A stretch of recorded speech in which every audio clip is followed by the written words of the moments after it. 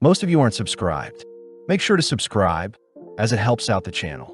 Without further ado, the series starts with our MC, Mao Mao, hearing her father call out to her, asking Mao Mao to deliver some medicine to the verdigris house, but to be careful of kidnappers. As Mao Mao heads into town, we see a gorgeous woman, Perrin, renowned as one of the 3 famous princesses of the verdigris houses, catch the attention of all the men in town. Having dropped off the medicine at the verdigris house, Mao Mao begins writing up some notes on her most recent experiment, but is interrupted by Perrin, worried that Mao Mao's experiments are harming her. Just then, the granny of the verdigris house greets Mao Mao, reminding Mao Mao to not perform any risky experiments, wondering if Mao Mao would like to service people and earn a little bit of cash as a courtesan. Not wanting any part of the offer, Mao Mao swiftly leaves, telling Granny that she had left her medicine. But right as Mao Mao leaves, the other 2 princesses appear, sad to not see Mao Mao. As Mao Mao heads home, she passes by a herb field, ecstatic to be collecting such luscious herbs, but suddenly is interrupted by some thieves. Kidnapped and taken away. Mao Mao gets worried that her father will be stressed about her disappearance, but at the same time, we see a blue-haired lady, Lady Lihua, give birth to a boy, and a red-haired lady, Lady Gyoyu, give birth to a girl, both at the same time. As 3 months pass by, we follow Mao Mao, now working in the rear of the emperor's palace, where women are raised with the intention of giving birth to the emperor's children. The rear palace forbids any ordinary men, only allowing relatives of the emperor or eunuchs, male workers that have lost limbs and are unable to work normal jobs. The overall location houses 2,000 concubines and servants combined along with 1,000 eunuchs. But Mao Mao knows that since she is a serving girl, her life is expendable. Mao Mao also notes how there are shut-in concubines. But Mao Mao can't really complain about her current job, as she at least gets paid. Running into a fellow service girl, Xiaolan, Mao Mao helps guide Xiaolan to her delivery location. Sad to see that girls are taught the bare minimum to work here, knowing that even servants like her have the opportunity to become low-ranking concubines. But due to her childlike body, Mao Mao brushes that thought aside. That evening, Mao Mao chats with Xiaolan, learning that there have been rumors of a very handsome eunuch that had been spotted in the rear palace. That night, we see a very handsome man, Jinshi, checking up on Lady Lihua and Lady Gyokyu. Sad to see that Lady Lihua is losing weight and growing ill, but is also terrified that both ladies' children are mysteriously falling ill. The next day, Xiaolan reveals to Mao Mao that there have been rumors of a curse plaguing the rear palace, as all 3 of the emperor's children have mysteriously passed away. Apparently, this curse is also occurring to the blue-haired lady, Lady Lihua, and the red-haired lady, Lady Gyokyu as well. Mao Mao states that since Lady Lihua gave birth to a boy, she would be considered the empress consort and the higher ranking of the 2 women. But there are rumors that the emperor favors Lady Gyokyu, meaning a power struggle is inevitable. Whilst eating, Mao Mao also hears Xiaolan mention how Lady Lihua is getting sick as well, exhibiting symptoms of headache, stomachache, and nausea. Having worked as an apothecary back in her village, Mao Mao begins deducing possible causes that may have led to the symptoms, suspecting that someone must have poisoned Lady Lihua, but rules that thought out after some more thinking. Wondering if the cause is something passed down hereditarily, Mao Mao wonders why she cares so much about rumors, but cheekily remarks that she should at least go and see if the rumors are true. Upon entering a more high-ranking area of the palace, Mao Mao spots a crowd forming around the malnourished Lihua, who is accusing Gyokyu of cursing her child. Not wanting things to get out of hand, Jinshi is called to stop the fight, but as Mao Mao gets a closer look at Lihua, she manages to pinpoint the cause of this supposed curse, passing by Jinshi as Mao Mao wonders how she can help without exposing herself. Choosing to tie a note onto a mysterious flower, Mao Mao's message is ultimately ignored, leading to Lady Lihua's boy sadly passing away. Cutting to Gyokyu, she is seen having a private meeting with Jinshi, revealing that she had received a mysterious message a while ago, telling everyone that the rhododendron flower that the message was tied to had a white part that was poisonous. Sadly, the palace physicians had ignored the message, but Gyokyu would like to know who was the genius that gave them the message, asking Jinshi to track down the genius. Having suspicions of who this person could be, we cut to Xiaolan and Mao Mao on their break, gossiping about any new updates regarding the emperor, but suddenly one of the eunuchs asks for the girls to head to a part of the palace. Upon entering the assigned room, Jinshi appears, greeting the girls and introducing himself as the manager of the rear palace. Without saying another word, Jinshi writes a message on a piece of paper, asking only girls with freckles to remain in the room. Afterwards, Jinshi asks everyone to leave, shocking Mao Mao, as she realizes she was the only one that can read, meaning Jinshi has found his target. Asking Mao Mao to come quietly, Jinshi and Mao Mao begin heading through the palace, with Jinshi revealing that he had looked into Mao Mao, and records said Mao Mao couldn't read, but wanting to not stand out, Mao Mao feigns ignorance. As they enter a different part of the palace, Mao Mao prays that she doesn't get punished for anything, but upon entering Gyokyu's room, Mao Mao shows relief, seeing Gyokyu's daughter, Xiaoling, is alive and healthy. Not wanting to take credit for saving Lingli's life, Mao Mao tries to feign ignorance once again, but Jinshi pulls out the message received a while ago, stating that he knows the cloth used to write on was most likely from the skirt from a girl working with clothes. With no other reason to hide, Mao Mao reveals that she had figured out that the white powder concubines used to appear paler is poisonous, having seen various women in her village continue to use the white powder, but at the cost of their lives. Mao Mao also adds that she was able to identify the poison due to being an apothecary, having knowledge in medicine overall. Hearing this, Gyokyu states that a while ago, she was given the same white powder, but upon discovering that her child along with the nurse that provided the white powder was getting ill, Gyokyu had stopped using it entirely, ultimately sparing her baby's life. Apparently, Gyokyu had tried to warn Lihua about the white powder, but Lihua wouldn't listen. Fearing what is to come next, Mao Mao asks what Gyokyu plans to do with her, but with a cheerful smile, Gyokyu states that Mao Mao from today will be Gyokyu's lady-in-waiting, just like an assistant. As Mao Mao walks through the rear palace, Mao Mao wonders if her being discovered is a good or bad thing. But at the same time, we see several soldiers suddenly collapse, suspecting that they've been poisoned. Seeing their men get poisoned, the leader of the soldiers accused the village leader for assisting the enemies. But just then we cut back to Jinshi, who has just learnt of the poisoning to their soldiers. Changing topics for a bit, one of the eunuchs asks Jinshi about Gyokyu's new attendant, but Jinshi states that compared to Lihua's 10 attendants, Gyokyu only has 4. But Jinshi reiterates that Gyokyu is quite smart, only choosing attendants that she can trust, which explains why Mao Mao is a candidate, as her knowledge of medicine is too valuable. Hearing the eunuch fear that Mao Mao may abuse her new positions as Gyokyu's attendant, Jinshi reasons that he should seduce Mao Mao a bit. The next morning, Mao Mao is seen packed up, chatting to Xiaolan, as she begins making her way to the Jade Pavilion, where Gyokyu lives. Just then, Mao Mao spots Jinshi flirting with several women, only to turn to greet Mao Mao, following up by grazing Mao Mao's hair in an attempt to seduce her. But this only weirds Mao Mao out. Upon arriving at the Jade Pavilion, Mao Mao is greeted by Hong Yang, the head lady in waiting for Gyokyu, who offers to show Mao Mao around the Jade Pavilion. First visiting Gyokyu, who warmly welcomes Mao Mao to her new home, remarking that her child Xiaoling also is happy to see her. Next, Hong Yang shows Mao Mao the guest waiting room, the kitchen and living room where all the ladies in waiting are cleaning, introducing themselves as Inghua, Good Yuan, Ailin. But when Mao Mao introduces herself, all the girls notice Mao Mao's wrapped up arm. Hong Yang states that there are no service girls in the Jade Pavilion, meaning that the 5 of them will have to do all of the work around here. But when Mao Mao offers to help them clean up, the ladies stop Mao Mao asking that she rest up for now, alluding to a special job that Mao Mao will have to do later on. As Mao Mao leaves, the 3 girls begin speculating on Mao Mao's tragic past, collectively shedding a tear for Mao Mao. Showing Mao Mao to her room, Hong Yang instructs Mao Mao to rest until she is summoned. Amazed at the spacious room, Mao Mao is amazed at the promotion, knowing that only elites are normally hired to attend to such royals. That evening, it's revealed that Mao Mao's special role is poison tasting, but Mao Mao can't help but get excited at tasting such luxurious food. Jinshi reveals it is a serious role, as when Gyokyu was pregnant, people had tried to poison her twice, with the food tester being paralyzed after tasting the poisoned food.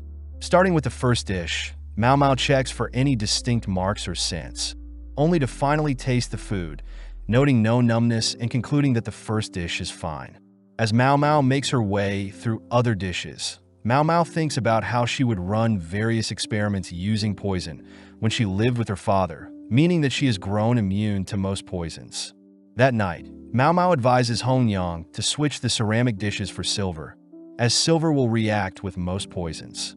Amazed, Hongyang reveals that they had purposely used ceramic dishes to test Mao Mao's logic, wondering why Mao Mao doesn't reveal that she can read, write, and has knowledge in medicine and poisons. Mao Mao states that her kidnappers take most of the money she makes, intriguing Hongyang as she knows Mao Mao doesn't want to give the kidnappers any more money. Turning to Mao Mao, Hongyang hands Mao Mao a large teapot, dropping it before Mao Mao can grab a hold of it, only to wink at Mao Mao as Hongyang states that she'll have to deduct damages out of her normal pay. But since she helped with poison testing earlier, Hongyang hands Mao Mao a payment equal to her regular salary that can't be touched by the kidnappers, impressing Mao Mao as it's a loophole that Hongyang is using to help her. The next day, Mao Mao is told to once again rest, only called to test meals that may be poisoned, but easily gets bored. Just then, Mao Mao is called by Gyukyu and Jinshi, who once again tries to seduce Mao Mao, but no luck. Showing Mao Mao a case of baozi buns, Jinshi asks for Mao Mao to check the authenticity of the food, but upon smelling the buns, Mao Mao detects an aphrodisiac in the food. Amazed, Jinshi admits that he knew of the aphrodisiac in the food, which weirds Mao Mao out, believing that Jinshi wanted her to eat it, making Gyokyu laugh. Getting serious, Jinshi reveals that a group of soldiers had reported being poisoned not so long ago, exhibiting signs of nausea, difficulty breathing, and other ailments. Due to suspicions, the soldiers had planned to punish the head of the village, but luckily one of the officers convinced them otherwise, putting the punishment on hold. Asking if the soldiers ate outside, Mao Mao realizes the cause of the issue, heading to a nearby rhododendron flower to explain. Chewing on one of the flower petals, Mao Mao states that the flower gives the same symptoms listed, but in some cases, wood from trees can cause the same symptoms when burnt, making Jinshi realize that the soldiers did indeed use wood to start a fire. Relieved that the soldiers didn't harm the innocent villagers, Jinshi wonders if Mao Mao can make him an aphrodisiac. Hearing this, Mao Mao gets excited, knowing that she'll finally get to experiment with making various drugs, replying that she can try given the proper equipment. That night, as Jinshi returns to his office, a random concubine attempts to seduce Jinshi, but Jinshi blatantly rejects her offer. Chatting with an eunuch, Jinshi reveals that he has been stationed here by the emperor to test the loyalty of his concubines, but it's sad to see that most concubines end up betraying the emperor's trust.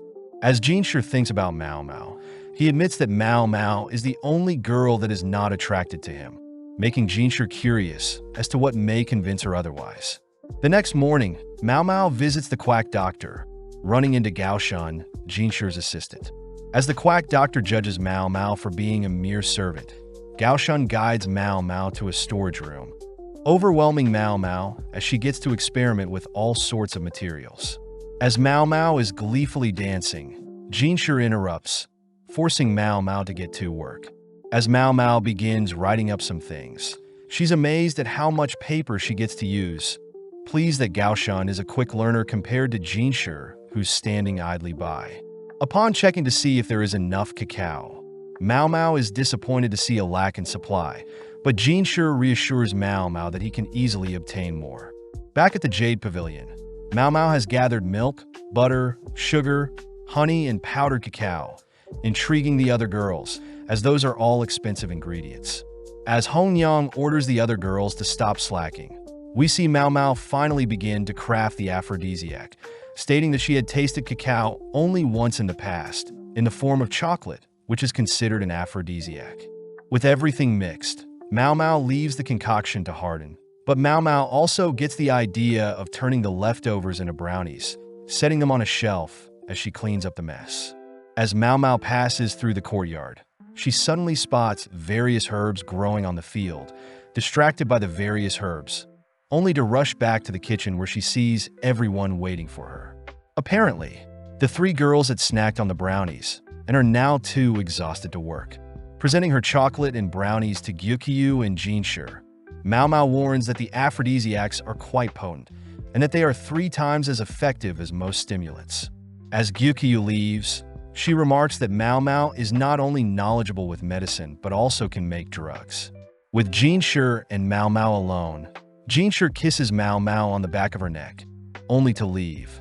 That night, we follow a lady walking through the palace, only to spot a mysterious figure high up on the palace walls, malnourished and pale.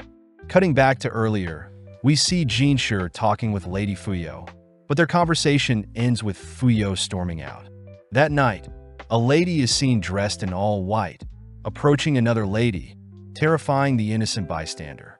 The next morning, we follow Gyukyu's 3 attendants chatting about their lives before serving Gyokyu, even discussing how trade between Western and Central capitals is due to Gyukyu influencing the emperor. The ladies also mention how stressful it was when Gyukyu was pregnant, as many people were against a princess from a foreign land, giving birth to a child of the emperor. Following Mao Mao, we see Inwa check up on her, impressed that Mao Mao even knows how to make cold medicine. Upon seeing Mao Mao's wrapped up arm, Inwa checks to see if Mao Mao needs any help, reminding Mao Mao that she can vent to her if she needs. Changing topics, Inghua asks if Mao Mao is aware of a spirit haunting the rear palace, intriguing Mao Mao as she asks Xiaolan about the rumor.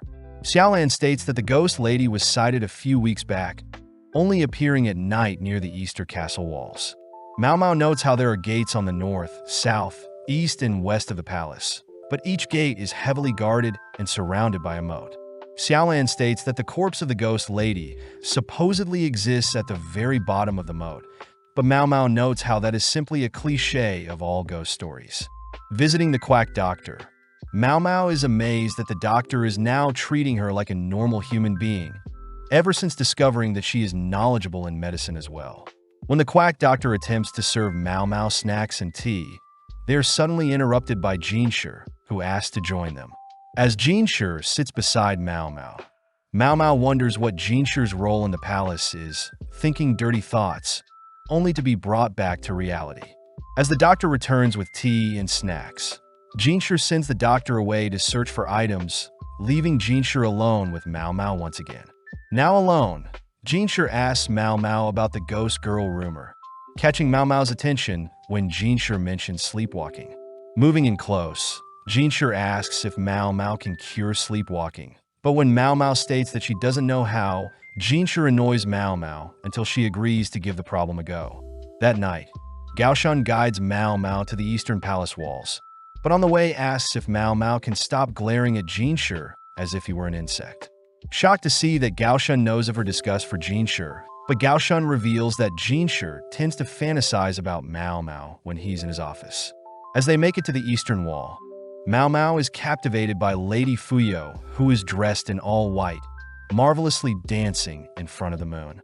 The next morning, Mao Mao speaks with the quack doctor, learning that Fuyo was supposed to serve the emperor. But when she had failed to perform in front of the emperor, she chose to shut herself away from the world, ultimately scheduled to be a reward for a military officer. Knowing that she needs more information to cure Fuyo's supposed sleepwalking, Mao Mao asks for directions to Fuyo's room. But before Mao Mao leaves, she learns that Fuyo is from a poor country, which the quack doctor believes that Fuyo doesn't want to go back to. As Mao Mao and Gaoshan spy on Fuyo, Mao Mao is surprised to see Fuyo so timid, reminding her of the Fuyo cotton rose, a flower that remains white during the day, but turns deep pink during night. Returning to Xiaolan to ask for any more details, Mao Mao learns that the ghost lady had originally been spotted on the north side of the palace, but has since moved to the east. Believing that she has found the solution, she wonders if she should operate on solely speculations, but still chooses to present her findings to Gyukyu and Jinshur. Mao Mao starts by recounting a tale of a concubine that lived in the town near her village, being a cheerful and skilled poet at first, but upon learning that she would be bought, had purposely acted demonic to avoid being bought. Additionally, Mao Mao adds that the person attempting to purchase the lady was a wealthy merchant that had a wife and kid. Hearing this, Gyukyu wonders if Fuyo was the same, but Jinshur smirks, asking if Mao Mao is telling them everything she knows. With nothing else to add, Mao Mao states that since that day, Fuyo had been forbidden to leave her room, but Mao Mao hopes that everything works out. As days pass by, people start noticing Mao Mao more quiet than usual, leading all the way until the day of Fuyo's departure with her assigned military officer. Having a private chat with Mao Mao, Gyukyu asks for Mao Mao's true answer to Fuyo's sleepwalking, convincing Mao Mao to reveal the rest of her solution. Apparently, Mao Mao believes that the military officer and Fuyo are childhood friends, having heard reports of the military officer insisting on Fuyo as his reward. Mao Mao hypothesizes that Lady Fuyo had purposely failed at her dance performance in front of the emperor to avoid any attention. Next, Fuyo had faked her sleepwalking symptoms as a way to devalue herself as a woman and give people reasons to get her out of the palace. Finally, Lady Fuyo's dance on the Easter Palace walls was most likely her way of praying for her military childhood friend to return safely from the eastern battlefields. As Fuyo leaves the palace, she shows her relief to finally reunite with her childhood friend, showing that Mao Mao's deductions were spot on. That evening, Mao Mao is seen wondering what it must be like to fall in love, but at the same time, a man asks Gyukyu a favor involving Mao Mao. Cutting to Mao Mao, we see several of Lihua's ladies in waiting scolding Mao Mao, having pushed Mao Mao down and begun berating Mao Mao for trying to feed Lihua such disgusting food. Flashing back, we see that the emperor is visiting Gyokyu, having Mao Mao taste the food for poison. But before Mao Mao can leave, after confirming that the food is not poisoned, she's surprised to see the emperor personally ask for a favor. Apparently, the emperor had asked for Mao Mao to solve and cure Lihua, as Lihua is acting strange, and since it's a request directly from the emperor, Mao Mao has no reason to refuse. Cutting back to the present, Mao Mao begins cleaning up the spilled food she had made for Lihua, only to be kicked out by Lihua's lady-in-waiting. Having lunch with Xiaolan, Mao Mao tells Xiaolan about Lihua's sick state, reasoning that the white powder must still be running through her body, but luckily, the white powder, along with the flour that it has come from, has been banned from the rear palace. Xiaolan is amazed that Mao Mao was personally asked by the emperor to cure his concubine, but Mao Mao notes how strange it is that the emperor is asking her instead of the quack doctor. Finishing up her meal, only to head to the kitchen. Knowing that she needs to expel the existing poison from Lihua's body, Mao Mao decides to create a better-looking porridge, but gets refused and kicked out by Lihua's lady-in-waiting. Trying once again, Mao Mao has no luck, but catches a glimpse of Lihua's normal prestigious meal, noting how the food may be delicious, but it's way too heavy for a sick person to be eating. As Mao Mao is kicked out, we see Jinshi off to the side observing her, watching as Mao Mao continues to try and serve Lihua, but her ladies-in-waiting continue to refuse Mao Mao's help.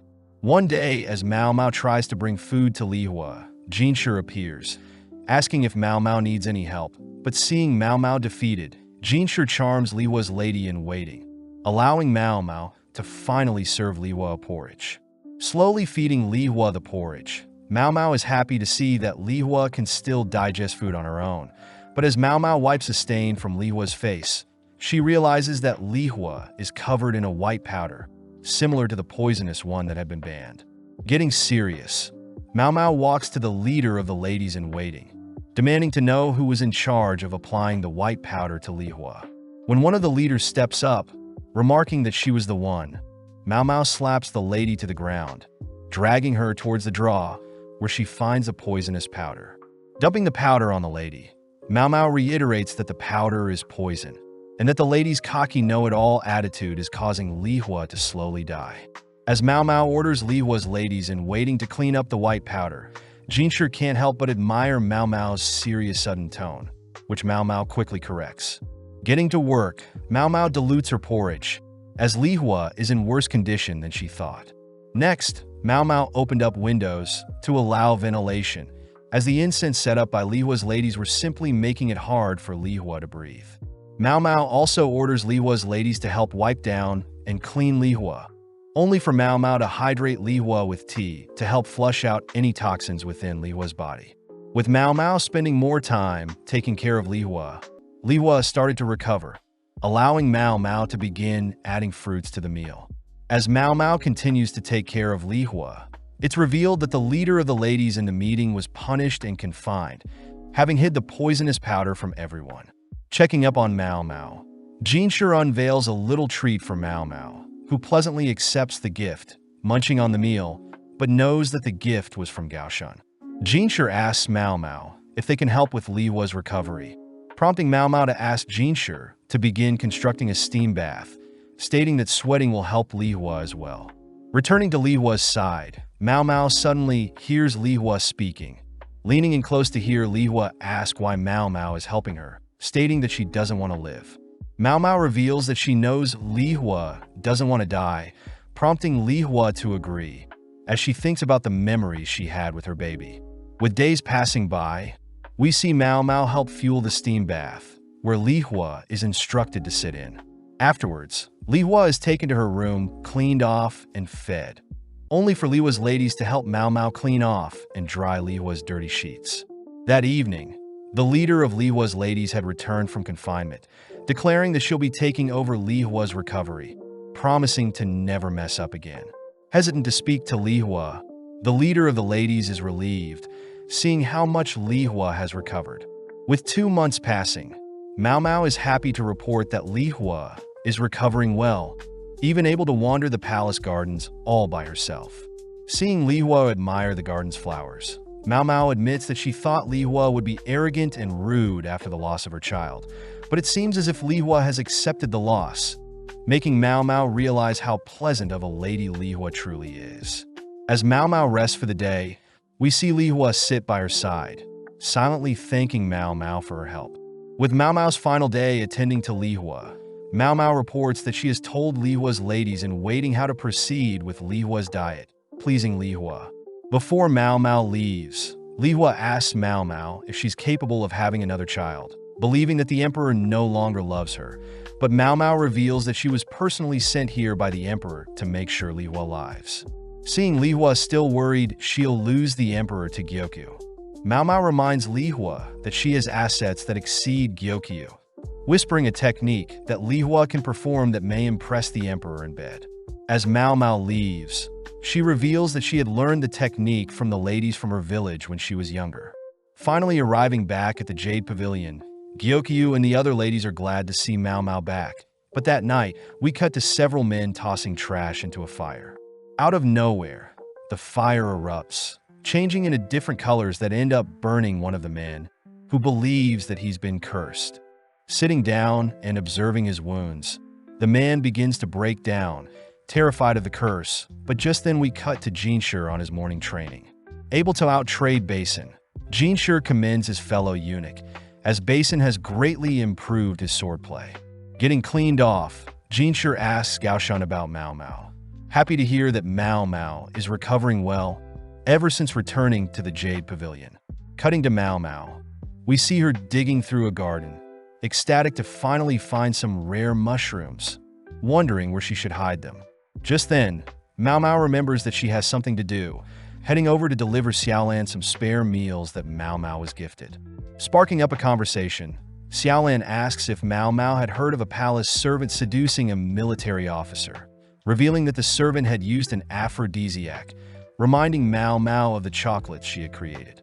Heading over to the quack doctor, Mao Mao reveals the matsutake mushroom she's dug up, exciting the quack doctor. As they both start grilling the mushrooms, they both secretly enjoy the delectable taste of the mushrooms. But just then, a man barges into the room asking if the quack doctor can cure his curse. Inspecting the man's burned hands, Mao Mao offers to make an ointment for the burns, all whilst the man recounts what happened. The man says that 2 nights ago, he was burning trash by the east side of the palace as he normally would, only to stumble onto a discarded women's dress that had both sleeves burnt off and several wooden tablets. Knowing that he shouldn't waste time, the man simply tossed the dress and tablets into the fire.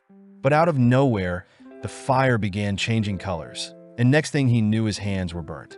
Seeing the man in utter shock, Mao Mao takes out a stick, lighting it on fire, only to sprinkle chemicals to make the flame change color. When the man confirms that the color of the flames were the exact same, Mao Mao states that the chemicals are similar to what they use for fireworks. And as for the marks on the man's hand, Mao Mao reasons it's probably due to the man growing a rash from the wood. As Mao Mao hands the man an ointment, the man expresses his gratitude. But just then Jinshi appears, prompting the quack doctor to leave and prepare tea for Jinshi. Seeing such a happy smile on Jinshi's face, Mao Mao gets annoyed, asking what Jinshi wants. But Jinshi gets serious, asking Mao Mao to come with him. Setting up chemicals in front of Mao Mao, Jinshi asks Mao Mao how many colors he can make with the chemicals and how to apply them. Mao Mao states she's not too sure, but she knows some chemicals can be dissolved in oil and some in water. Before Mao Mao can leave, Jinshi asks for the chemicals to be teapot steamed, shocking Mao Mao, as Jinshi had found out she was hiding something. As Mao Mao leaves, Jinshi orders Gaoshan to find everyone that had suffered rashes from holding wooden tablets. But Mao Mao knows that the wooden tablets were most likely used to decode a secret message.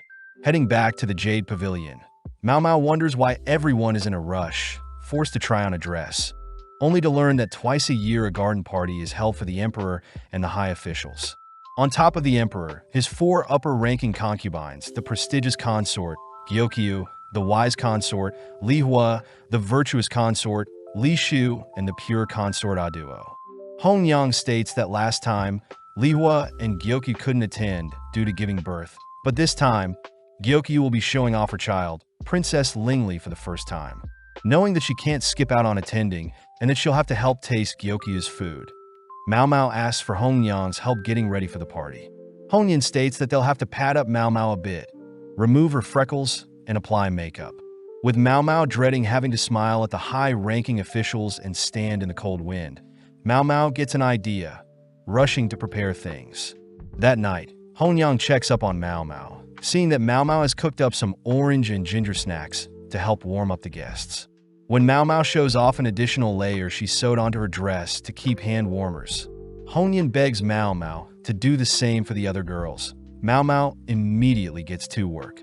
As word spread of Mao Mao's pocket warmer trick and orange snack, Jinshi and Gaoshan ended up visiting, along with the emperor's seamstress and cook, asking to learn Mao Mao's techniques. With several days going by, Mao Mao rushes to prepare and learn everything needed for the garden party, managing to finish preparations the day before. But at the same time, Gaoshan reports that he hasn't been able to track down any other victims that have been received burnt marks like the cursed man. With the big day arriving, Mao Mao and the ladies all gather around Gyokyu, stunned at Gyokyu's crimson beauty. As a token of appreciation, Gyokyu lends a piece of jewelry to each of her ladies in waiting, reminding Mao Mao that she is now part of her family. Just then, the ladies grab hold of Mao Mao, beginning to transform Mao Mao into a true woman. But as one of the ladies cleans off Mao Mao's face, they all stop and gather around Mao Mao's face. With all 4 princesses entering the assigned area, we see Jinshi greeting all the princesses, managing to charm Li Shu, heading to greet Gyokyu last. As Jinshi greets Gyokyu, he notes how Gyokyu's crimson outfit and her jade eyes complement each other. But spotting Mao Mao to the side, Jinshi attempts to tease her a bit, but is stunned to see Mao Mao's gorgeous face. Having not recognized her, Jinshi compliments Mao Mao for applying makeup and removing her freckles, but Mao Mao reveals that she never had freckles to begin with. Finding it strange that Mao Mao would fake her freckles, Jinshi is shocked to learn that back in Mao Mao's village, men would prey on any women they can. But by faking freckles, Mao Mao would never be attacked or assaulted due to her ugly looks and childlike figure. Additionally, Jinshi learns that Mao Mao was kidnapped from her village, apologizing for something so sad to happen to such a talent like Mao Mao. Mao Mao states that it isn't Jinshi's fault, but Jinshi pulls Mao Mao close, giving Mao Mao his hairpin, only to leave. As other ladies voice their jealousy at Mao Mao, Gyokyu approaches Mao Mao, uttering that Mao Mao no longer belongs to a single person. Before Mao Mao can learn what that means, the garden party begins, overwhelming Mao Mao as the sheer scale of the party is unimaginable. But at the same time as the food for the guest is served, we cut to an ominous silhouette. As the garden party unfolds, we cut to Mao Mao and the other ladies all clinging to each other as the cold wind brushes past them. Peeking through the curtains, Mao Mao notes how the arrangement of the 4 concubines encourages rivalry. Looking around, Mao Mao spots Empress Dowager, having given birth to the Emperor and the Emperor's younger brother at a very young age. Sadly, the Emperor's younger brother couldn't make the party, supposedly being too sick to leave the house. Just then, Mao Mao overhears some of Li Hua's ladies making fun of her friends, watching as Yinghua gets more and more angry. Mao Mao thinks back on when she was taking care of Li Hua. Mao Mao was easily able to scare Li Hua's attendants, but seeing Li Hua's attendants making fun of her friends, Mao Mao reminds Li Hua's attendants of what she can do to them, scaring them off. As Mao Mao reminds her friends that she needs to change their hand warmers, Gyoku's ladies can't help but admire Mao Mao, always being so nice even after having such a tragic past. Just then, Aduo's attendants and Li Shu's attendants begin to bicker, which Mao Mao learns that consort Li Shu is only 14 and Aduo is already 35, being the oldest of the 4 consorts. Additionally, Li Shu used to be the daughter-in-law of Aduo, as Aduo used to be a concubine of the previous emperor, whilst Li Shu was a concubine of the current. But since the previous emperor passed away 5 years ago, Aduo became a concubine of the current emperor. Amazed that Li Shu was only 9 to be a concubine, Mao Mao realized she was mistaken, as Li Shu was in fact Aduo's mother-in-law. As Hong Yin passes Gyoku's child to Mao Mao, they both notice Li Shu passing by, both bowing their heads as Li Shu cockily walks past. Hong Yin states that Li Shu is very young, as a virtuous consort like Li Shu would normally wear white, but instead Li Shu chose to wear a dark pink, a color similar to Gyoku's crimson red. As Hong Yin leaves, Mao Mao spots several girls freezing cold, offering the girls to hold some coals to warm them up, but this only weirds them out. As Mao Mao returns to her friends, they start teasing Mao Mao for sharing her hand warmer trick with other consorts' attendants. But Mao Mao suddenly spots a man handing his hairpin to a girl. Seeing Mao Mao intrigued, one of her friends mentions that gifting a hairpin is how men recruit ladies. But Mao Mao's friend also alludes to a second meaning. As Mao Mao leaves for some fresh air, a man, Lahaku, stops her, offering his hairpin. Seeing that Lahaku has got several other pins, Mao Mao is happy to receive a hairpin, but just then Li Hua appears, prompting Mao Mao and the other attendants to greet her. As a gift, Li Hua personally hands Mao Mao a hairpin as well, shocking the other girls as they wonder if Gyoku will be okay with Mao Mao garnering so much attention. With Mao Mao now preparing to test the food for poison, Mao Mao spots Gaoshun in the crowd, amazed that he is quite high-ranking.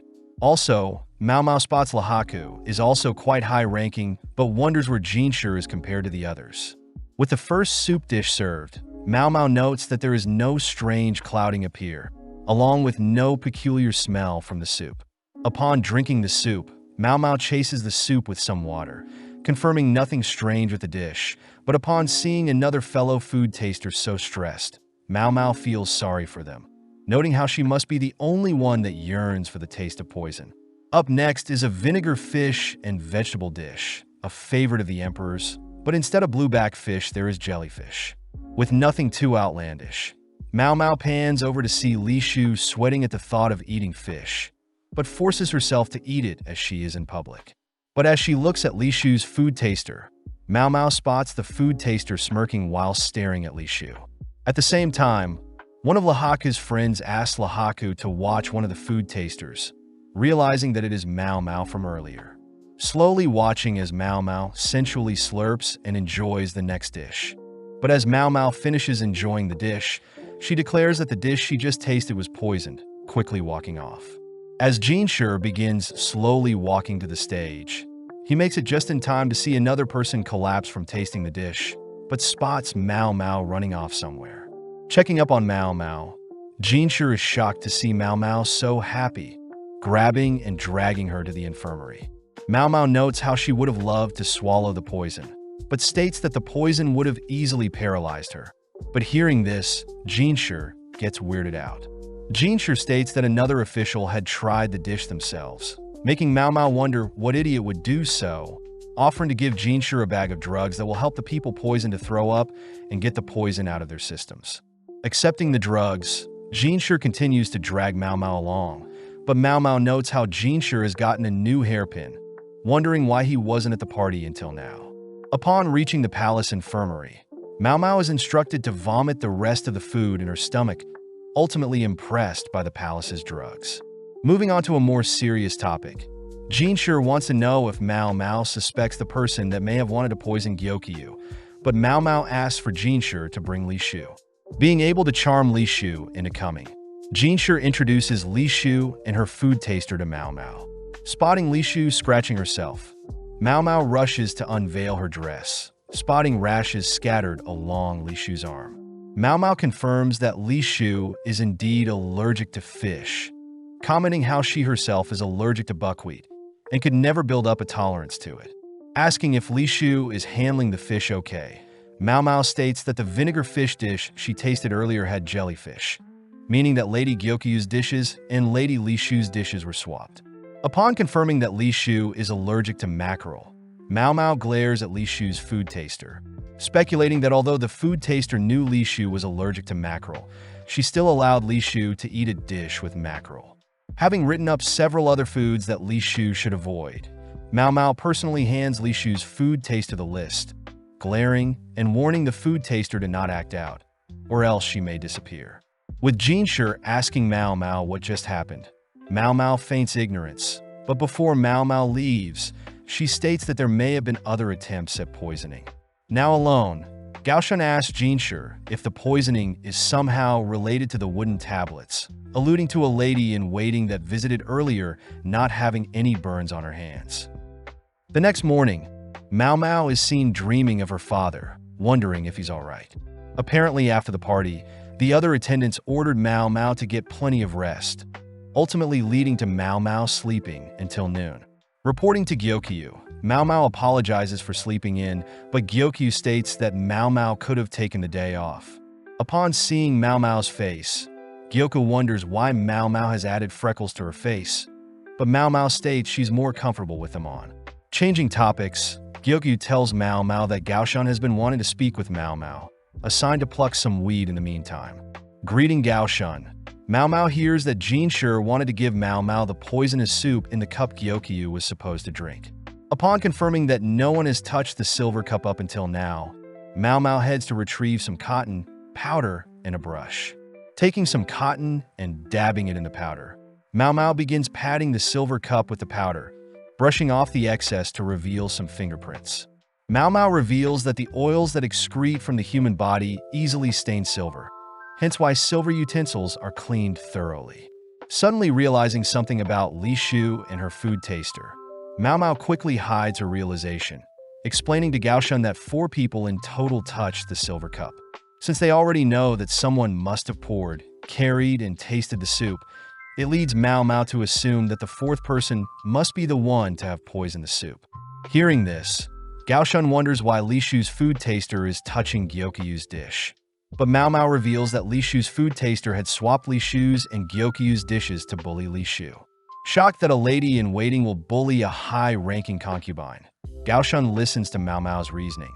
Learning that Li Shu's lady-in-waitings must have personally recommended Li Shu to wear a similar color to Gyokyu, only to purposely wear white themselves, making Li Shu seem childish and disrespectful towards Gyokyu. Sadly, Mao Mao knows that concubines can only rely and trust their ladies-in-waiting. But for Li Shu, it seems that the people she can trust the most are nothing but bullies. The bright side was that, since Mao Mao tasted the poison meant for Li Shu, Mao Mao was able to save Li Shu's life. When Gaoshan wonders what would have caused the ladies-in-waiting to turn on Li Shu, Mao Mao suspects that the ladies are not only jealous that Li Shu was able to become a concubine to the previous emperor at such a young age, but they also believe Li Shu is disgusting for choosing to leech off the existing emperor after the previous emperor passed away. Seeing as the mysterious 4th person's fingerprints are near the edge, Mao Mao suspects it to be another lady-in-waiting. But before Mao Mao leaves, Gaoshan asks why Mao Mao didn't reveal Li Shu's food taster's crime of swapping and bullying Li Shu. Surprised that Gaoshan found out, Mao Mao reveals that she knows how rough it is to be a food taster, so Mao Mao reasons that remaining Li Shu's food taster is enough of a punishment. Reporting to Jinshi on his findings, Jinshi praises Gaoshan for getting the truth out from Mao Mao, but complains that he hasn't gotten any time to rest, as he's trying to figure out the culprit. Choosing to rest at his desk, Gaoshun reminds Jinshi to act more professional, but ends up helping Jinshi to remove his hairpin, something only a special individual can wear. As Gaoshun leaves for the night, Jinshi perks up, stating that he can finally get to work. The next day, Mao Mao sits with Xiaolan, who is excited to hear that Mao Mao received several hairpins, mentioning that Mao Mao can finally leave the rear palace. Shocked to hear this, Mao Mao learns that with a hairpin, Mao Mao can as the hairpin owner to assist Mao Mao temporarily or permanently leave the rear palace. Seeing as there is really only one man she can turn to, we cut to Lahaku, who is busy training, stopping as he has received a message from Mao Mao, wondering how he should turn her down, having only given out the pins as a formality.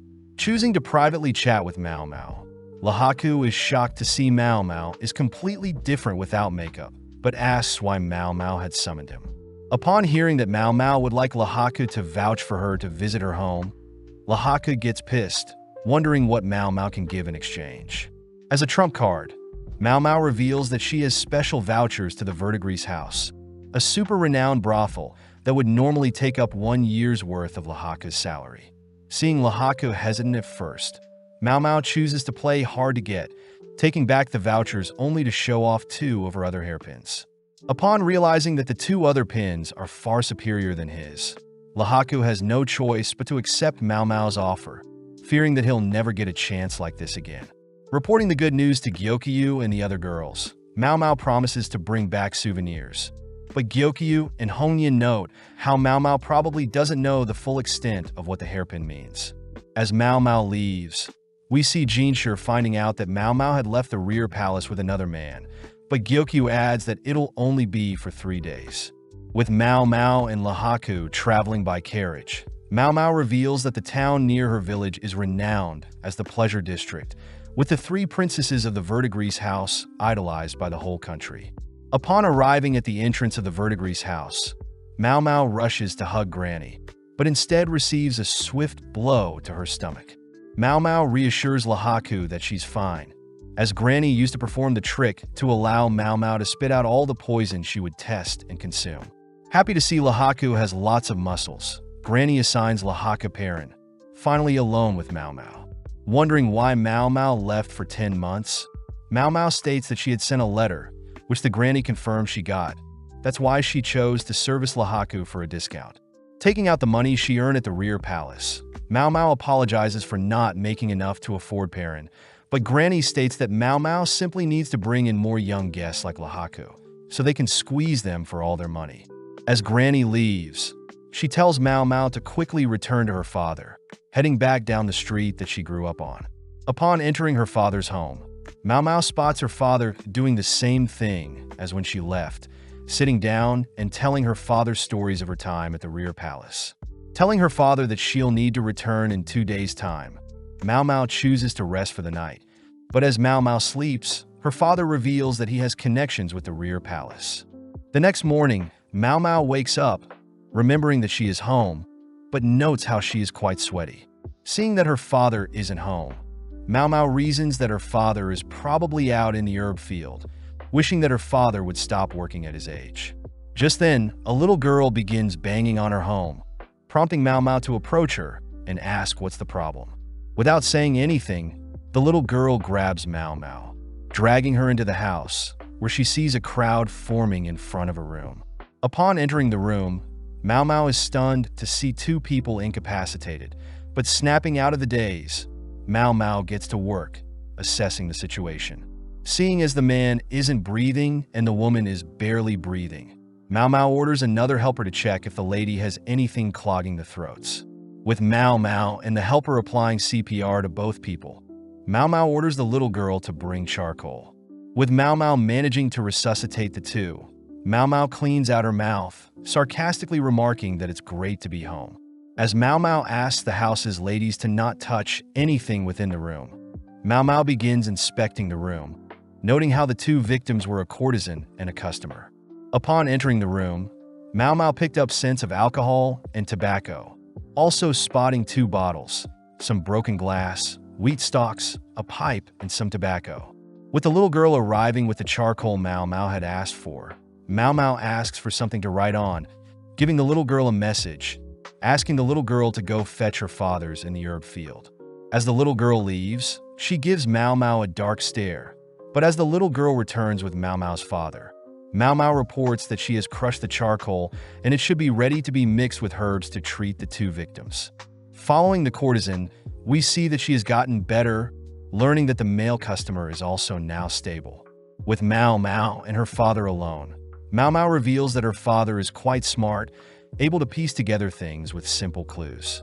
Asking Mao Mao to sit with him, Mao Mao's father tests Mao Mao, asking what she thought caused everything. Mao Mao states that she believes the tobacco leaves are quite poisonous, being commonly used for suicides, which her father confirms is true. Asking if Mao Mao had them drink water, Mao Mao states that she didn't, which her father commends, as the stomach acid can prevent poison from being absorbed. But when water is added, it makes it easier for the human stomach to absorb the poison. Next, Mao Mao's father pokes a hole in Mao Mao's deduction, asking what if the tobacco leaves were soaked in water beforehand, prompting Mao Mao to confirm that there are no leaves in the vomit, meaning that diluting the poison with water may have actually been better. As the owner of the house thanks Mao Mao and her father, Mao Mao sees that the wheat stalks are used to drink liquids without messing up one's lipstick. As a thanks, the owner pays Mao Mao and her father, but when Mao Mao's father attempts to decline the payment, Mao Mao reminds her father that he has to pay for rent. Mao Mao notes how the man and women must have attempted a double suicide, as it's not too uncommon for something to occur, as usually poor men and an unhappy courtesan would agree to take their own lives. Mao Mao finds it weird that the man who wears such expensive clothes would choose to take his own life. But just then Mao Mao spots the little girl visiting the man, reasoning that she too should check up on the man as well. Upon entering the room, Mao Mao is horrified to see the little girl attempting to stab the man, swiftly disarming the girl. Hearing the little girl scream that the man deserves to die, Mao Mao headbutts the little girl, forcing her onto her knees. But just then, a lady arrives, asking to speak privately with Mao Mao. The lady reveals that the man poison was quite a problematic customer, always flirting and promising to purchase and give women a better life, only to lie and dump the girls. Having been stabbed and poisoned in the past, the man comes from a rich merchant, ultimately choosing to resolve issues with money. It's revealed that the man did the same thing to the little girl's older sister, but it turns out the older sister had fallen for the scummy man. The concubine that was poisoned is apparently friends with the little girl's sister and had tried a double suicide with the man. Since they can't ban the man, as it would be bad for business, they have no choice but to leave him as is. As Mao Mao and her father head home, Mao Mao thinks about how scary the little girl is, having specifically ran to search for her father, which she probably knew wasn't home, instead of going to search for an actual doctor. Returning home, Mao Mao asks to check the money they were paid, confirming that the owner paid them to stay quiet about what happened. Still unable to figure out why a man that had been poisoned previously would be so easily poisoned. But before Mao Mao can conclude anything, her father reminds Mao Mao to only consider facts. Diving back through all the points she knows, Mao Mao concludes that it wasn't a double suicide, but in fact poison. But before she can tell her father tells Mao Mao that the is already over. As Mao Mao walks through town, she explains that the courtesan must have poisoned the man, using two types of liquid. Since the man would want her to taste any drink before he did, the courtesan must have poured an edible liquid and a non-edible liquid into the same cup. But due to the liquid's different densities, the edible and non-edible liquids would form their own layers. The courtesan simply drank from the bottom edible liquid with a straw, whereas the man would drink the poison. Afterwards, the lady would sip a little of the poison, just enough for her to survive. But some things still don't make sense, as Mao Mao wonders if the little girl knew what the courtesan was doing, as she purposely didn't want a doctor to come, or if the owner knew what was happening and purposely paid for their silence. Knowing that she can't operate on speculation, Mao Mao makes her way to the Verdigris house, using its bath to clean up. Just then, Mimi joins Mao Mao, revealing that Granny, herself, and other princesses were worried about her. That night, Mao Mao is seen visiting the annex, falling asleep as she sits beside someone sleeping. With the 3 days already over, Mao Mao's father wishes her well, heading over to pick up Lihaku, who has already been ensnared by Parent. Returning to the Jade Pavilion, Mao Mao can't help but notice Jinshi's glare from behind. But before Mao Mao can flee, Jinshi asks to speak with her privately. Seeing Jinshi so agitated, Mao Mao asks what is agitating him. But Jinshi instead asks how Mao Mao's visit home was. Upon hearing that nothing happened with Lihaku, Jinshi asks if Mao Mao knows what choosing Lihaku as a guarantor means. But Mao Mao says she believes a guarantor is a high-ranking official with a good record. Seeing Jinshi at a loss for words, Mao Mao states that she didn't want to rely on Jinshi, fearing that she could never repay him, like she did Lihaku. Hearing this, Jinshi believes that she gave up her body to convince Lihaku. But as Mao Mao leaves, we see Hongyan rushing to slap Mao Mao for being misleading, all whilst Gyokyu laughs at what they heard. Cutting to the cafeteria area at night, we see several eunuchs gathered for dinner. But as they all chat, they all suddenly hear a massive ceramic container shatter, followed by a drunk older eunuch demanding that they bring him more booze. Seeing the older man in a pathetic state, several eunuchs laugh at how, thanks to him, they'll probably never drink.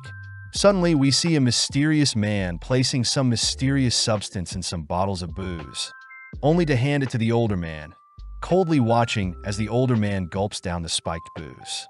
The next morning, Gaoshan asks for Jinshi to stop sulking, reminding Jinshi that he still has lots of work to do. Gaoshan thinks about how Jinshi has accomplished a lot in his life, seeing unusual for Jinshi to act so childish and be so attached to another person's life. As Gaoshan hands Jinshi some paperwork, Gaoshan thinks about how he managed to convince Gyokyu to explain to Jinshi that it wasn't Mao Mao that offered her body to Lihaku, but instead Mao Mao asked another experienced lady to repay the favor. Still, Gaoshan admits how unlucky it was for Jinshi to put so much effort, freeing up time to mess with Mao Mao, only to hear that Mao Mao left to spend time with another man. As Jinshi and Gaoshan begin working through the papers, they both note how nobles try to pass bills to benefit themselves, but it's ultimately up to Jinshi to verify them. As they both work on the papers all throughout the day and into the night, they are suddenly interrupted by an eunuch, revealing that Sir Conan has passed away.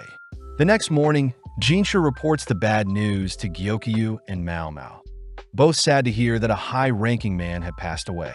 As Mao Mao hears that Conan had drunk himself to death, Mao Mao has no sympathy for him, but Jinshi suddenly asks if Mao Mao thinks Conan truly drank himself to death. Speaking with Jinshi, Mao Mao reiterates that heavy drinking does ultimately poison and weaken one's organs, explaining Conan's death. But Jinshi tells Mao Mao that Conan was celebrating during a party by drinking out with friends. Wondering why Jinshi would tell her that, Jinshi adds that Conan easily handled his alcohol, but he wasn't liked by many people. Taking out some booze, Jinshi pours Mao Mao a cup of booze, exciting Mao Mao, but Jinshi adds that unfortunately the last jar of booze Conan drank from was shattered and the booze was lost. Seeing Jinshi so sad, Mao Mao reasons that with the information Jinshi told her, there is no way of finding out if Conan was poisoned or not.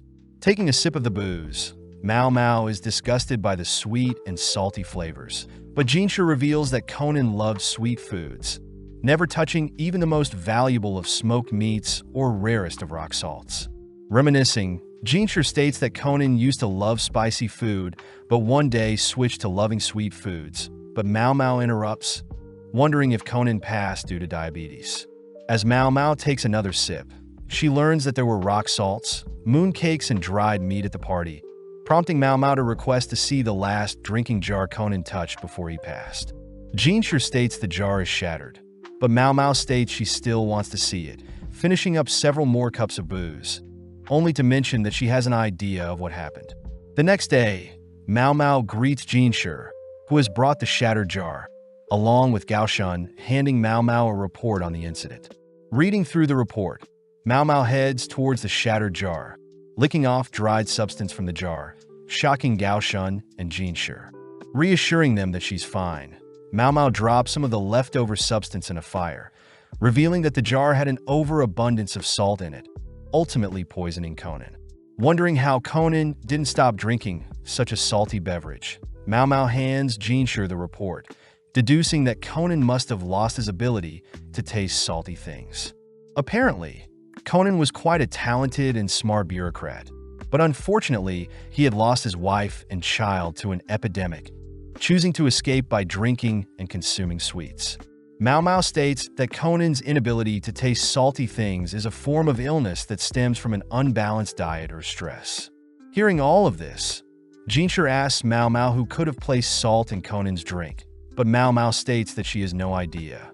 Mao Mao does add that the booze she tasted yesterday had salt, so it could have been someone that didn't like sweet drinks, or it could have been co-workers that tried pranking Conan but simply took it too far and poisoned Conan.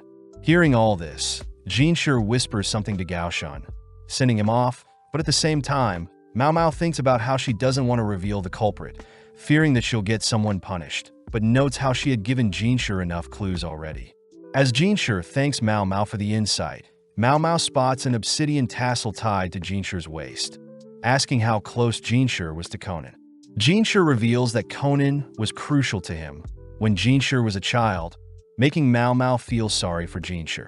As a thanks for all the help, Jinshi gives Mao Mao a bottle of booze, exciting Mao Mao, but as Jinshi tries to tease Mao Mao, Mao Mao fires back, teasing Jinshi for slacking on his paperwork.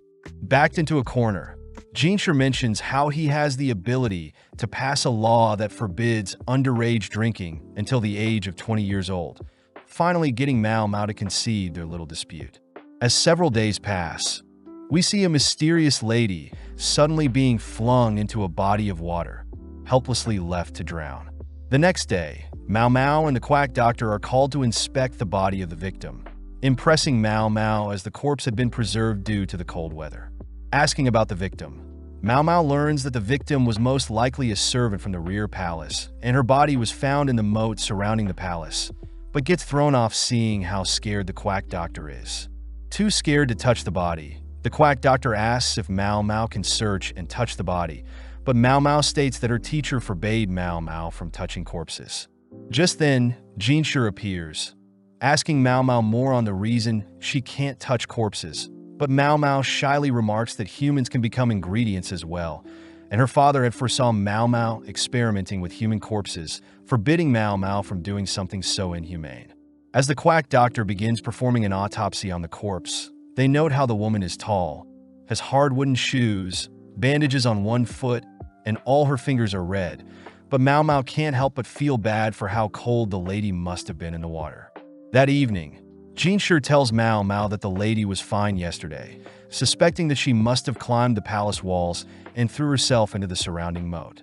Mao Mao states that it can't just be suicide, as Mao Mao couldn't find any ladder or way up on the walls by herself, but notes how there are intrusions on the palace wall that can help people climb up there, revealing that Fuyo used the intrusions to climb the wall by herself. Since the victim's feet were bound to appear more small and beautiful, meaning that murder is not completely off the table either, as Mao Mao suspects the victim had tried to climb out of the moat whilst drowning, but failed, hence her red fingers. Pondering for a bit, Mao Mao thinks about how cruel the world is, as people aren't able to choose when they die, especially if they fall prey to other people.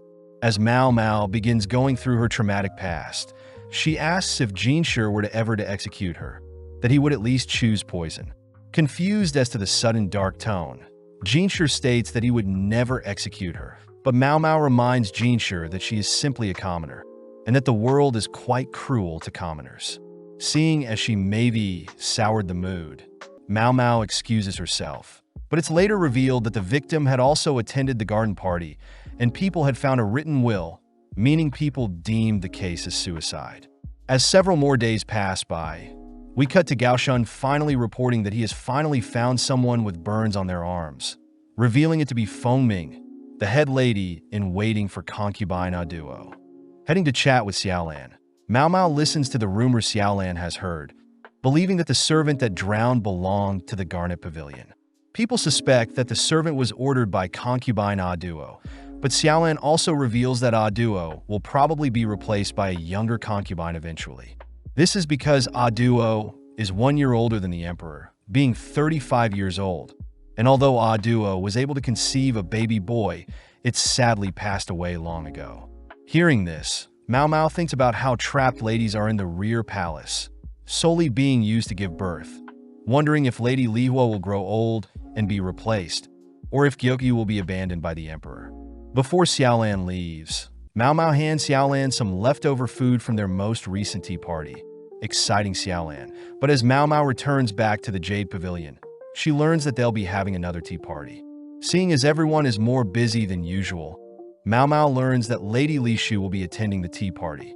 With everything set up, Lady Gyokyu greets Lady Li Shu, both already tense as Mao Mao notes how they both are more wary than when the emperor was here. Watching Gyokyu conversate, Mao Mao is impressed, as Gyokyu is able to control and steer the conversation with her polite manners. Mao Mao heard that Gyokyu constantly sends messages to her family, making sure to be aware of current events in the outside world, making her an intellect worthy to be a concubine. As Mao Mao glances at Li Shu's food taster, Mao Mao feels bad as the food taster is scared to death of Mao Mao. And on top of that, Li Shu's other lady in waiting doesn't seem to be paying attention. To ease the conversation, Gyokyu asks if Li Shu would like some snacks, delighting Li Shu. Unveiling their sweet drink, Gyokyu shows Li Shu a drink that will warm her up, consisting of boiled orange peels and honey. But hearing the ingredients, Li Shu's face drops, prompting Mao Mao to deduce that Li Shu is allergic to honey, all whilst Li Shu's lady in waiting mock Li Shu for being a picky eater again.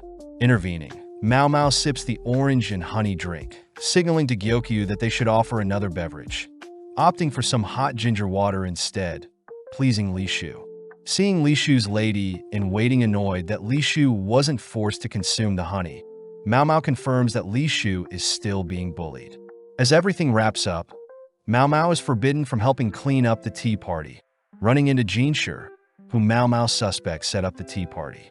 Before Mao Mao can leave, Jinshi asks if Mao Mao had heard about the rumors regarding the attempted poisoning being tied to the servant who drowned. Upon confirming that she has heard the rumors, Jinshi asks if Mao Mao truly believes the servant took her own life, but Mao Mao can't say for certain. Jinshi also asks why a mere servant would poison Li Shu, but Mao Mao reiterates that she doesn't know. With no other choice, Jinshi reveals that Mao Mao will be working under A Duo, stationed at the Garnet Pavilion for the next couple of days. As Mao Mao heads over to the Garnet Pavilion, Mao Mao notes how unlike Gyokyu's comfy Jade Pavilion and Lihua's refined Crystal Pavilion, A Duo's pavilion feels simple. Greeting Mao Mao and some other servants, Feng Ming, the head lady in waiting, states that they'll be working here for the next 3 days, only to be interrupted by A Duo herself. Glancing at A Duo, Mao Mao is mesmerized by A Duo's masculine and feminine appearance, wondering if A Duo is truly 35 years of age. As A Duo thanks the servants for the extra help, she heads elsewhere, but Mao Mao notes how she reminds her of someone. As Feng Ming guides them around the Garnet Pavilion, Mao Mao notes how Feng Min is quite approachable, believing Feng Ming would be more entitled and from a noble family. Feng Ming asks Mao Mao and the other girls to begin dusting off some old items, but Mao Mao spots Feng Ming has bandages wrapped around her arm. Getting to work, Mao Mao notes how many items are in the room, heading outside with some books, impressed that the servants are all working hard, unlike Lihua's ladies-in-waiting. Individually spreading out and opening up the books, impressing Feng Ming, which Mao Mao notices is very fit to be head lady-in-waiting, giving plenty of compliments as well as being very observant. With a tough day of cleaning over, Mao Mao slowly waddles to report her finished work, impressing Feng Ming as she has given Mao Mao and the other servants a huge room to rest, even lighting a scented candle to set the mood. As Mao Mao lays next to the other girls, she wonders about Jinshi's reason for sending her here, having not told Mao Mao to do anything in particular. The next morning, Mao Mao watches on as all of A Duo's servants continue to work hard, even spotting Feng Ming set an example, joining in to ease the workload. Seeing this dedication, Mao Mao wonders if Feng Ming ever considered marriage or if Feng Ming chose to serve A Duo for life. Mao Mao reasons if Feng Ming was deeply loyal to A Duo, it could possibly explain Li Shu's poisoning, as Feng Ming feared A Duo would be replaced, choosing to free up a spot by taking out another fellow concubine. As Mao Mao is called to help elsewhere, she notes the abundance of honey, learning that Feng Ming's family owns a bee farm, explaining the sweet candle scent last night. Beginning to move the honey elsewhere, Mao Mao spots Lady Li Shu and her food taster, both acting frightened, wondering why they are here at the Garnet Pavilion and if it has anything to do with honey. With her 3 days up, Mao Mao reports back to Jinshi, annoyed that Jinshi is acting so nonchalant and asking vague questions. Getting serious, Jinshi asks who would be most qualified to contact the outside world, out of the ladies in the Garnet Pavilion. Realizing that Jinshi is leading her somewhere, Mao Mao reveals that Fengmin would be the most qualified, having deduced that the bandages around her arm link her to the mysterious colored wooden tablets, believing the tablets to have some sort of code. Happy to hear that Mao Mao is on the same page, Jinshi dips his finger in some honey, slowly approaching Mao Mao as he intends to give her a reward. Creeped out, Mao Mao begins to back away, only to be cornered, calling out to Gaoshun for help, but no reply. Wondering if she should just give in or escape. But as Jinshi slowly moves his fingers closer to Mao Mao, he utters that it's not honey but an aconite syrup. Upon hearing this, Mao Mao begins realizing something. Realizing Li Shu's allergic reaction, the servants drowning along with realizing Fengming's involvement are all tied to syrup. Luckily, Gyokyu catches Jishin in the act, scaring Jinshi off, checking to see if Mao Mao is alright. Still mad that Gaoshun let Jinshi get away with such an act, Mao Mao asks to visit Li Shu, accompanied by Gaoshun. Li Shu is sad to see that Jinshi isn't visiting, but allows Mao Mao to speak her mind, prompting Mao Mao to ask if Li Shu is allergic to honey. Li Shu is surprised that Mao Mao knows, revealing that when she was younger, her nurses forbid honey, believing it was life-threatening. Before Li Shu can say anything further, one of Li Shu's lady-in-waiting butts in, scolding Mao Mao for digging into Li Shu's private life, followed by another lady-in-waiting asking Li Shu to kick Mao Mao out.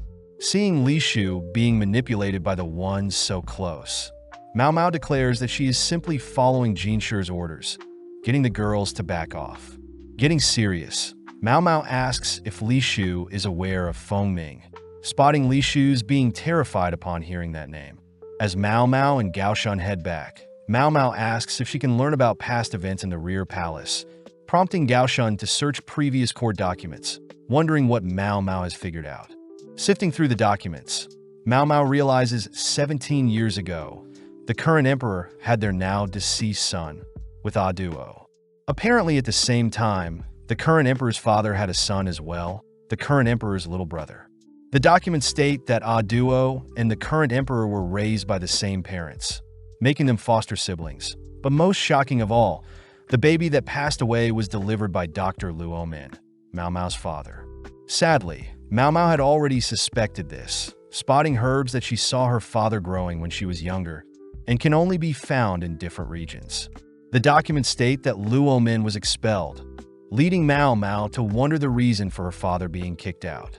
The next morning, Mao Mao heads to visit Fengming, telling Fengming that she has brought a gift for Aduo from Gyokyu. But when Mao Mao shows what's inside the gift, Fengming gets serious, inviting Mao Mao in.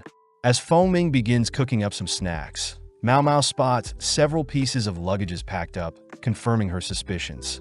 As Fengming serves Mao Mao her snacks, Fengming asks Mao Mao what she's looking for, but Mao Mao immediately asks when Fengming will be leaving. With Fengming impressed, Mao Mao continues, revealing that she knows the cleanup for the Garnet Pavilion was simply preparations to welcome the new high-ranked concubine and that Aduo must leave soon. Mao Mao also states that she suspects Aduo can no longer give birth. But Fengming states that's none of Mao Mao's business, only for Mao Mao to reveal that her father, Luomin, was the one that delivered the babies at that time. Mao Mao suspects that since the former emperor and the current emperor had babies at the same time, Aduo was ultimately left to give birth alone, as Mao Mao's father was forced to prioritize the previous emperor. With Fengming by Aduo's side, Aduo was luckily able to give birth to a baby boy, but at the cost of her uterus. As Fengming glares at Mao Mao, Mao Mao states that Aduo's baby passed away shortly after, deducing that Fengming was the one taking care of the child instead of Aduo. Praising Mao Mao for figuring everything out, Mao Mao adds that people believe the baby passed away from toxic white powder, just like Li Hua's baby, but Mao Mao suspects it was another issue. With a serious glare, Fengming listens to Mao Mao as she notes Fengmin is quite smart, having kept the baby away from the white powder, unveiling the gift, revealed to be a flower and some honey. Mao Mao states that the nectar from flowers can be very poisonous, especially to newborns, revealing that Fengmin had unknowingly fed Duo's child nectar, believing that it would be good for the child, but sadly, it was poisonous. Mao Mao says that her father, the head doctor at the time, was ultimately blamed for the death of Duo's baby and kicked out of the rear palace. But later Fengming found out that she was the reason, choosing to hide it from Duo. Sadly, Fengmin had discovered that Li Shu was aware of such side effects of honey, so Fengming decided she would eliminate Li Shu. At the time, Li Shu was quite close with Duo, as Li Shu was a child with no parents, and Duo was a mother that had lost her child, both naturally gravitating to one another. One day, Li Shu had tried to tell Fengming about honey being dangerous to newborns, shocking Fengming as she didn't want Duo to ever hear, driving Li Shu away from the rear palace. On top of that, when the previous emperor had passed away, Li Shu was no longer wanted in the rear palace, relieving Fengming. Unfortunately for Fengming, Li Shu was reinstated as the current emperor's concubine, meaning that Li Shu was once again capable of revealing the truth of Fengming poisoning Duo's child with honey, prompting Fengming to poison Li Shu's soup during the garden party. With everything revealed, Fengming asks what Mao Mao wants, but as Mao Mao stares at the butcher knife behind Fengming, Mao Mao replies that she doesn't want anything. Sighing, Fengming reveals that she had always admired Duo, being a person that could converse equally with the current emperor, compared to herself, who only followed her parents' orders to become a lady in waiting. As Fengming begins to break down, reliving the moment when Duo lifelessly reassures her ladies in waiting to not blame themselves, as Duo is aware that any child under the ages of 7 can pass away from any illness. Seeing Fengming cry, knowing that she was responsible for taking away the most precious thing in Duo's life, Mao Mao wonders what Fengming was going through having to serve Duo for 16 years after, attempting to make it up to Duo. Knowing that Jinshi would surely arrest Fengming if he found out, Mao Mao suggests an alternative plan, leaving as Duo watches Mao Mao head home.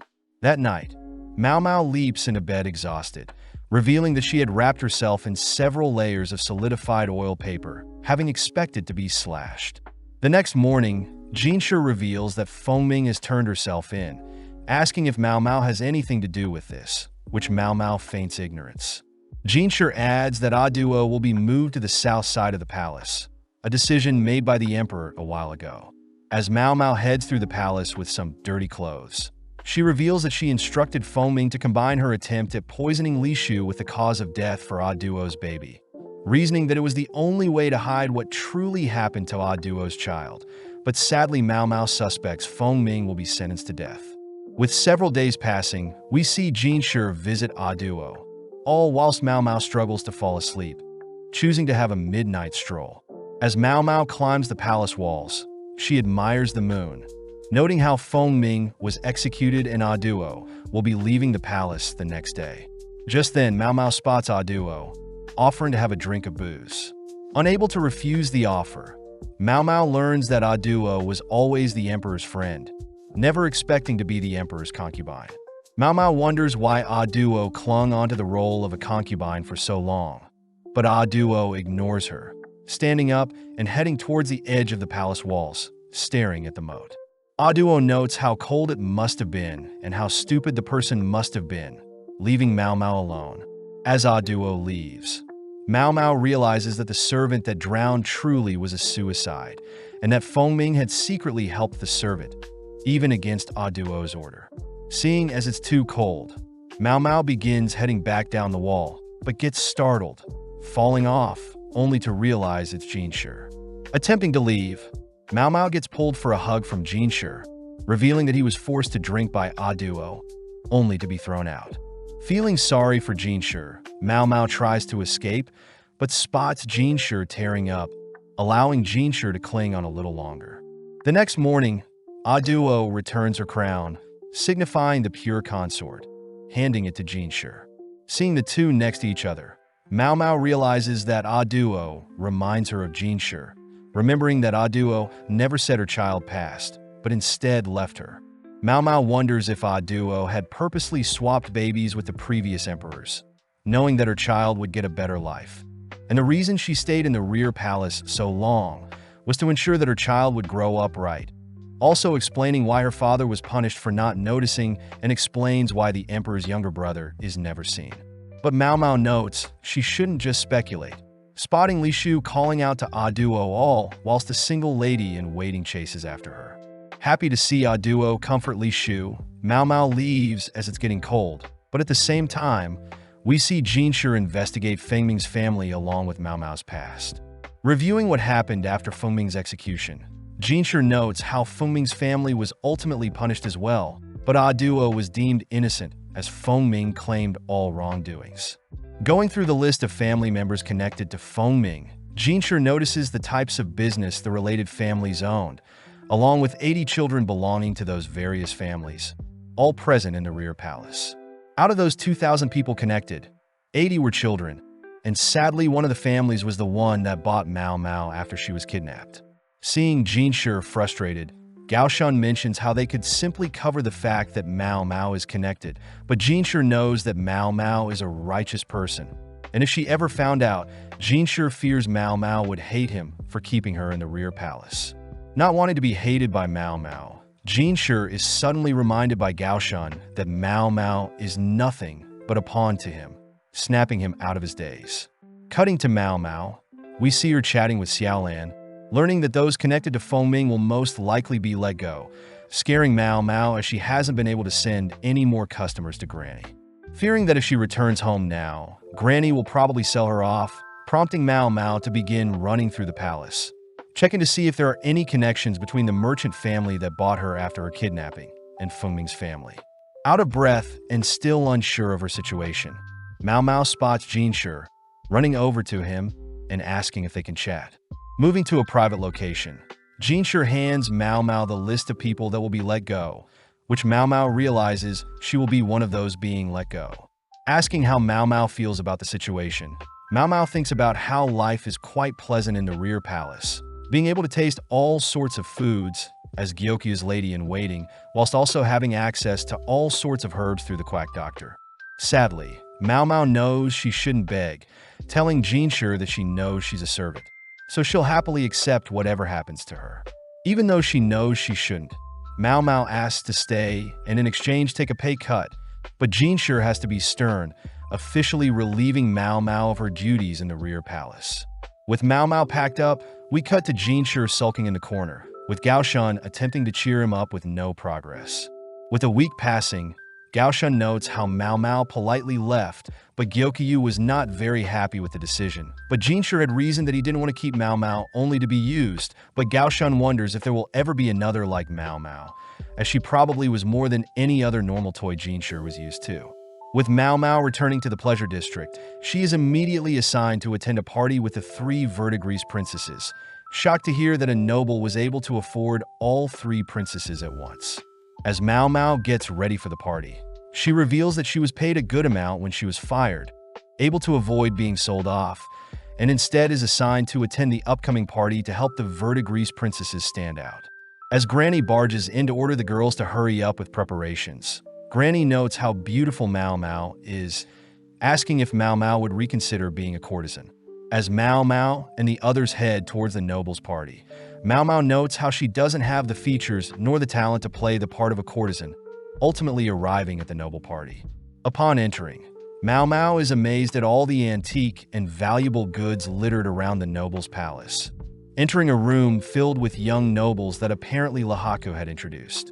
With the Verdigris princesses spotting their next prey, Mao Mao and several other ladies head to work, entertaining, dancing, singing, and serving the nobles. As Mao Mao makes her rounds, she suddenly spots a depressed nobleman, checking to see if he's okay.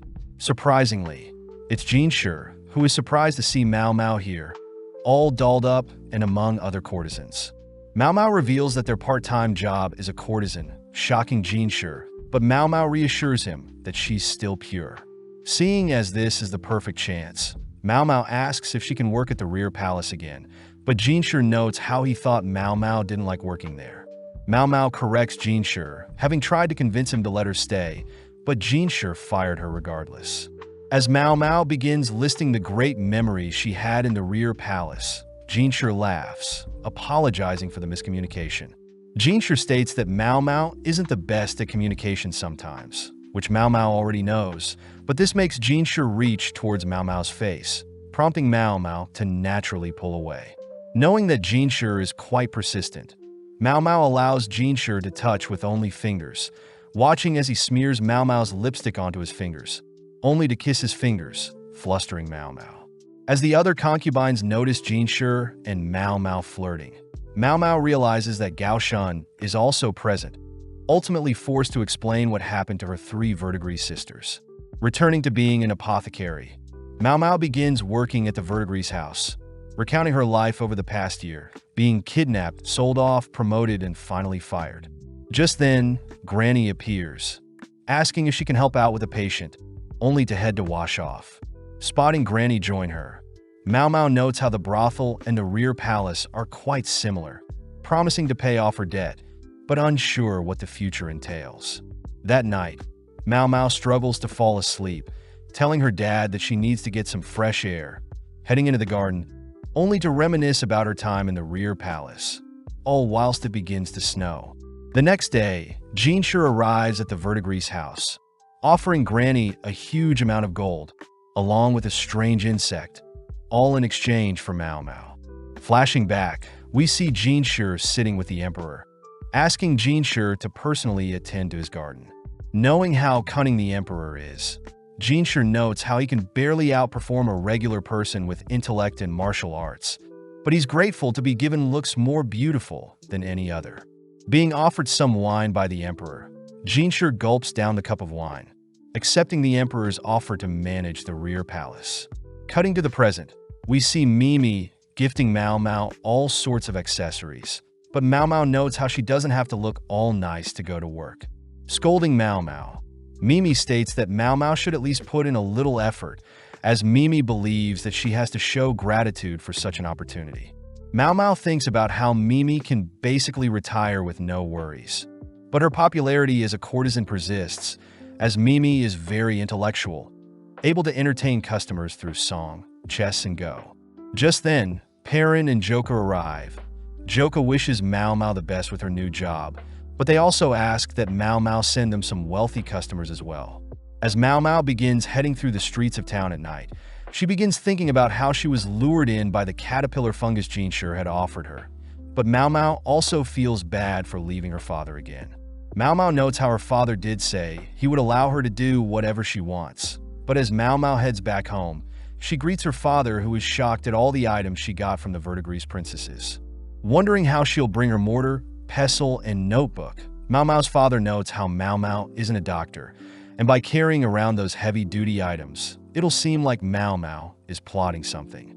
Seeing as tomorrow is the big day, Mao Mao and her father head to sleep, with Mao Mao scooching close to her father. Seeing Mao Mao guilty for leaving, Mao Mao's father reassures Mao Mao that she can return anytime she wants, knowing that her father, her granny along with her 3 big sisters will be waiting for her.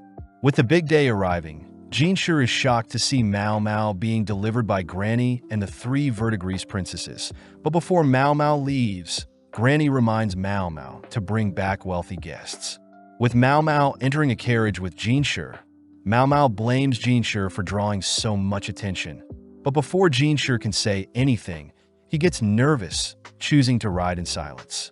As they reach the rear palace gates, Jinshi spots Mao Mao catching the eyes of fellow guards, asking Mao Mao to put back on the freckles while she's working. At the same time, we see a man playing Go all by himself.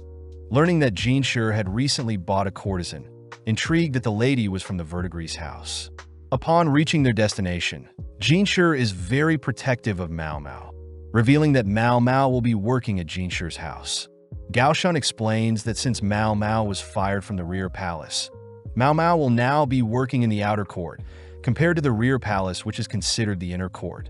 Upon entering the premises, an older lady helps take Jinshi's jacket, introducing herself as Surian, Jinshi's attendant, explaining that she has heard of Xiao Mao, Mao Mao's supposed alias.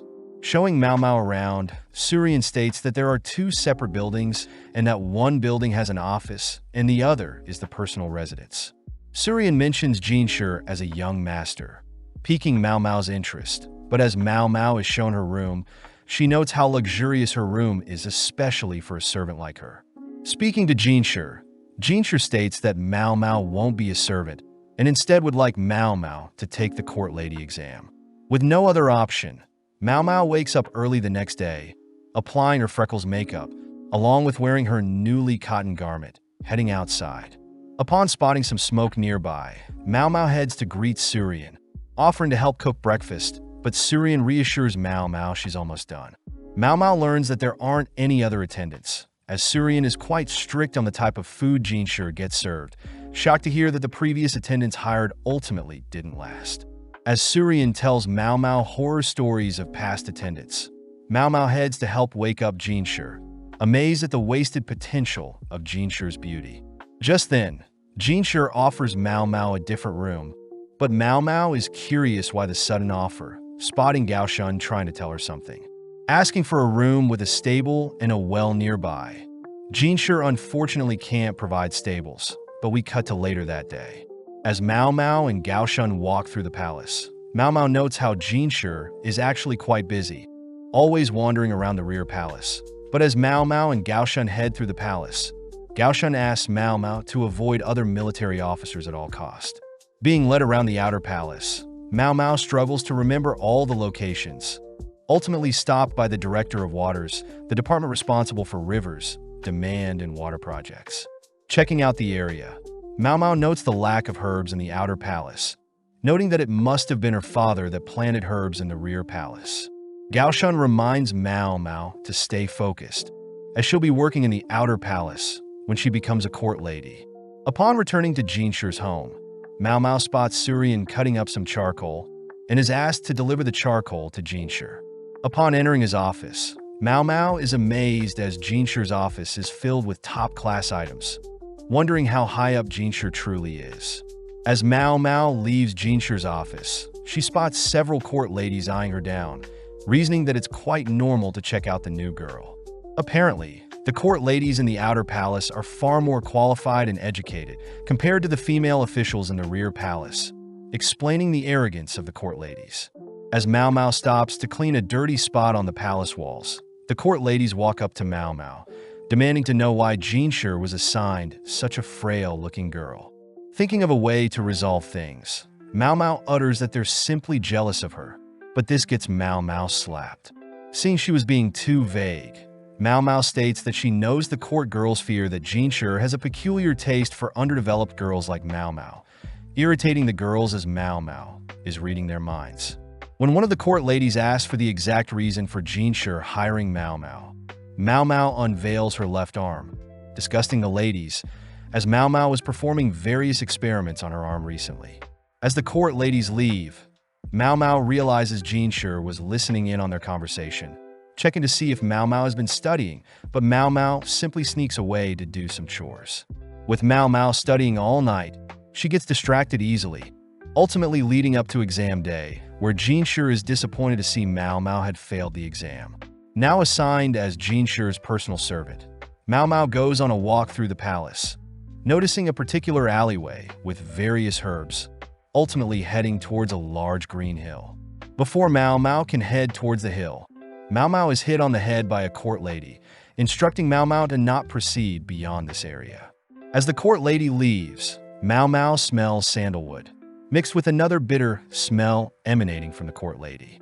Mao Mao realizes that the location ahead belongs to the military, but at the same time, we see a man smirking, having spotted Mao Mao from afar.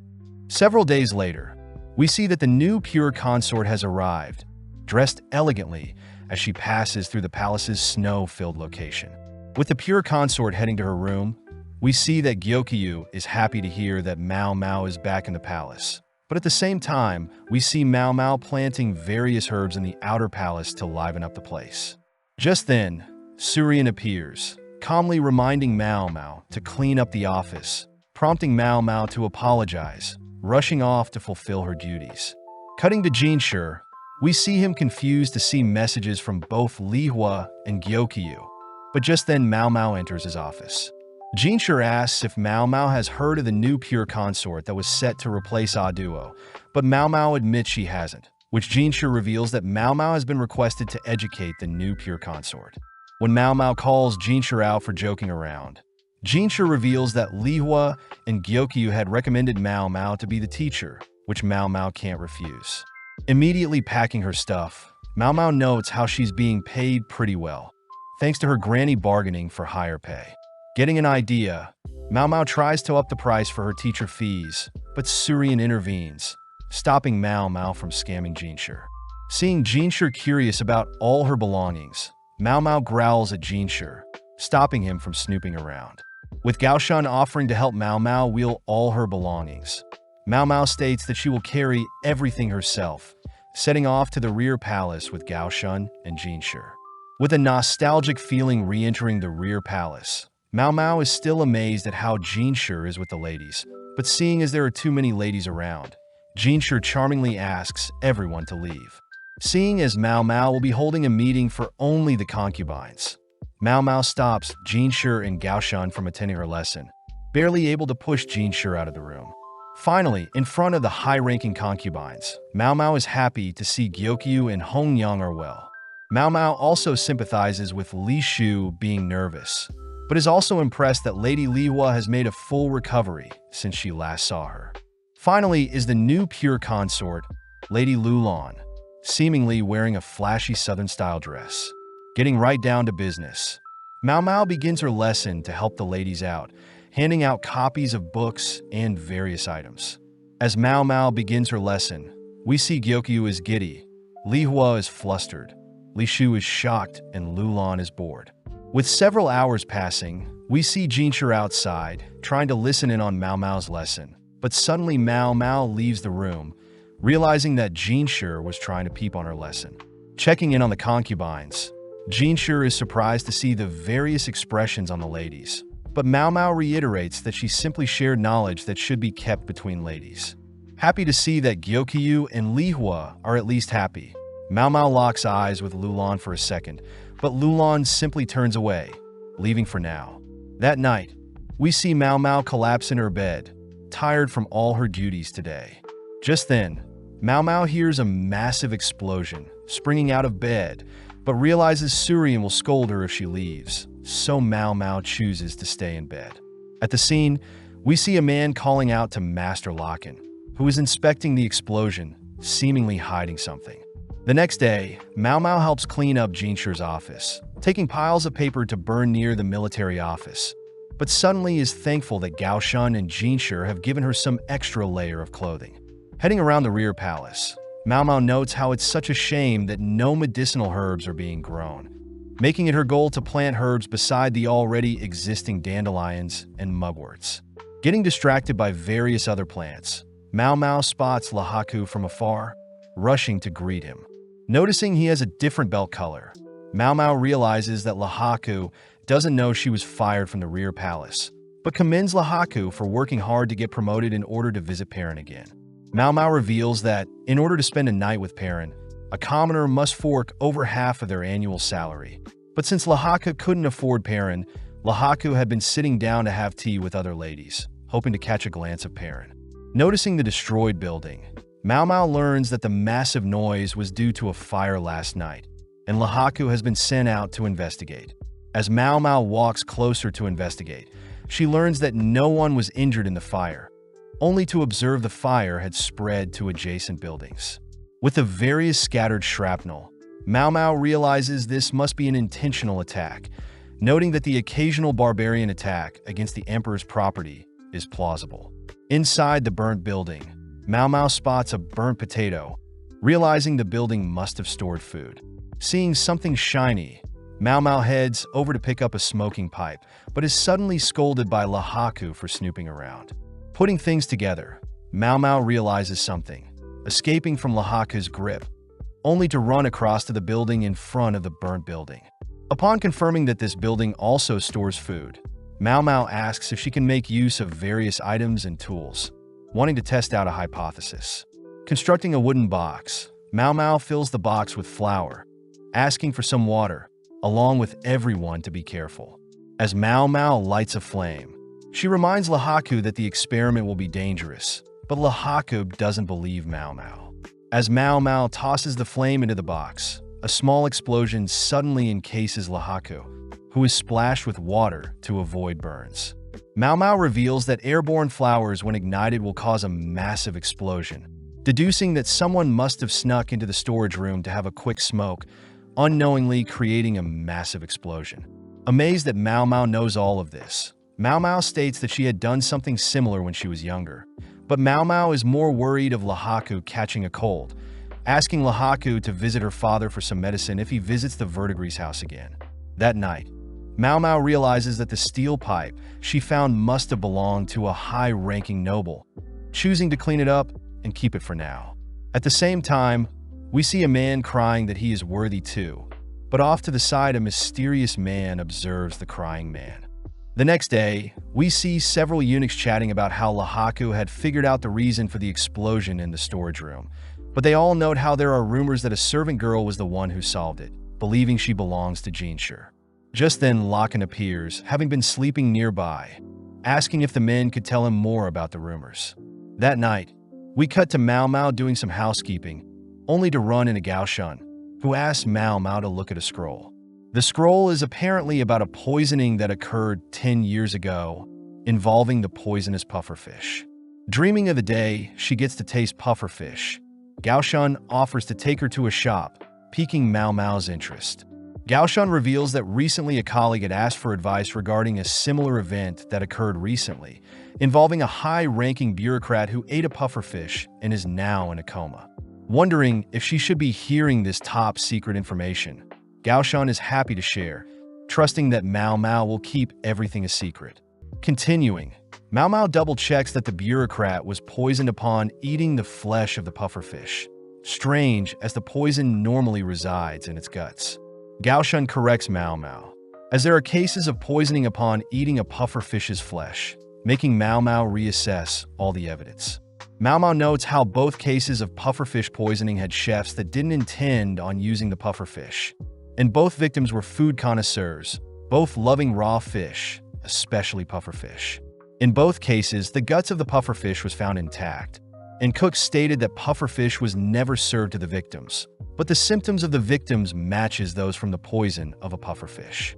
Since there is no way to conclude anything, Mao Mao asks if Gaoshun can gather more information, watching as Gaoshun leaves. Mao Mao notes how it's common to have food sit in the trash for a few days, meaning the cooks don't seem to be lying. But just then Jinshur appears, scaring Mao Mao. Jinshur asks what Mao Mao is thinking of, all while Surian dries Jinshur's hair, but needing space to think, Mao Mao leaves. The next morning, Gaoshun hands Mao Mao one of the chef's recipe books, confirming that the instructions seem to be relatively normal. Gaoshun mentions how the dish containing fish and vegetables have different vinegar mixtures, but Mao Mao reasons the vinegar mixture changes depending on the type of fish and vegetable. Unable to figure out a solution, Mao Mao suddenly spots Jinshur curious about the case as well, forced to allow Jinshur to sit in on their conversation.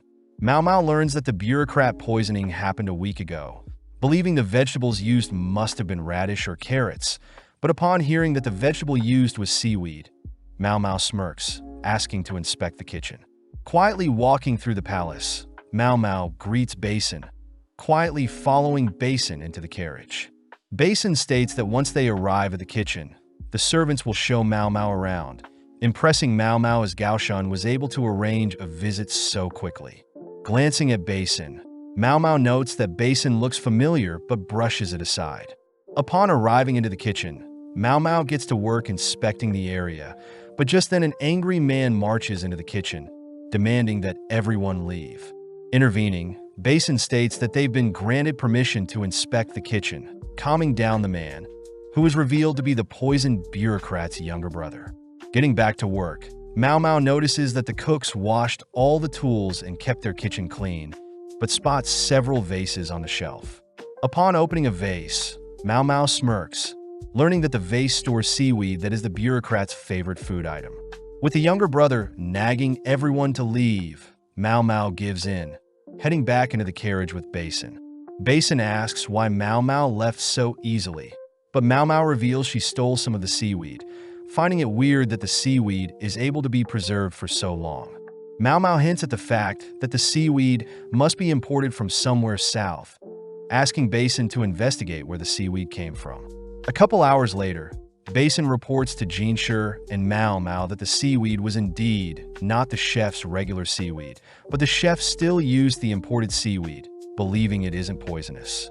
Mao Mao reveals that poisonous foods can initially start out poisonous, but after some process can become edible.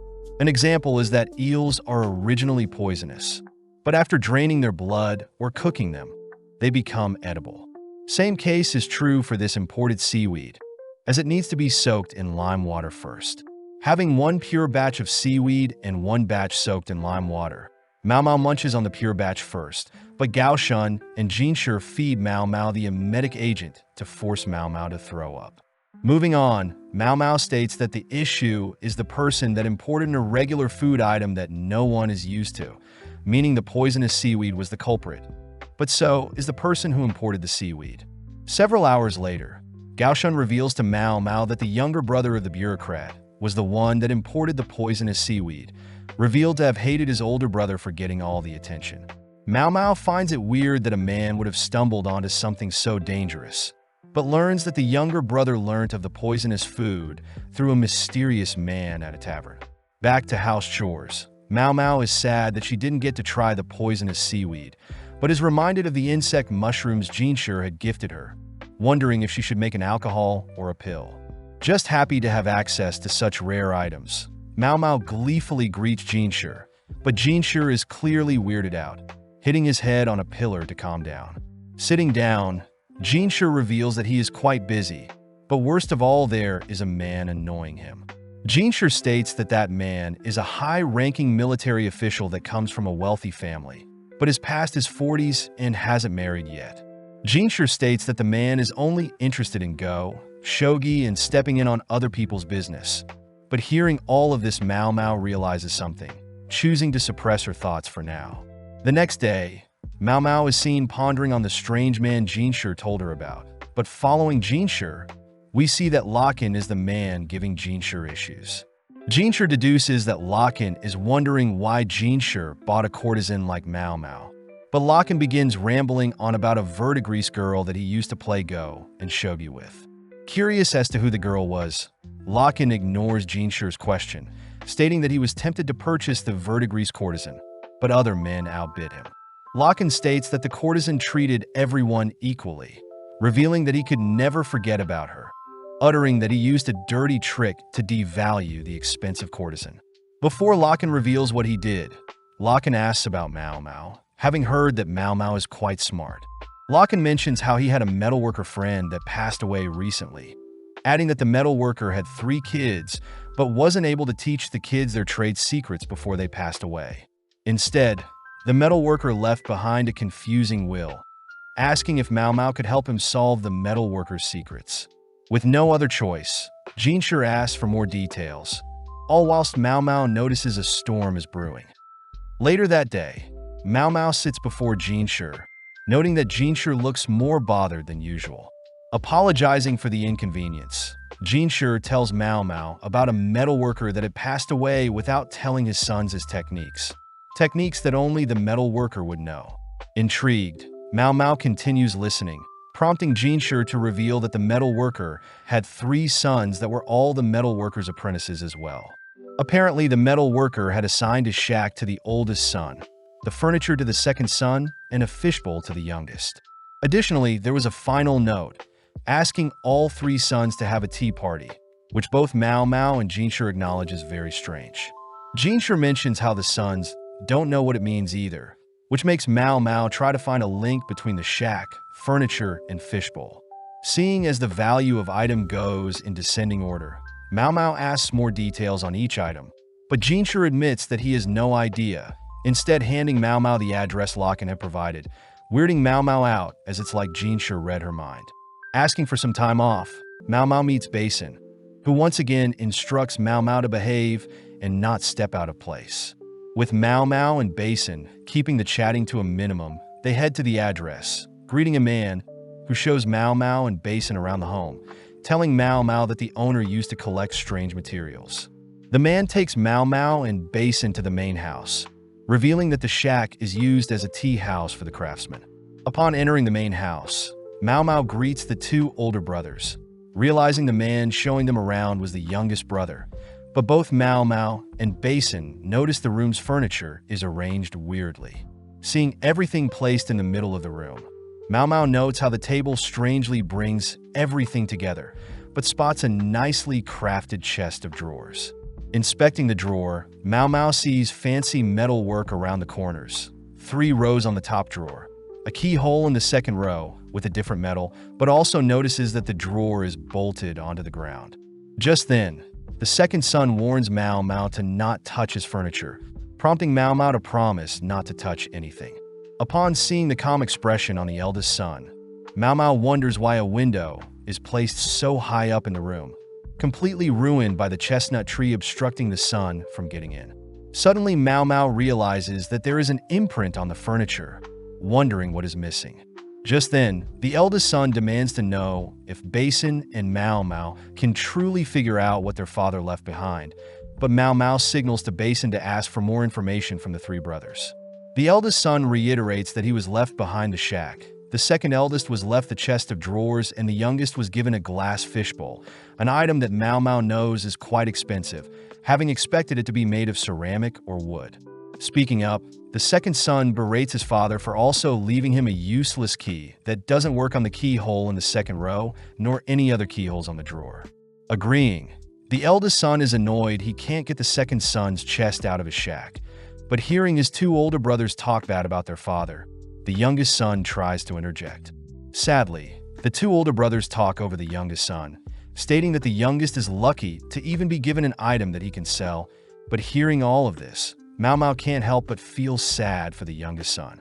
Suddenly, their mother appears, ordering the oldest sons to stop being negative, apologizing to Basin and Mao Mao, only to serve everyone some tea. Mao Mao realizes that the brothers have a set position in the room, perfectly allowing the sun to hit the chest in a few minutes. But Mao Mao notices that there is no sun damage on the chest. Realizing something, Mao Mao gets up and heads over to the drawer, noticing something is stuck in the drawer's keyhole. Seeing Basin following her around, Mao Mao realizes Basin looks like Gao Shan, but turns to the second brother, learning that the drawer used to open and that there is only one key. The second son also mentions that their father said whatever is inside will break if the sons force the lock open, giving Mao Mao enough pieces to begin thinking. Re-evaluating all the information the brothers had given her, Mao Mao stumbles onto a possible solution, asking the youngest if the fishbowl was originally placed near the window. The youngest son confirms that the fishbowl did indeed sit in front of the window, and even had a fish, as during winter the fish would be placed in front of the window to keep warm. Mao Mao rushes off to fetch some water, filling the fishbowl with some liquids, only to turn the markings on the fishbowl inwards. Just then, a concentrated beam of light shines across the room, perfectly burning whatever is clogging the keyhole of the drawer.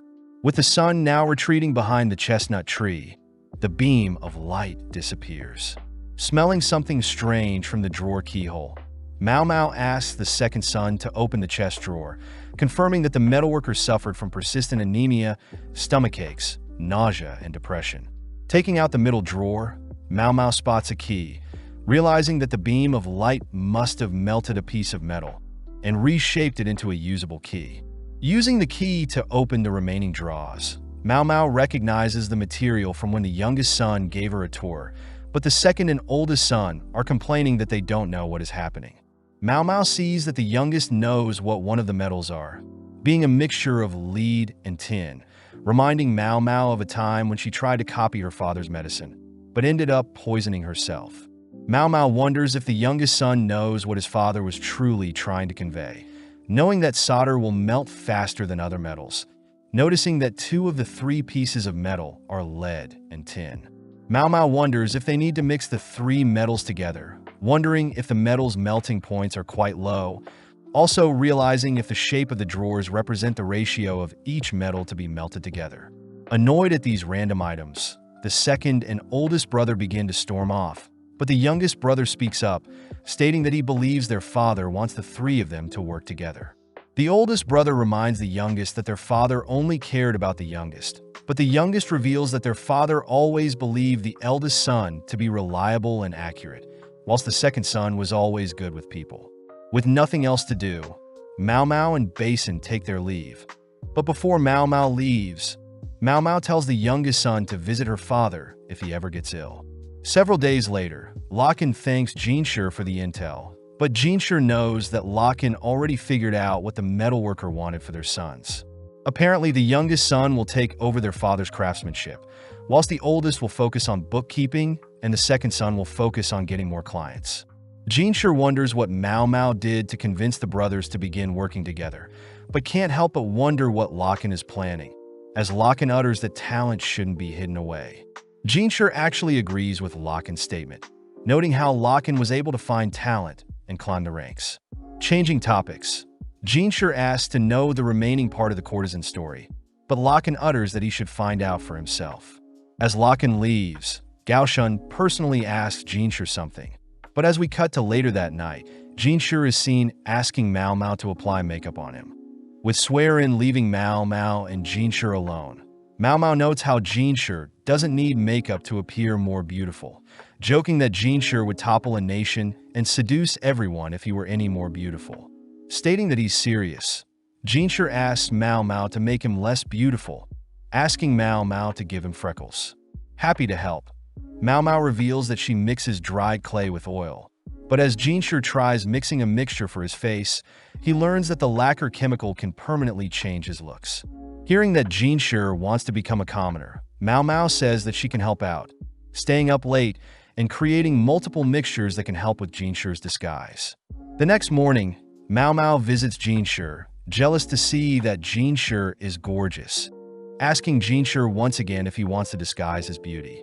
With Jinshi reiterating that he wants a disguise, Mao Mao leans in close, sniffing Jinshi's hands, surprising Jinshi, Gaoshun, and Swearin. Mao Mao states that Jinshi smells like expensive incense, and his outfit still imply that Jinshi is a noble of some sort. Surprised that Mao Mao can detect his faint incense, Mao Mao reveals that she is capable of detecting smells from medicinal and poisonous herbs. Additionally, Mao Mao adds that at the brothel, customers are defined through their scents, with rich people being covered in multiple scents, but usually very sexually active. Whereas on the other hand, those with more potent smells are poor as they usually can't afford showers. Therefore, most new visitors are told to leave. Turning to Gaoshun, Mao Mao asks Gaoshun for some clothes that haven't been washed yet. Next, Mao Mao mixes oil and salt to help roughen up Jinshi's luscious hair. As Mao Mao applies the oil and salt to Jinshi's hair, Mao Mao follows up by tying Jinshi's hair with a piece of throwaway cloth, reasoning that commoners use whatever they can. With Gaoshun returning with some dirty clothes, Mao Mao nonchalantly confirms that the clothes will work, asking Jinshi to take off his clothes. As Jinshi unveils his muscular body, Mao Mao is impressed at Jinshi's well-proportioned body, asking Swearin and Gaoshun to wrap Jinshi with some towels to make Jinshi's body less perfect. Having finished stuffing Jinshi's body, Mao Mao moves on to changing Jinshi's face, beginning to apply several dye mixtures to darken Jinshi's complexion. Inspecting Jinshi's face, Mao Mao is jealous at Jinshi's hairless and poreless face, wondering what Jinshi would look like with feminine makeup. Taking out the lipstick that Mimi gifted her, Mao Mao gives Jinshi some makeup, but seeing Jinshi's expression, everyone is glad that Jinshi's beauty is hidden from most people. Back on track, Mao Mao adds random blotches to Jinshi's face, along with eye bags and various moles. Additional blotches are added around Jinshi's body and under Jinshi's fingernails, but seeing Jinshi's masculine hands, Mao Mao realizes Jinshi has calloused hands, most likely from wielding a sword. Next, Mao Mao unveils a potent mixture, asking Jinshi to drink it in order to change his voice, as the drink is made from several irritants. Finally, Mao Mao asks Jinshi to stuff his cheeks with cotton to change his face structure, revealing Jinshi's new look, but Mao Mao is still amazed that Jinshi is quite good-looking, even after all of her hard work. Cleaning up all her tools, Mao Mao mentions how she's heading home to visit her family, but gets scared seeing Gao Shun smiling. Gao Shun reveals that Jinshi will be accompanying her home, but utters that having Gao Shun or Swearin accompany Jinshi would make Jinshi stand out, asking Mao Mao to accompany Jinshi.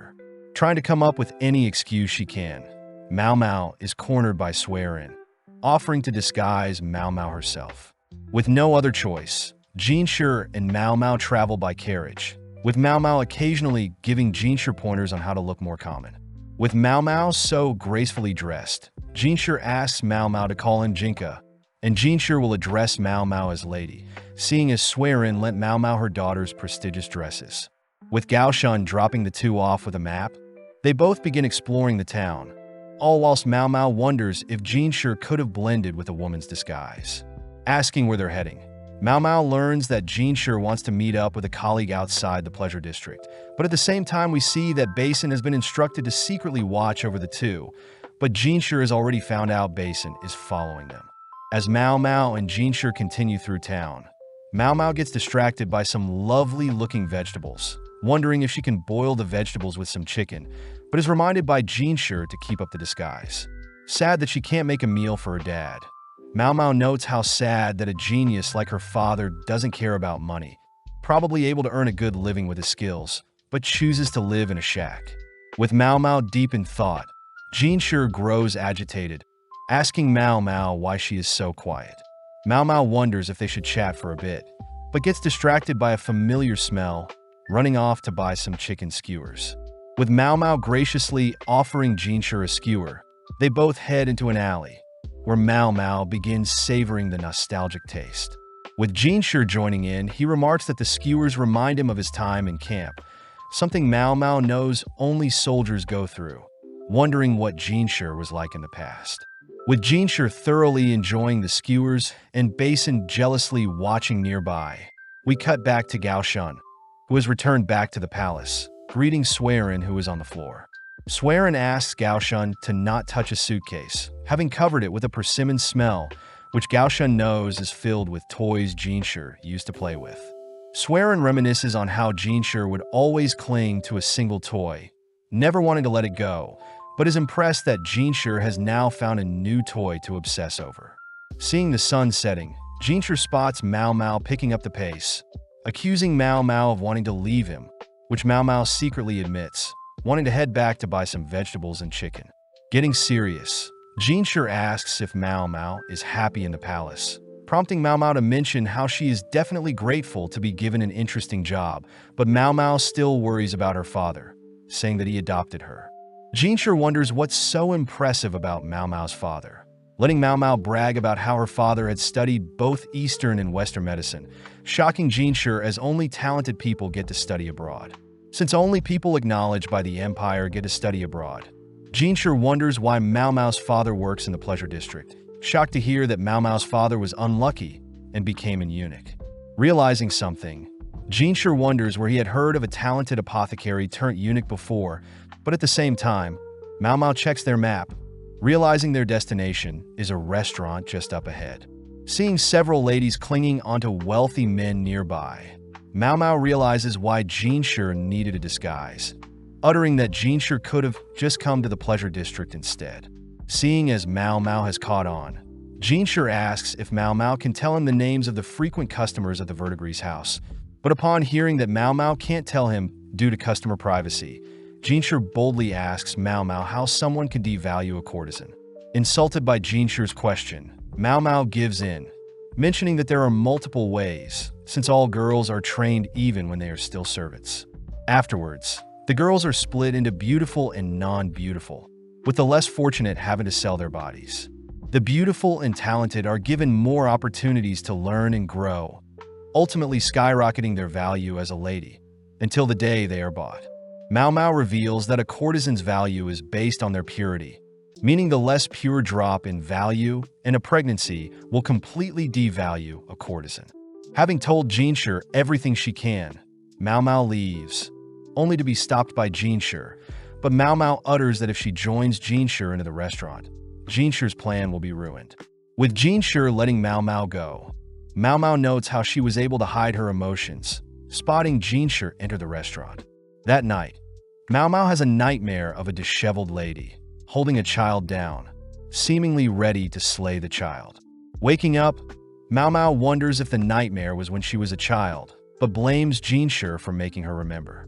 As Mao Mao and her father have breakfast, Mao Mao's father asks Mao Mao to visit the VIDZ house for him, prompting Mao Mao to head to the VIDZ house, greeting some of the workers. Having not seen Mao Mao in a while, one of the male workers notes how he's impressed that Mao Mao is so busy, but just then Perrin is seen arguing with someone, only to rush towards Mao Mao, happy to see that Mao Mao has visiting. Seeing Granny storming after Perrin, Mao Mao states that Perrin seems busy as well, watching as Perrin and Granny argue. Quietly sneaking off, Mao Mao heads to a separate building nearby, worrying Granny and Perrin. Quietly heading into a building, Mao Mao greets the lady inside, revealing that the lady used to chase her off, but is now comfortable with Mao Mao bringing her medicine. Knowing that the lady is suffering from an illness, Mao Mao feeds the lady some of her dad's medicine, worried that the medicine won't even help relieve the lady's pain. Cutting to Granny, we see her worried that a customer has appeared again, asking for Mimi to keep the customer busy. At the same time, Mao Mao thinks about how popular the VIDZ house is today, as the VIDZ house used to be a place of shame with most courtesans catching syphilis due to unsafe practices. Apparently, Mao Mao's father had tried to warn and cure those affected by syphilis, but Granny and the courtesans didn't want a random eunuch to touch them, ultimately allowing rashes to grow on those affected by the disease. The lady in this room was one of the victims, locked away from society, which is better than being thrown away. As Mao Mao begins tidying up the room for some fresh air, Mao Mao is told by another servant girl that a man is currently visiting, and Mao Mao is to not leave this room.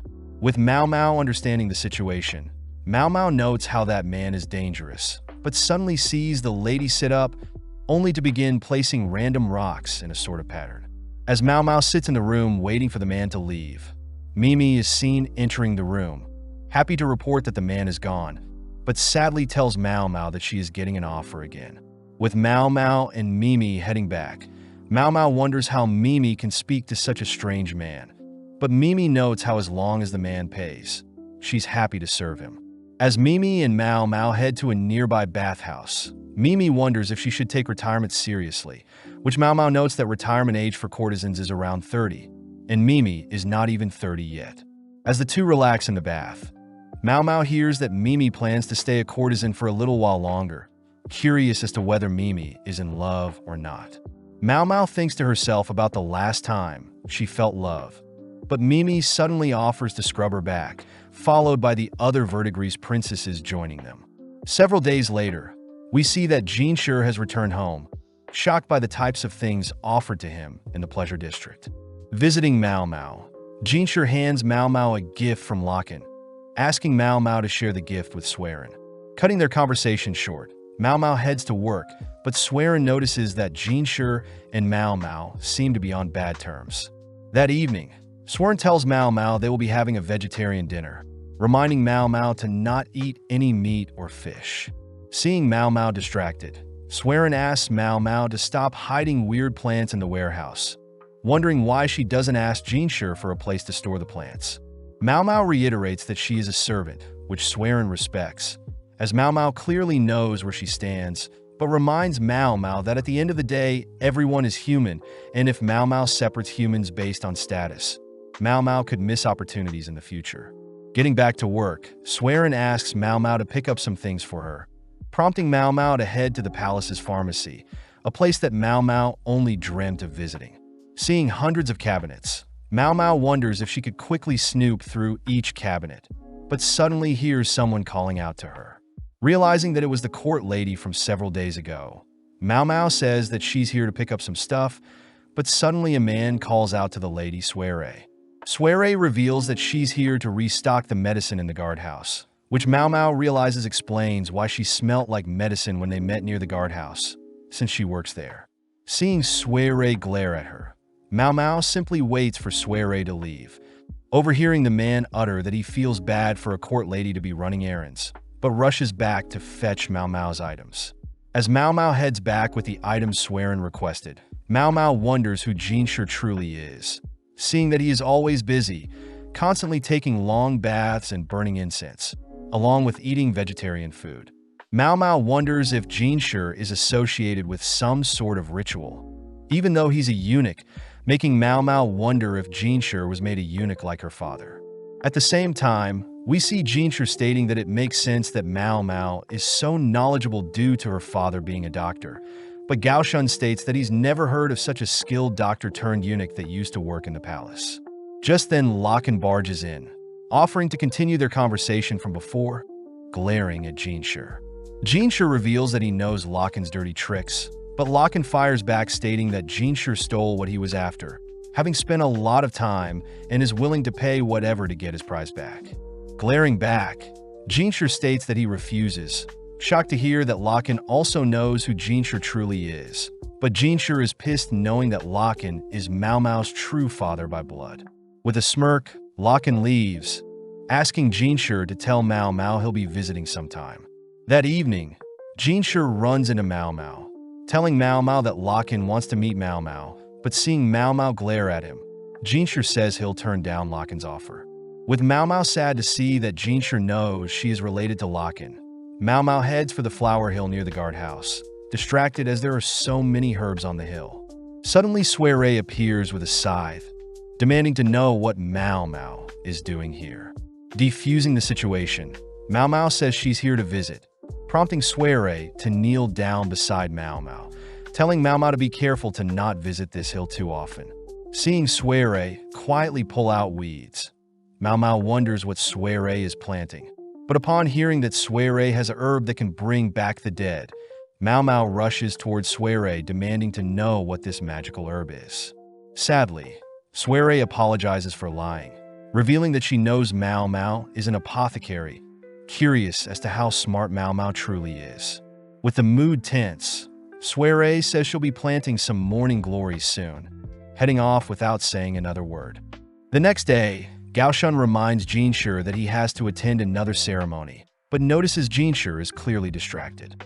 Following Mao Mao, she is seen cleaning up the garden, only to see Lahaku frantically rush towards her, revealing that on the day of the storage room burning down, someone had used the chaos to steal things nearby.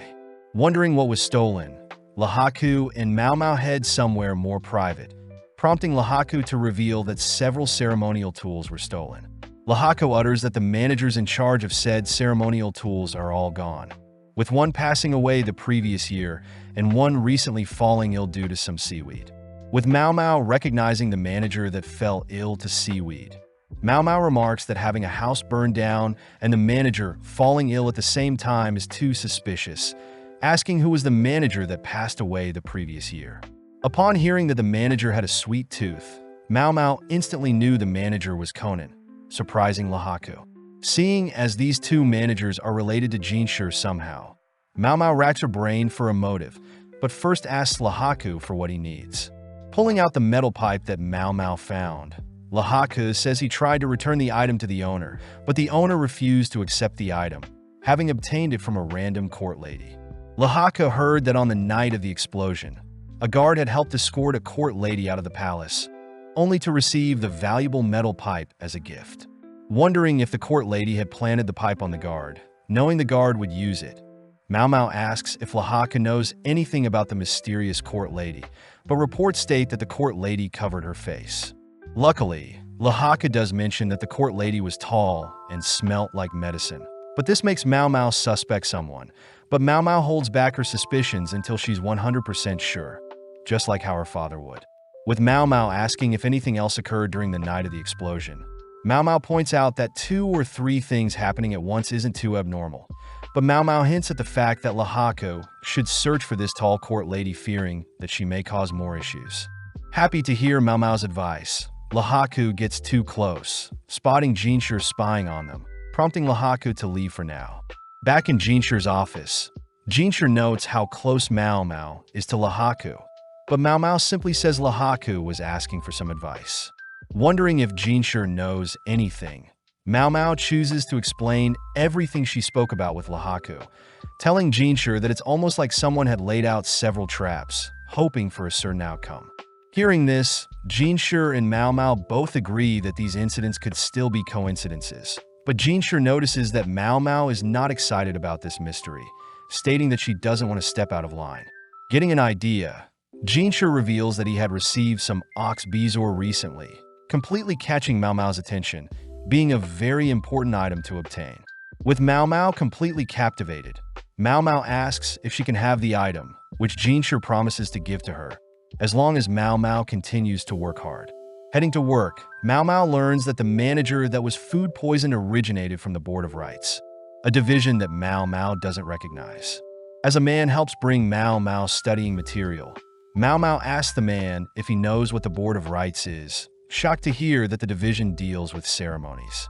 Realizing that Jinshi and the two managers are connected by ceremonies, this means that the theft that stole the ceremonial tools weren't a coincidence as well, prompting Mao Mao to begin digging deeper into the ceremonies that take place in the palace.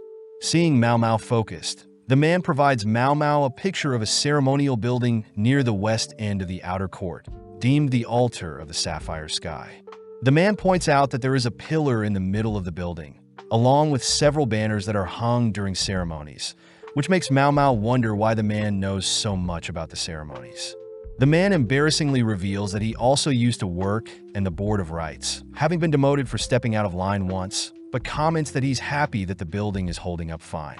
Elaborating, the man says that the central pillar in the building always seemed sketchy, as it seemed as if it would break and collapse on whoever was underneath. But when the man brought up the issue, he was demoted. Hearing this, Mao Mao realizes someone very important could be killed if things went wrong, suddenly realizing something horrible will happen. Demanding to know when the next ceremony will take place, Mao Mao is shocked to hear that a ceremony is occurring as they speak, instantly rushing out the door, believing that this is the work of an evil genius. As we see a man walking towards the middle of the ceremonial building, Mao Mao realizes that the several traps laid out will eventually cause something catastrophic to happen today, finally reaching the ceremony building. As Mao Mao dashes past some guards, Mao Mao ultimately gets stopped and questioned, but Mao Mao cries that the guards need to stop the ceremony or else something terrible will occur. With the guard reminding Mao Mao that she is a slave, Mao Mao realizes she's a hypocrite, but seeing as someone's life is at stake, Mao Mao once again asks the guards to stop the ceremony. Coming up with an idea, Mao Mao smirks, accusing the guard to be working with the perpetrator and praying for the downfall of the person inside. But this only causes the man to whack Mao Mao to the ground.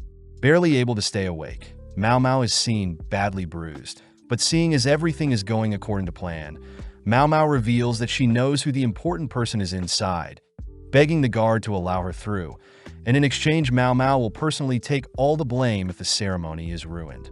With the guard still refusing Mao Mao's offer, a man suddenly speaks up, shocking everyone, as Locken scolds the guard for injuring Mao Mao.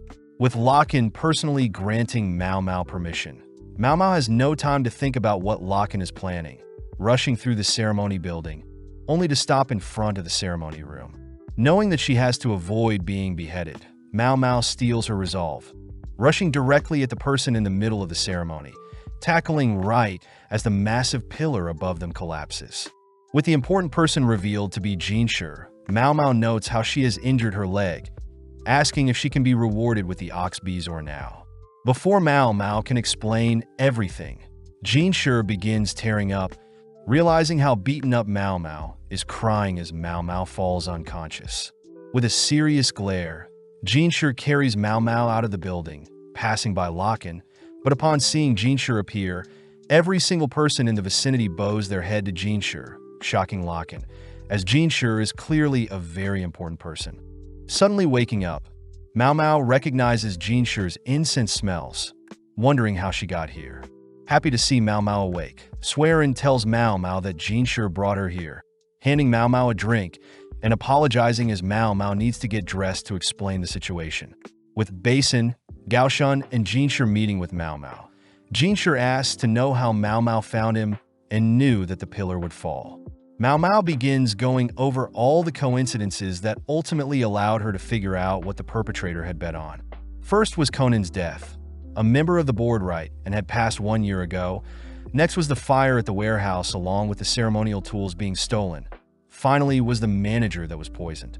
Hearing this, Jinshur learns that these incidents were probably staged, with the ceremonial tool being stolen, done on purpose to increase the likelihood of failure of the screws that held the pillar in the ceremony room. Not able to believe what Mao Mao is saying, Basin states that the stolen items would have been easily replaced without issue, but Mao Mao reveals that the metal worker that passed away was most likely tasked with rebuilding said screws. But seeing as the metal worker isn't alive anymore, the likelihood of tampering during the building process is quite likely. Hearing this, Basin realizes that a metal that would melt easily under low temperatures could have been used as sabotage.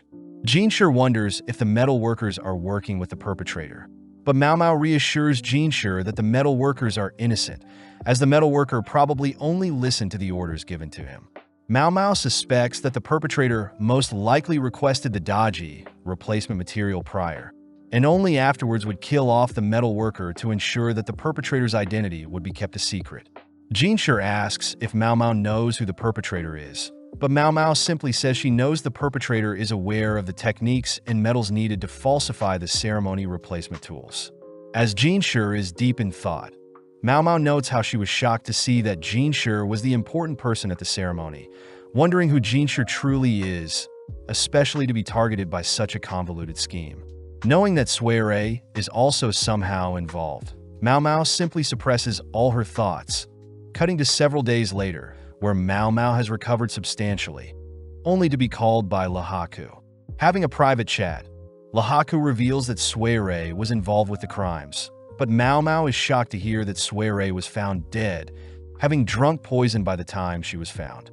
With Mao Mao learning that Suere had worked alone, Mao Mao spends the rest of the day wondering if Suere knew all along that she had no future, suddenly realizing something, rushing to ask Jinshur if she can meet the doctor that examined Suerai's corpse. The next day, Gaoshun and Jinshur accompany Mao Mao to inspect Suerai's corpse, but upon seeing the doctor, Mao Mao recognizes him as the doctor that seemed close with Suere. Getting straight to the point, Mao Mao asks if the poison Suere ingested includes any thorn apple, a type of poison that can also act as an anesthesia and appears like the white morning glory plant. With the doctor stuttering over his words and dancing around Mao Mao's questions, Mao Mao chooses to confirm herself, breaking open the coffin that houses Suerai's body. Upon opening it, Mao Mao states that Suere isn't inside, but the doctor cries that he personally checked Suerai's pulse before she was sealed away. Glaring at the doctor, Mao Mao states that the doctor had been used by Suere, prompting Gaoshun to stop the doctor from attacking Mao Mao. Continuing, Mao Mao says that they need to find what type of concoction Suere used as her poison, but Jinshur wonders how Suerai's corpse was so easily transferred. Mao Mao reveals that Suerai's simply walked out of the coffin herself, shocking everyone, as Mao Mao states that there is a certain drug that can make someone appear dead, suspecting it to be a mix of pufferfish and thorn apples. Asking Gaoshun to check the other coffins, Gaoshun manages to spot fingernail markings on a particular coffin, confirming that coffin to be Suerai's coffin. Mao Mao believes that several men had brought a replacement coffin and corpse, allowing Suere to disguise as a vendor, easily blending in with the crowd.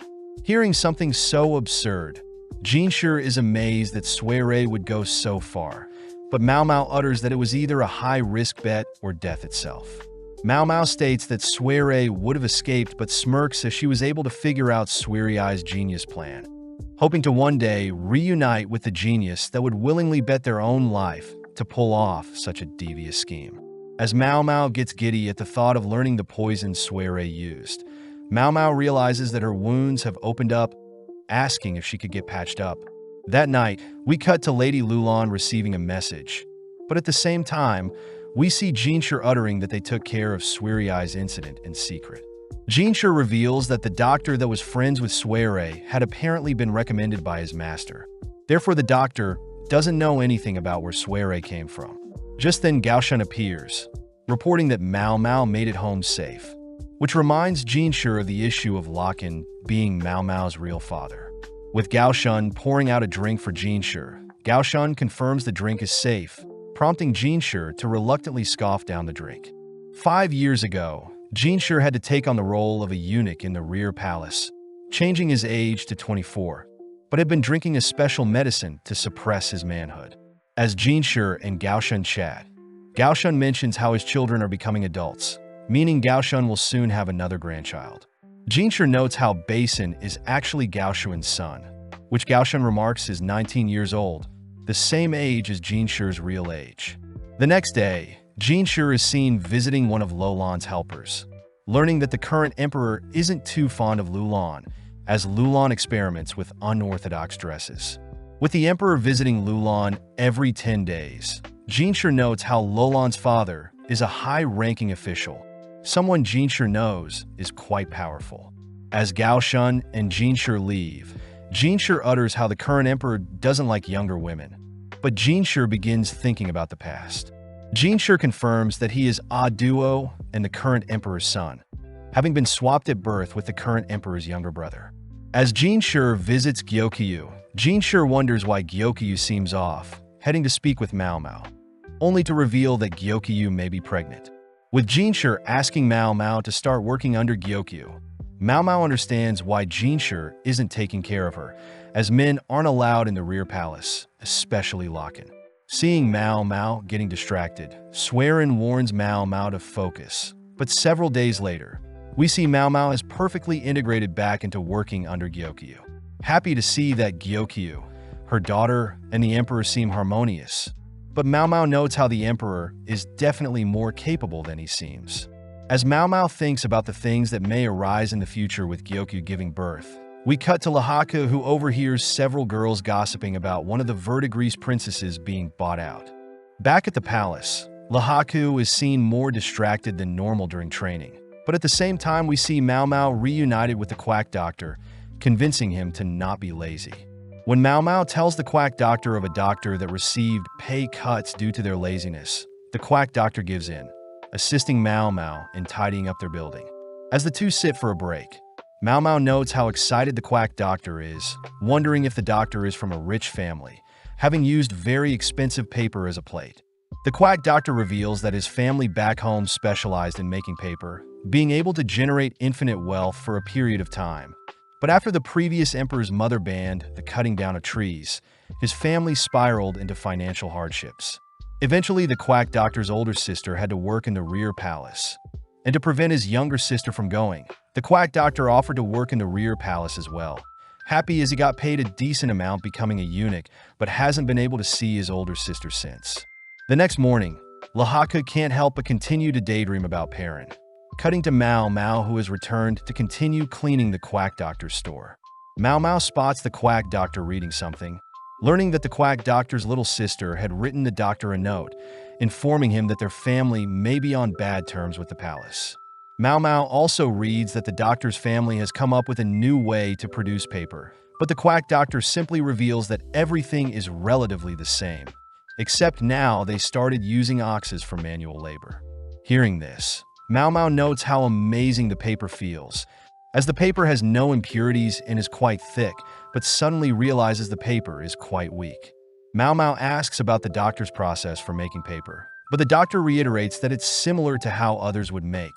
But the quack doctor does state his family has a secret way of crushing and gluing the paper. Chatting for a bit, Mao Mao gets the doctor to reveal that they make use of stored spring water, but when the doctor refuses to elaborate further, Mao Mao suddenly gets an idea. Rushing to retrieve some ingredients, the quack doctor accidentally reveals that they used wheat flour, but Mao Mao promises to keep what she heard a secret. Mixing ingredients together, Mao Mao serves the quack doctor a flour-based drink, but the quack doctor states that Mao Mao got the ratios all wrong. Apologizing, Mao Mao instructs the quack doctor to lick and stir the mixture, shocking the quack doctor as the drink is now evenly mixed. The quack doctor concludes that saliva mixed with glue makes the glue less sticky, but annoys Mao Mao when the quack doctor doesn't understand what Mao Mao is trying to teach him, forcing Mao Mao to reveal that the oxes may be contaminating the fresh spring water, making the paper glue less sticky. With the quack doctor rushing to report his findings to his family, Mao Mao returns to Gyokyu's pavilion, but is told by Hong Yang that she has been summoned. Upon arriving at the requested location, Mao Mao is disappointed to see Lahaku acting childish, demanding to know how much a courtesan costs, having heard that one of the Verdigris princesses has been bought, and is simply worried that it may have been Perrin. Running through various calculations, Mao Mao reveals that there are only two candidates that come to mind that can afford to purchase a high-ranking courtesan, and these include a wealthy older merchant, whilst the other is a high-ranking official in his 30s. Mao Mao also reveals that Perrin gained the nickname of Warlord in the bed, being very lustful, but does note how before she was adopted, it was the three princesses and Granny that took care of her, thankful for Perrin as Perrin breastfed Mao Mao, even though Perrin never gave birth. Mao Mao also begins factoring Lahaku as a candidate, noting how although Lahaku isn't the smartest, he definitely is a hard worker and has sufficient stamina to satisfy Perrin. Getting straight to the point, Mao Mao asks how much Lahaku makes in a year, deducing that it's around 1,000 silver, sadly revealing that one of the three Verdigris princesses are worth a minimum 10,000 silver in cash, whereas more basic courtesans are worth 400. Completely at a loss for words, Lahaku wonders if Perrin will accept him if he manages to scrape together the amount, but seeing Lahaku so desperate, Mao Mao offers to help. With Mao Mao asking Lahaku to strip, Mao Mao begins inspecting Lahaku's muscles, impressed as Perrin does prefer a manly body. With most of Lahaku's body perfect, Mao Mao asks to inspect Lahaku's private area, but just then Jinshur enters, demanding to know what is happening. With Jinshur speaking to Mao Mao privately, Jinshur gets frightened, hearing that Mao Mao was summoned to inspect Lahaku's body, but fails to mention that she was inspecting Lahaku's body to see if he would match Perrin's taste. With Jinshur misunderstanding the situation, Jinshur asks what Mao Mao thinks about Lahaku, prompting Mao Mao to reveal that Lahaku is quite above average in terms of looks and physical features. Jinshur wonders how Mao Mao could discern so much simply looking at Lahaku's body, but Mao Mao reveals that back at the Verdigris house, the girls had to learn how to quickly discern the capabilities of clients, simply by glancing at the clients' bodies. Getting jealous, Jinshur asks if Mao Mao could inspect his body as well, but Mao Mao refuses, stating that Perrin wouldn't be interested in Jinshur's body, shocking Jinshur. Following Lahaku, Lahaku continues to train his body, sad to know that Perrin is slowly slipping out of his grasp, but is suddenly summoned. Now sitting before Jinshur, Lahaku is clearly intimidated, knowing very little about Jinshur, except that Jinshur is loved by the Emperor. Seeing Jinshur's grin, Lahaku hears Jinshur mention that he heard Lahaku plans to buy a courtesan, annoyed as Lahaku believes Jinshur is mocking him. Out of nowhere, Jinshur offers to pay Lahaku 20,000 in cash, shocking Lahaku. But Jinshur reassures Lahaku that Mao Mao believes Lahaku is a reasonable candidate for her big sister. Lahaku asks if Mao Mao is comfortable around him, but tenses up, seeing Jinshur glare at him for thinking such things. Jinshur reveals that he is very aware that Lahaku came from a good family, but failed at becoming a military officer, having made it so far with his sharp-eyed strategies. Hearing Jinshur's praise, Lahaku reveals that he was simply lucky, but Jinshur continues to beckon Lahaku to accept his offer. Seeing Jinshur's cold glare, Lahaku reasons that he doesn't need the full 20,000 in cash, thanking Jinshur for the offer, but refuses the money, declaring that Perrin is the love of his life, and he wouldn't be a man if he bought her with someone else's money.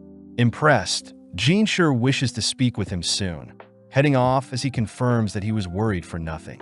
Now with a goal in mind, Lahaku continues to work hard, ultimately deciding to send a letter to Perrin, only to cut to Mao Mao, who had received a letter from Perrin, stating that she will be waiting for her prince to come for her.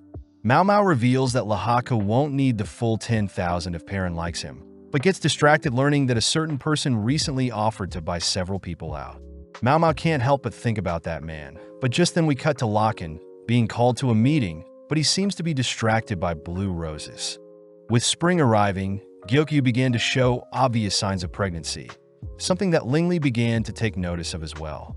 As Lingli cuddled with Gyokyu, Mao Mao and the other ladies can't help but adore Lingli, making Hongyang consider getting married and birthing a child of her own, but Mao Mao notes how the other ladies would never let that happen. With several minutes of the girls adoring Lingli, Mao Mao thinks about how boring it was to have spent 2 months with Jinshi, but suddenly Lingli approaches Mao Mao with a piece of paper. Happy to play with her, Mao Mao begins drawing a poisonous mushroom, but gets scolded by Hong Yang, asking Mao Mao to draw Lingli some flowers instead. At the same time, we cut to Locken and Jinshi chatting, with Locken uttering that he loves the gorgeous blue roses that used to appear around the palace. Smiling back, Jinshi states that he's never heard of such a rose, but Locken reassures Jinshi that they exist, asking if Jinshi can look into them. As Jinshi agrees to search for these blue roses, Locken leaves, asking Jinshi to prepare the roses by next month's garden party. With Locken gone, Gaoshan scolds Jinshi for taking requests even though he's very busy, but Jinshi asks Gaoshan to ask around. Sadly, after visiting every florist nearby, Gaoshan reports that roses aren't in season, forcing Jinshi to turn to Mao Mao for help. Jinshi asks if Mao Mao knows anything about blue roses, shocking Mao Mao, as she remembers a time when she had sold fake blue roses for some quick cash. Mao Mao jokingly asks Jinshi if the people who saw the rose were hallucinating, but upon seeing Jinshi's serious expression, Mao Mao asks what Jinshi needs. When Jinshi asks if Mao Mao can gather some blue roses by next month's garden party, Mao Mao reminds Jinshi that roses will only start to bloom in 2 months. Knowing that it's impossible, Jinshi states that he'll turn down the person who requested the roses, but Mao Mao deduces that the man requesting the impossible is Locken. As Jinshi confirms this, Mao Mao changes her mind, stating that she'll figure something out, as she knows she can't run away from Locken forever. As Mao Mao asks Jinshi for several things, we cut to Mao Mao visiting Li Hua, thanking Li Hua for allowing Mao Mao to use the steam room. In exchange for access to the steam room, Mao Mao sneaks a naughty book to Li Hua, only to head outside, running into Jinshi and Gaoshan who have relocated the steam room. When Jinshi asks what Mao Mao is planning, Mao Mao reveals that she plans to make the roses go mad, making use of the abundant sunlight and steam. Mao Mao hopes to simulate the correct environment to allow roses to bloom, but can't guarantee any results getting to work. As Mao Mao helps move several plants into the steam room, Mao Mao suddenly realizes her leg's wound has reopened, happy to see that Jinshi and Gaoshan have summoned Xiaolan to help out. With an energetic Xiaolan by Mao Mao's side, Mao Mao begins instructing the eunuchs to place over 100 unbloomed roses in the steam room, happy that preparations are done. That night, Mao Mao mans the steam room, being the only one who knows how to regulate the steam room's temperatures so as to not kill all the roses. On sunny days, Mao Mao takes the roses out of the room, completely exposing them to the sun and lightly feeding the plants water. Just then Gaoshan checks up on the girls, gifting them a light snack, something Xiaolan is grateful for, being able to skip work and hang out with Mao Mao. At the same time, Mao Mao and Xiaolan spot some of Li Hua's ladies in waiting, spying on them, only to run away. With several days passing, Mao Mao instructs Xiaolan and the eunuchs to trim down the number of sprouts in each plant pot to allow even distribution of nutrients for the plant. Seeing as it's beginning to rain, everyone rushes the roses inside the steam room. But as night falls, Mao Mao begins to worry that the roses aren't growing fast enough, staying up all night to regulate the steam room's temperature. With the next day arriving, Xiaolan is shocked to hear Mao Mao get no sleep, offering to watch the roses as Mao Mao sleeps, but Mao Mao can't help but notice Li Hua's ladies in waiting are watching them again. Mao Mao comes up with something to distract them, giving Xiaolan a manicure, something that spreads among the ladies within the rear palace, and even Lady Li Hua. As Mao Mao heads back to Gyokyu's pavilion to taste for poison, Mao Mao learns that Gyokyu won't be attending the upcoming garden party, which Mao Mao knows is to give Lady Lulan a chance to shine along with hiding Gyokyu's pregnancy. Before Mao Mao leaves, the other ladies get worried, seeing Mao Mao exhausted. As Mao Mao heads to her room to sleep, she musters up the strength to continue looking after the roses. But as she approaches the steam room, Xiaolan reveals that a single bud has finally grown, relieving Mao Mao as they may make it in time for the garden festival. With the day of the garden festival finally arriving, Jinshi asks Gaoshan if there are any updates on the roses, both admitting that they aren't sure, having both been very busy. Just then Mao Mao appears, greeting Jinshi, but Jinshi can't help but notice Mao Mao's tired expression. As the garden party begins, various nobles and eunuchs watch as Lady Lulan makes her appearance, the daughter of Master Shursho. As Lulan catches the attention of all the men, Lulan stands before the emperor, prompting her father Shursho to ask if there is anything Lulan needs to improve on. At the same time, Jinshi appears, carrying various roses, presenting said roses to the emperor, impressing the emperor. Jinshi notes how he's receiving glares of envy, something he's very used to. But when Jinshi spots Shursho's blank expression, he remembers that Shursho is very cold and calculative, refusing to let his smile drop. As Jinshi leaves, he wonders what Lakan thinks of the roses, but Lakan is annoyed that Jinshi managed to pull it off. Following Mao Mao, she's seen resting on Inghua's lap, but as Jinshi arrives, Inghua leaves Mao Mao and Jinshi alone. Sitting next to each other, Mao Mao apologizes for not getting them to fully bloom, but Jinshi brushes that aside, asking Mao Mao how she changed the colors of the roses. Mao Mao reveals that the roses were originally white-colored, so all she had to do was mix various colored dyes and allow the roses to suck up the dye through some cotton wrapped around the base of the roses. Mao Mao had anticipated that some officials may quarrel about the roses, so Mao Mao had intentionally revealed the secret to the emperor prior to the garden party, something the emperor was pleased to learn. Jinshi wonders if the blue roses Lakan saw involved someone feeding blue water to the palace's roses, but Mao Mao can't confirm or deny. Changing topics, Jinshi spots Mao Mao had painted her fingers, but Mao Mao notes how she could have mixed balsam and wood sorrel to guarantee a more vibrant red color. Getting up, Mao Mao asks if Gao Shan had prepared the item she had requested, stating that she plans to catch Lakan off guard. Cutting to Lakan, we see him bored with the garden festival, revealing that he sees everyone as ghost stones, with men being black stones and women being white stones. Lakan states that by viewing his subordinates as pieces in his game and his ability to maneuver and place said subordinates that gained him such a high rank in the art of war. Glancing around, Lakan gets a headache from seeing all the ladies having red manicures, a color he knows resembles balsam, but out of nowhere, Lakan spots Mao Mao appear alongside two other men. As Mimi is seen taking care of the sick lady, we cut to Mao Mao offering to play Lakan in some games, exciting Lakan as he gets to play with his daughter. As Gao Shun and Jinshi watches, Mao Mao offers to play a best-of-5 match, prompting Lakan to offer to give Mao Mao a handicap, but Mao Mao refuses the offer. Getting right to the point, Mao Mao states that she wants a prize for winning, which Lakan accepts, stating that Mao Mao must come live with him if he wins. Hearing this, Gao Shun is forced to stop Jinshi from interfering, with Mao Mao reassuring Jinshi that she's fine with the punishment. Mao Mao states that if she wins, Lakan must purchase a courtesan of her choosing, but refuses to elaborate further.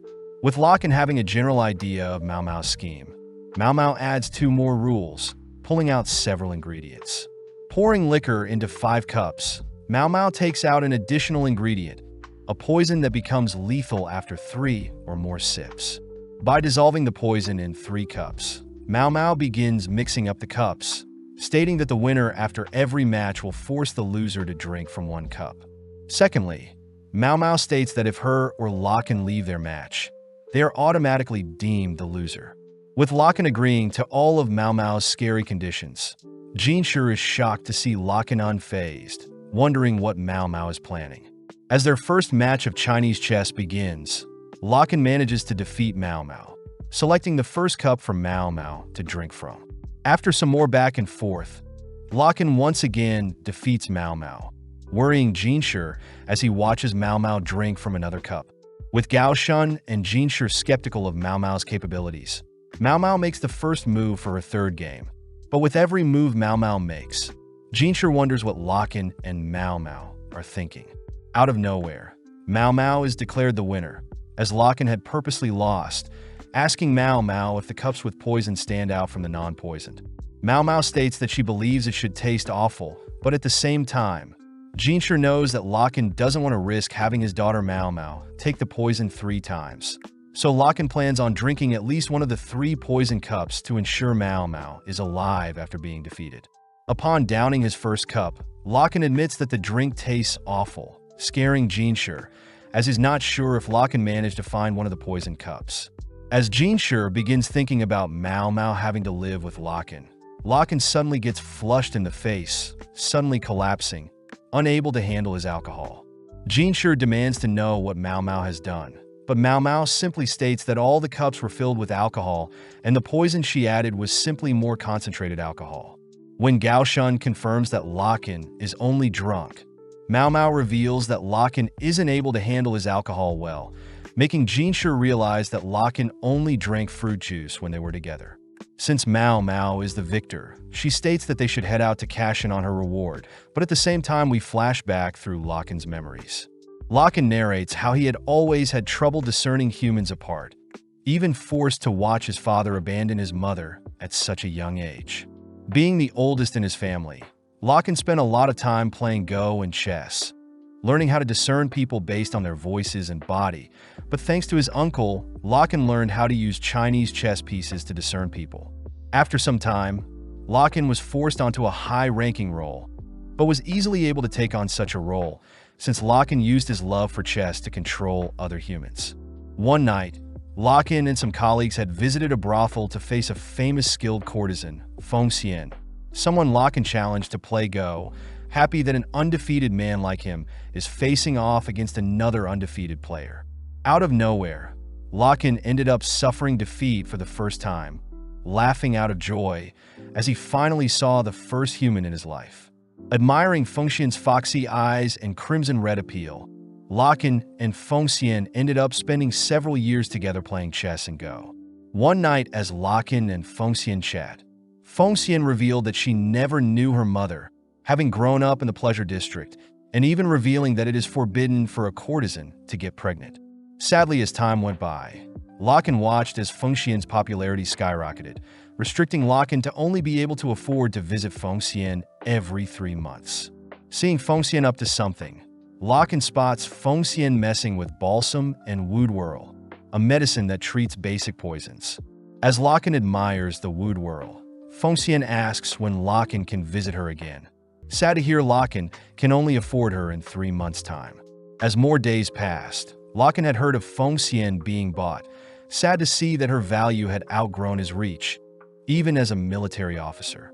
On one of the last days, Feng Xian had asked that the winner can do whatever they wanted with the loser, but as their match of Go began, they wound up embracing each other. As they both whispered how much they wanted to play more together, Locken awoke in the middle of the night to Feng Xian muttering some cryptic words about a baby, brushing them off as he slept. As 3 months passed, Locken found out his uncle had lost his job in the rear palace, forced to watch his father scold his uncle for losing his role as doctor in the rear palace. Out of anger, Locken's father ordered Locken to go study abroad, but around the same time, Locken had learned that Feng Xian's buyout was cancelled, and Locken had expected to return within 6 months. Sadly, with 3 years passing, Locken finally returned from abroad, shocked to see so many unread letters from Feng Xian, spotting a peculiar bag as well. Upon opening the bag, Locken is confused by the 2 pieces of branch, one long and one small, but suddenly Locken realizes something. Rushing towards the VIDZ house, Locken recounts a popular way to curse someone involving one's fingers being severed. When Locken made it to the front of the VIDZ house, Locken demanded to know where Feng Xian was, but was beaten up by one of the servants, learning that Feng Xian was pregnant because of Locken, and was forced to take any job she could to make money. Back in the present, Locken awakens in one of the beds in the VIDZ house, greeting Mimi, who used to be Feng Xian's servant and someone he often played games with. Handing Locken some disgusting medicine, Locken gets giddy when he learns Mao Mao made it for him. But Locken also receives a box from Mao Mao, opening it only to see a withered blue rose. When Locken asks to know what Mao Mao is thinking, Mimi utters that the withered rose was able to retain its shape even after all this time. But at the same time, we cut to Mao Mao heading somewhere with Basin, pulling out the head of an unblossomed rose. As Locken sits in bed, he reveals that he only wanted to take care of Mao Mao, but he also doesn't blame Mao Mao for hating him after what he did to her mother Feng Xian. Striving to bond with Mao Mao next time, Locken curses at Jinshi for being so close with Mao Mao, but just then Granny enters, informing Locken that he must now select the courtesan he'll be buying. With Locken happy to spend a few thousand on any courtesan, he heads downstairs, amazed at the lineup of courtesans, but is surprised to see one of the verdigris princess being sold as well. Seeing as they all still appear as stones to him, Locken reasons that he should pick Mimi, being the most comfortable with her. As Locken approaches Mimi, Mimi stiffens up, admitting that she prefers to work at the verdigris house, only to head to some nearby doors, opening them. With Granny scolding Mimi for disobeying her, Locken suddenly hears a familiar voice. As the voice overwhelms Locken's senses, Locken trips and falls whilst rushing towards the source, completely disregarding his own well-being, all whilst remembering Mau Mau's words regarding a withered rose that retains its shape. As Locken rushes into the sick lady's room, completely speechless upon spotting Feng Xian, but upon hearing Feng Xian utter such familiar words, Locken sheds tears. Having chased after Locken, Granny reveals that Feng Xian is very contagious, demanding Locken leave and pick a courtesan. Ignoring Granny's words, Locken kneels before Feng Xian, stating that he'll choose the courtesan in front of him and offers to pay whatever amount Granny wants. As Mimi holds Granny back from interfering, Locken sits in front of Feng Xian, placing a black and white go piece in Feng Xian's hand, completely ignoring Feng Xian's scars, and instead choosing to treasure this nostalgic feeling. Playing Go, Locken compliments Feng Xian, believing she taught Mau Mau how to play Go too, something that makes Mimi cry, knowing how significant it was for Locken and Feng Xian to reunite. Following Mau Mau and Basin, they both head back to the palace, only to spot Lulan and her wicked father. Seeing Basin bad-mouthing Lulan's father, Mau Mau attempts to leave, but learns that Jinshi wants to speak with her. As Mau Mau greets Jinshi, Swearin quickly whips up a meal for Mau Mau, shocked to see Mau Mau so skinny. Sitting beside Mau Mau, Jinshi wonders why Mau Mau doesn't hate Locken, but Mau Mau states that she believes her mother didn't actually hate Locken either, as she willingly allowed Locken to impregnate her. Mau Mau reiterates there would have been all sorts of ways to get rid of Mau Mau during the earliest stages of pregnancy, but still Feng Xian chose to keep Mau Mau, leading Mau Mau to speculate that her mother was taking advantage of Locken. Mau Mau states that Feng Xian was able to estimate when she could get pregnant, and had timed it correctly when she spent a night with Locken, but sadly Feng Xian could have never anticipated Locken leaving abroad for so long, even resorting to self-harm to get Locken's attention. Mau Mau also reveals that the reason Locken only speaks with Jinshi when Jinshi is in his office is because Locken can't recognize human faces and can only roughly match people with voices and their body. Mau Mau says she learned everything from her adopted father, and for some reason Locken is only able to see Mau Mau and her adopted father, Lawman's face. Mau Mau mentions how she still is stressed that Locken is pursuing her, but she doesn't like nor hate Locken, wondering if Locken was able to decipher her message behind the withered rose. Jinshi states he thought Mau Mau despised Locken, but Mau Mau reveals that Locken actually assisted Mau Mau to save Jinshi from the falling pillar during the ceremony, revealing that Locken doesn't deduce based off evidence, and instead works off gut feelings. But surprisingly, Locken has been very accurate. Mau Mau begins thinking about how talented Locken is, jealous to see such talent be wasted by such a lazy man, but warns Jinshi to never ally nor make enemies of Locken. As Gaoshun asks Mau Mau to not be so harsh to her real father, we cut to a few days later, where Mau Mau has received a package from Mimi, reminded that she promised Mimi to dance for her if Mimi was ever bought out. That night, Mau Mau stands atop the walls of the palace, unveiling her dress, only to dance flawlessly as promised to Mimi. As Mau Mau impresses herself by remembering all the moves, Mau Mau is suddenly caught off guard, realizing Jinshi is beside her. As Mau Mau accidentally trips over her dress, Jinshi is forced to catch Mau Mau before she falls off the wall, only to scold Mau Mau for being reckless. Mau Mau wonders why Jinshi is here, but Jinshi reveals that he had received a report of a strange lady climbing the walls again. Lucky that the guard knew who Mau Mau was and reported her to Jinshi. Firing back, Jinshi asks what Mau Mau is doing up on the walls, prompting Mau Mau to reveal that it's customary for courtesans to dance in celebration when one of their fellow courtesans are bought out.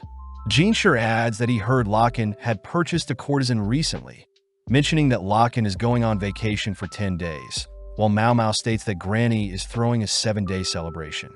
Mao Mao admits she doesn't know how much Locken spent on the courtesan, uttering that the courtesan won't be revealed to the world, but that is what Granny planned in order to grow her business.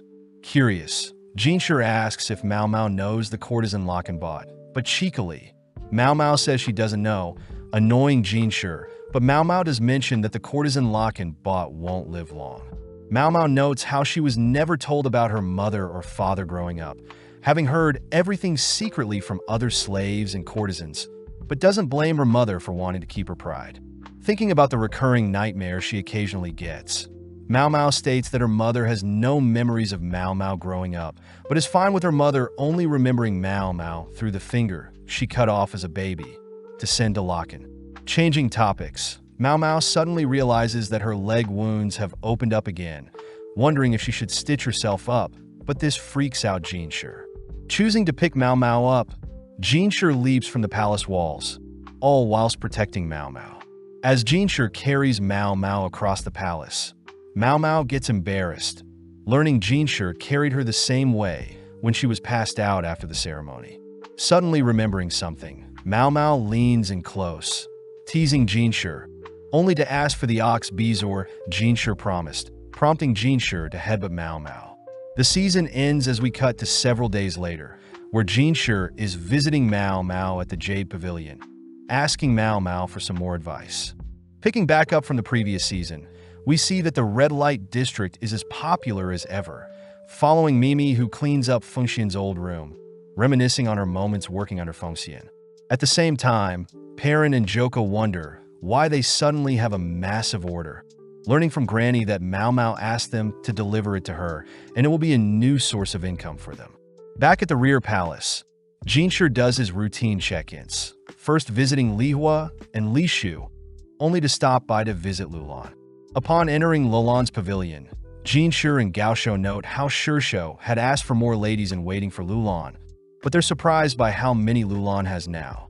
Finally stopping by to visit Gyokyu, Jinshur is caught looking for Mao Mao, learning she is currently at the clinic, all whilst Gyokyu remarks it's already spring. Cutting to Mao Mao, we see her and the quack doctor steaming up the clinic, confusing Jinshur when he arrives as Mao Mao reveals she is creating scented oils using leftover roses, but sadly the scent could be stronger. Jinshur wonders why Mao Mao is doing her experiments in the clinic and not in the Jade Pavilion, but Mao Mao whispers that some scented oils can cause miscarriages, but this shouldn't require a ban on scented oils overall. Mao Mao thinks about how Gyokyu's pregnancy still needs to be kept a secret from everyone, including the quack doctor, who can't keep secrets, but Jinshur asks what Mao Mao is cooking. Mao Mao says she is simply distilling alcohol to make it more concentrated, a concoction she plans to clean with especially since Lingli is still a child. With Mao Mao demonstrating the sanitizer, Jinshur is impressed by Mao Mao's vast knowledge, reminded that her adopted father studied medicine from the West as well. At that moment, Mao Mao's package arrives, intriguing Jinshur as Mao Mao silences the quack doctor from revealing anything. When Jinshur gets more intrigued, Mao Mao blurts out that the package contains pieces of her clothing from back home, but Gaoshun points out that clothes shouldn't be this large or heavy. Backed into a corner, Mao Mao reminds Jinshur that women in the rear palace are lacking experience and knowledge in bed, making it unfavorable for when the emperor finds someone to their liking, as the women aren't able to meet the emperor's expectations. Jinshur wonders why Mao Mao bought a huge amount of books, realizing they're the same books Mao Mao gave to the concubines. But Mao Mao thinks about how the emperor had originally wanted to read them, but now she plans on starting a business by selling these books to others. Spotting Gaoshun indulging in the books, Mao Mao gets weirded out, but realizes Gaoshun was admiring the paper quality and craftsmanship. Mao Mao points out brides are normally gifted these books and can interpret the books based on pictures alone, but Jinshur is intrigued to hear the printing method doesn't use woodblocks and instead metal plates. Seeing Jinshur sifting through the books, Gaoshun whispers that Jinshur can keep some for himself, but Jinshur cries he would never. Clearing his throat, Jinshur says Mao Mao can keep her books, but must tell him which shop made the books, reassuring Mao Mao he has good intentions. With Mao Mao divulging the shop details, Gao Shun mentions how some books are too explicit and should be censored, confiscating them as both men leave. Later that day, Xiaolan recites a novel she had heard about, asking Mao Mao what she thinks about the novel. Mao Mao is more amazed Xiaolan can read, but Xiaolan corrects Mao Mao, stating that a girl earlier was reading it, and the novel itself has spread throughout the rear palace. As Mao Mao heads to the Jade Pavilion, she spots the other girls indulging in a book, hearing that the emperor personally handed them out and wants all the girls to read it. Inspecting the book, Mao Mao notes the stamp shows it's from the same store she received her naughty books, believing Jinshi must have asked the emperor to circulate 100 copies. Mao Mao wonders why novels are considered low class, and why now of all times are the concubines receiving such an item. Given some time to think, Mao Mao deduces it to be due to politics, overhearing Yinghua report that Gao Shun will hand out the next volume as soon as they're ready. Ailin wonders if they should be keeping such a marvelous gift to just themselves, suddenly stopped by the others as they fear other girls may lose the novels. Mao Mao advises that they make copies, pointing out how Ailin's penmanship is quite exquisite, flustering Ailin. With Yinghua wondering how long it'll take, Mao Mao believes this is what Jinshi had intended all along, a plan where Jinshi has the girls improve their literacy and reading in order to read a popular novel. The next day, Xiaolan begs Mao Mao to teach her how to read, mentioning that the girl that would normally read for her lost her voice and instead handed out copies for everyone else to read. When Mao Mao offers to read for Xiaolan, Xiaolan refuses, stating that she must make her friend proud, impressing Mao Mao. Starting with some writing, Xiaolan is surprised her own name is quite complicated, failing to write out her name but refuses to give up so easily. Hearing Xiaolan already planning on using reading and writing for her future job, Mao Mao praises Xiaolan's resilience, choosing to start with the very basics. That night, we see a lady strolling through the palace, suddenly attacked by something. The next morning, Mao Mao visits Gyokyu, amazed to see Lingli is already running, hearing that Lingli tends to run around the pavilion and should start exploring the wider palace. Gyokyu says 2 eunuchs will escort Lingli, asking for Hongyang and Mao Mao to accompany them, but Mao Mao notes the increased amount of security for a simple walk. Gyokyu asks if Mao Mao can teach Lingli about flowers and creatures outside, but Hongyang fears Mao Mao will teach the princess weird things, knowing that foreigners would have a hard time living in a foreign land. As the gang head out, Lingli draws the eyes of onlookers, both admiring and shunning the little girl, prompting Mao Mao to stop and show Lingli some primrose. Suddenly hearing something, Lingli runs off somewhere, attempting to crawl into a small alleyway, but is stopped by Hongyang. Instead, Mao Mao volunteers, creeping down said alleyway, suddenly spotting a small kitten that sprints out the alleyway and into a nearby forest. Seeing no other choice, Mao Mao and the others follow it, preparing to capture it, but the kitten easily outmaneuvers Mao Mao. Out of nowhere, another girl intercepts the cat, catching it and handing it over to Mao Mao, remarking that the kitten may be hungry only to run off. Seeing Lingli admiring the cat, Mao Mao says Lingli shouldn't touch the kitten since it's dirty, making Lingli cry. Heading over to the clinic, the quack doctor is surprised to see a kitten, rushing to boil some water to warm it up. Mao Mao says owning animals in the rear palace requires permits, and all animals need to be castrated, curious as to where the kitten was born.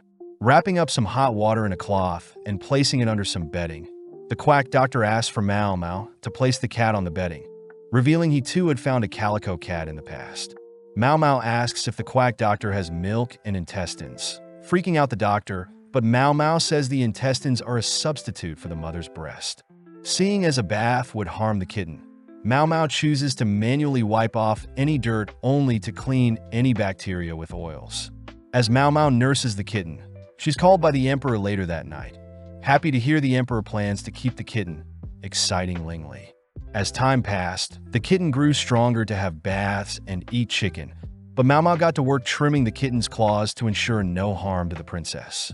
With Jinshi visiting as well, Mao Mao spots Gao Shun acting weird, getting distracted by Jinshi, who admires the kitten. Sitting down and serving Jinshi some snacks, Mao Mao spots Gao Shun and the quack doctor gleefully bonding over their love for cats, something Jinshi will never understand, But upon realizing that Mao Mao herself acts like a cat, Jinshi embraces the kitten with open arms. A few days later, the kitten had been given the title of Admonisher of Thieves, tasked with chasing down rats scurrying around the clinic, but Mao Mao wondered why the kitten had been given her name of Mao Mao as well. Later that day, Mao Mao and the other ladies rush to tidy things up, hearing that a caravan is soon to arrive. Following Jinshi, we see him receive reports of a foreign envoy arriving, asking Gaoshan to ensure everything runs smoothly during their stay. Back with Mao Mao, Hongyang says they'll be changing wardrobe since it's getting humid, asking Ge Yuan to tend to Lingli whilst the others search for alternative clothing. Seeing Yinghua sifting through old clothing, Mao Mao asks where the old clothing goes, learning that most of Gyokyu's old clothes are handed out to Gyokyu's home region in the west. Aelin takes the chance to tell Mao Mao another lady in waiting is coming to help now that Gyokyu is pregnant. Something Yinghua adds is because of Lulan, seeing as Lulan had recently totaled 50 ladies in waiting. Although Gyokyu is the emperor's favorite, she only has 4 ladies, whereas Lihua has 30 and Lishu has 60. Additionally, Yinghua mentions how a caravan filled with goods visits the palace every so often, but suddenly Hongyang appears ushering the girls back to work. Cutting to Lihua, she is seen petting her belly only to summon Shin, her new head lady in waiting, asking Shin to do some shopping for her. Heading out, Shin suddenly receives a message from the clinic, putting on a sour face. Near the entrance of the rear palace, the caravan has officially set up shop and plans to stay for 5 days, making Xiaolan envious as she wants to buy and try on new clothing as well. Mao Mao notes how strangely peaceful the rear palace is even though there are no stores or doctors except the quack doctor, wondering what a disease outbreak would cause. Mao Mao thinks about the amazing underground waterway that carries waste into the Great River, coupled with the water technology from the west, making most diseases would fail to be contracted. Suddenly hearing Xiaolan mention how she might be free on her last day, Mao Mao says she is glad she has Xiaolan as a friend. That evening, Gyokyu's ladies help display the items Gyokyu bought, worrying Gyokyu as she fears she bought too much, but Mao Mao knows the other ladies definitely didn't hold back either. Seeing as there will be another day of shopping tomorrow, Mao Mao helps clean up the dresses, suddenly spotting something. Seeing all the dresses with belts tied around the chest, Mao Mao states Gyokyu's pregnancy shouldn't be known to the outside, as normal dresses have belts around the waist, and only when pregnant will dresses with belts around the chest be needed. Suppressing her suspicions, Mao Mao hints at Hongyang and Gyokyu to buy more varied dresses to conceal Gyokyu's pregnancy. Before the stores closed on the last day, Mao Mao and Xiaolan explore what is left, exciting Xiaolan as she admires a small drinking cup, prompting Mao Mao to give Xiaolan some hair ties. Graciously hugging Mao Mao, Mao Mao notes Xiaolan could pass off as her little sister, both continuing to explore the stores as Mao Mao is dead set on getting discounts. After several purchases, Mao Mao sets her sights on some jasmine tea, running into the girl from earlier who intends to buy the tea as well. With Xiaolan calling out to Shui, Mao Mao deduces that Shui must be a court lady using the same laundry area. As the three head back to the clinic, the quack doctor is surprised Mao Mao has friends, but the girls are more excited seeing the kitten alive and well. Making jasmine tea with the bud, Mao Mao mentions how it's a special day, watching as Xiaolan indulges in some mooncakes. As the quack doctor mentions how a special envoy from a foreign land is arriving soon, Shui utters that she smells something weird towards the north of the palace, making the others wonder if the waterway got clogged. Xiaolan wonders if Shui works near the north often, but Shui reveals that she often visits the north side to sketch bugs, remarking insects and their eggs can be used for medicine and aphrodisiacs. Since the south is well kept, only the north contains intriguing bugs, exciting Mao Mao as they both grow close due to their strange addiction. That night, a mysterious figure heads to unveil several bottles, cutting to a few days later where the caravan has left. Since then, scented oils became popular in the rear palace, disgusting Mao Mao as intertwined scents are unbearable. But suddenly a dress is accidentally dropped onto Mao Mao. Upon smelling a rose-scented smell, Mao Mao regrets not selling her own rose-scented oils, but suddenly uncovers something. Sniffing other dirty dresses, Mao Mao rushes to the Crystal Pavilion, sniffing Lihua's lady's scents, only to run into Shin. Having received a complaint, Jinshi warns Mao Mao to not go overboard, but Mao Mao promises to get consent next time. Changing topics, Mao Mao has Jinshi read out the list of scents she smelt on the court ladies, stating that scents can have harmful effects on pregnant women. Additionally, Mao Mao unveils the spices and herbs sold at the festival, stating that they all increase the possibility of a miscarriage. Mao Mao asks if Jinshi can ask which merchants sold such harmful goods, but Jinshi says it'll be hard tracking down the source, prompting Mao Mao to state that this incident is very similar to the toxic white powder craze. Jinshi is surprised someone would try to bring poison into the palace, but Mao Mao says all the items can be consumed in moderation without issues, but asks Jinshi to warn the other concubines just in case. With Jinshi sending Gaoshan off, Gyokyu also has her ladies check their scented oils along with items they purchased, all whilst Mao Mao wonders who the mastermind behind Suirai's disappearance and Jinshi's attempted assassination could be.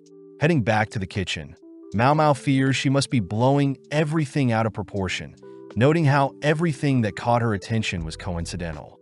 As Mao Mao indulges in some more jasmine tea, Jinshi visits, asking Mao Mao why she is drinking tea that could be poisoned, but Mao Mao reminds Jinshi that all poison can be medicine in small amounts. As Jinshi sits down, she learns Gaoshan is off delivering messages, prompting Mao Mao to prepare some tea for Jinshi. Hearing Jinshi curious as to what jasmine tea could do, Mao Mao utters that the tea can help calm someone and improve their sleep, but can harm pregnant ladies, but overall is more beneficial than harmful.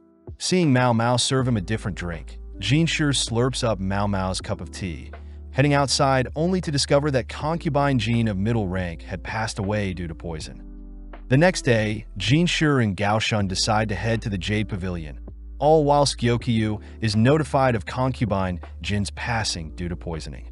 Gyokyu mentions how she heard Jin was sick for a year prior, greeting Jinshi only to cut to Mao Mao, who is proud seeing Xiaolan practicing her writing.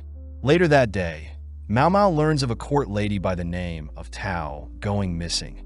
Sad to hear she was scheduled to be married, having been given a hairpin by a high-ranking bureaucrat at a garden party, but was heard the matron didn't want her to leave. With the quack doctor reminding Mao Mao that such incidents are quite normal in the rear palace, Mao Mao heads out only to spot Jinshi and Gyokyu having some tea. Mao Mao praises Gyokyu for hiding her pregnancy so well, suddenly called over by Gyokyu, who asks Mao Mao to assist Jinshi out, leaving them with Jinshi as Lingli can be heard crying.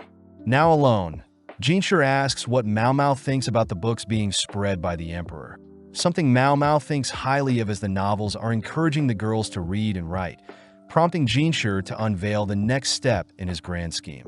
Jinshi shows off some blueprints of a penmanship school, a school for servant girls, and an idea Mao Mao fully supports, but this shocks Jinshi and Gaoshan.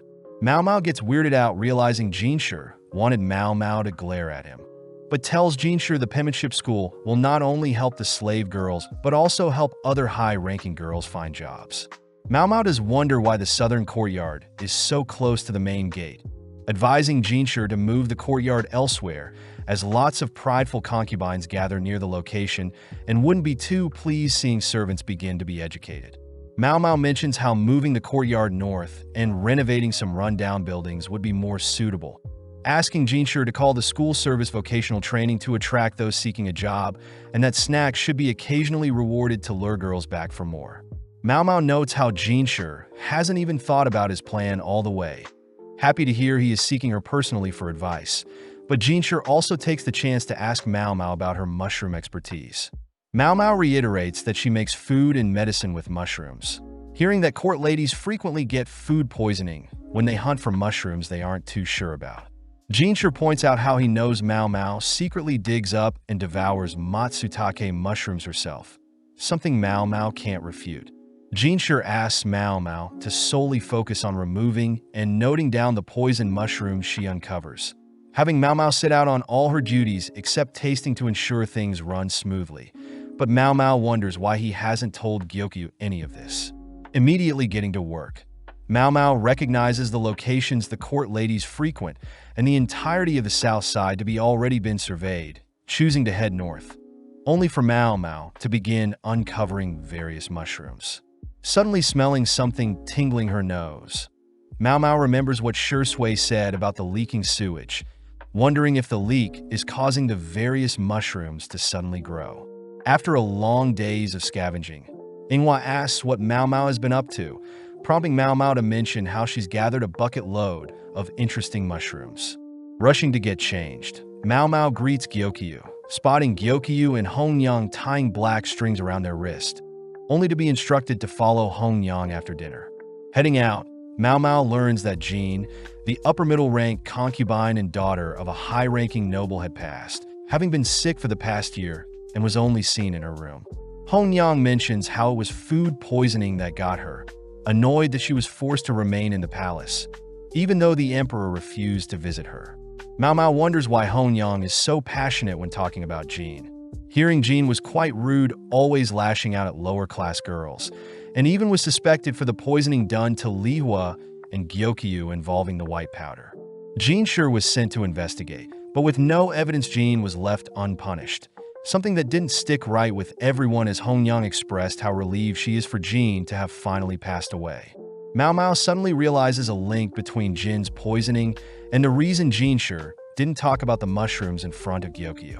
Lining up with Hongyang to pay homage to Jean, Mao Mao realizes Jean Sure suspected someone in the Jade Pavilion must have poisoned Jean, ruling out Gyokyu and the other ladies in waiting, only to realize Jean Sure had suspected Mao Mao herself. Mao Mao is impressed. Jean Sure was observing her reaction when the topic of poisonous mushrooms were brought up, but suddenly is handed a rose by one of Jin's ladies in waiting, curious as to how the lady received a rash on her hand. Heading to Jin's basket, Mao Mao suppressed her urge to inspect Jin's covered body, heading off only to spot concubine Sun rushing to Jin's corpse. As Sun pulls off the cover concealing Jin's face, Sun smirks at Jin's damaged body, unwrapping her own bandages only to gleefully cry Jean got what she deserved. Seeing Sun's inflamed face, the rash on Jin's lady in waiting, and Jean Sure's words involving poisonous mushrooms, Mao Mao finally realizes what is happening. The next morning, Mao Mao continues her scavenger hunt, having heard that concubine Sun was a low-ranking concubine from a merchant family. Sun had apparently attracted the attention of the emperor, but 2 years ago Sun was afflicted with an illness, choosing to stay at the palace, seeing as she wouldn't have a life outside due to her weakened body. Mao Mao suspects that Sun believed Jean to be the one who targeted her, heading through the forest with some protective mask only to run into the red mushroom she was searching for. Back at the clinic, Mao Mao asks Jean Sure and Gao Shun to be careful, unveiling a red mushroom she found, a mushroom that is extremely dangerous. Before Jean Sure can lean in for a close look, Mao Mao stops Jean Sure, revealing her own markings from a similar mushroom she encountered in the past. Mao Mao states that she had merely touched the mushroom and rushed to rinse it off, but even still it left a scar, something that horrified Jean Sure. Mao Mao utters that Jean had similar rashes and lost a lot of hair, asking Jean Sure if he's looking for the poison that caused such illness, forcing Jean Sure to admit that he has been trying to figure out the illness that afflicted Sun 2 years ago. With everyone believing it to be the work of Jean, it was a surprise when 1 year later Jean herself was afflicted by the same illness, becoming depressed and even refused to speak to Jean Sure when he visited. Jean Sure states that Jean was proud till the very end, having chosen to take poison to end her own life, something the ladies serving Jean had reported. Thinking for a bit, Mao Mao states that the red mushroom before them only causes stomach ache, vomiting, and paralysis, with inflammation being spread inside the mouth, but not onto the face. Mao Mao suspects that since the symptoms don't match up, it must mean someone spread the red mushroom onto Jin's face afterwards, and it can't be Jean herself, seeing as her hands were clean. Seeing Mao Mao hesitate to continue her suspicions, Jean Sure tugs Mao Mao close, ordering Mao Mao to let all her suspicions out. Backing off, Mao Mao asks for a few days, requesting that Jean Sure let her borrow some eunuchs to help with physical labor and can work in secret. With Jean Sure and Gao Shun leaving, Jean Sure is excited to hear what Mao Mao comes up with, cutting to the next couple of days where Mao Mao performs her usual routine, only for a particular day where Gao Shun and two other eunuchs accompany Mao Mao into the forest. Weirded out seeing Mao Mao using her nose to sniff the surrounding area, stopping only to ask Gao Shun and the others to begin digging. In mere moments, everyone is shocked seeing a decayed corpse, surprising even Mao Mao. Later that day, Jinshi reported that the body belonged to the real concubine Jin, having passed away a year ago when she first received the illness. As for the imposter, Mao Mao suspects the lady to be concubine Tao, holding up a sketch of Tao that closely resembles Jin's face. Mao Mao utters that with the added bandages around Tao's face, only the most observant would realize the discrepancy, meaning Tao conspired with Jin's ladies-in-waiting. With Mao Mao stating she doesn't know any more than that, Mao Mao secretly believes that Jin had gotten jealous that Tao had found love before she could. Mao Mao suspects that Jin would normally abuse Tao, leading to an altercation that led to Jin's passing, forcing Tao to work with Jin's ladies-in-waiting and cover up the incident.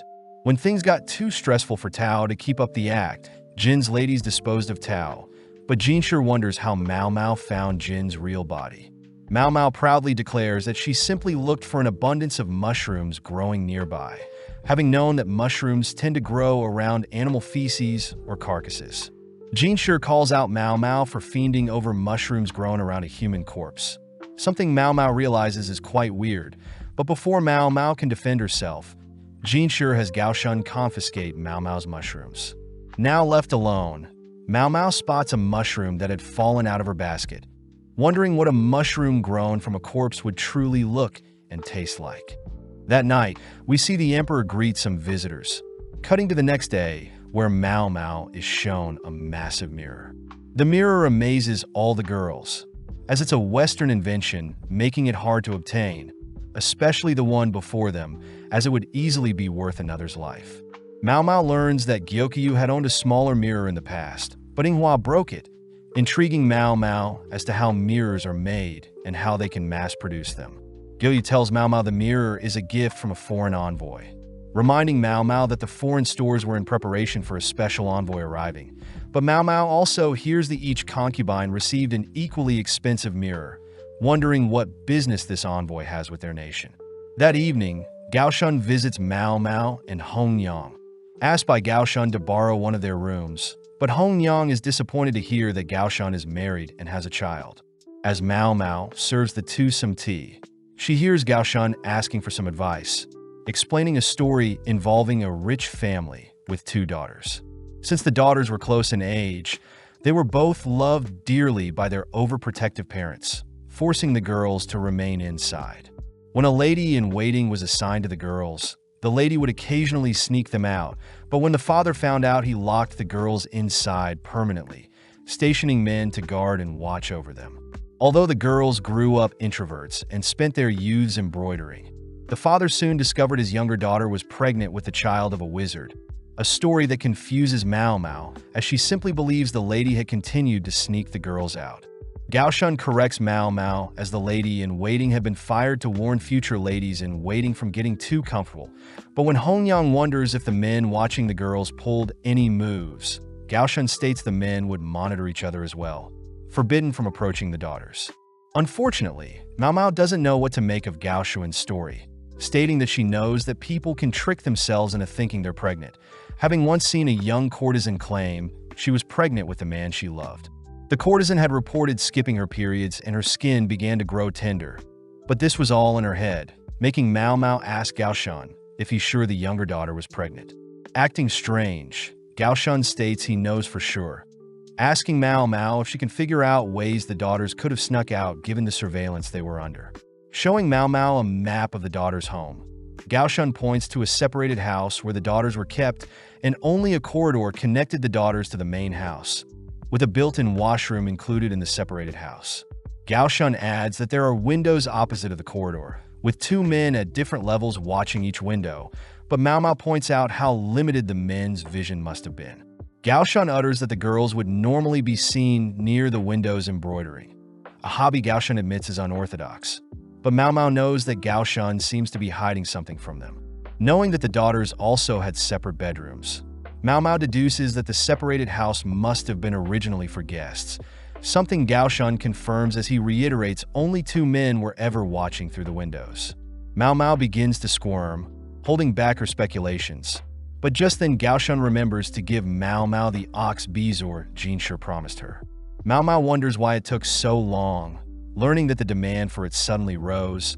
But Jinshi has been recently receiving all sorts of medicine from different people, with Mao Mao ecstatic to finally be receiving her reward. Hongyang learns that a ox bezoar is a dried bear's gallbladder used as medicine for the digestive system. Getting back to Gao Shun's story, Mao Mao heads off to retrieve some tools, using 2 nuts to represent the daughters, placing them by the windows on the map.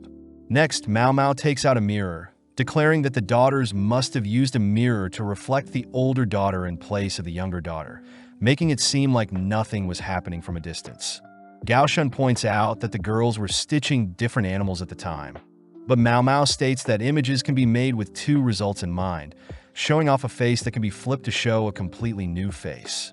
This explains how the daughters were seen stitching a bird and rabbit, but in reality the oldest was doing all the work whilst the youngest fled through the exit.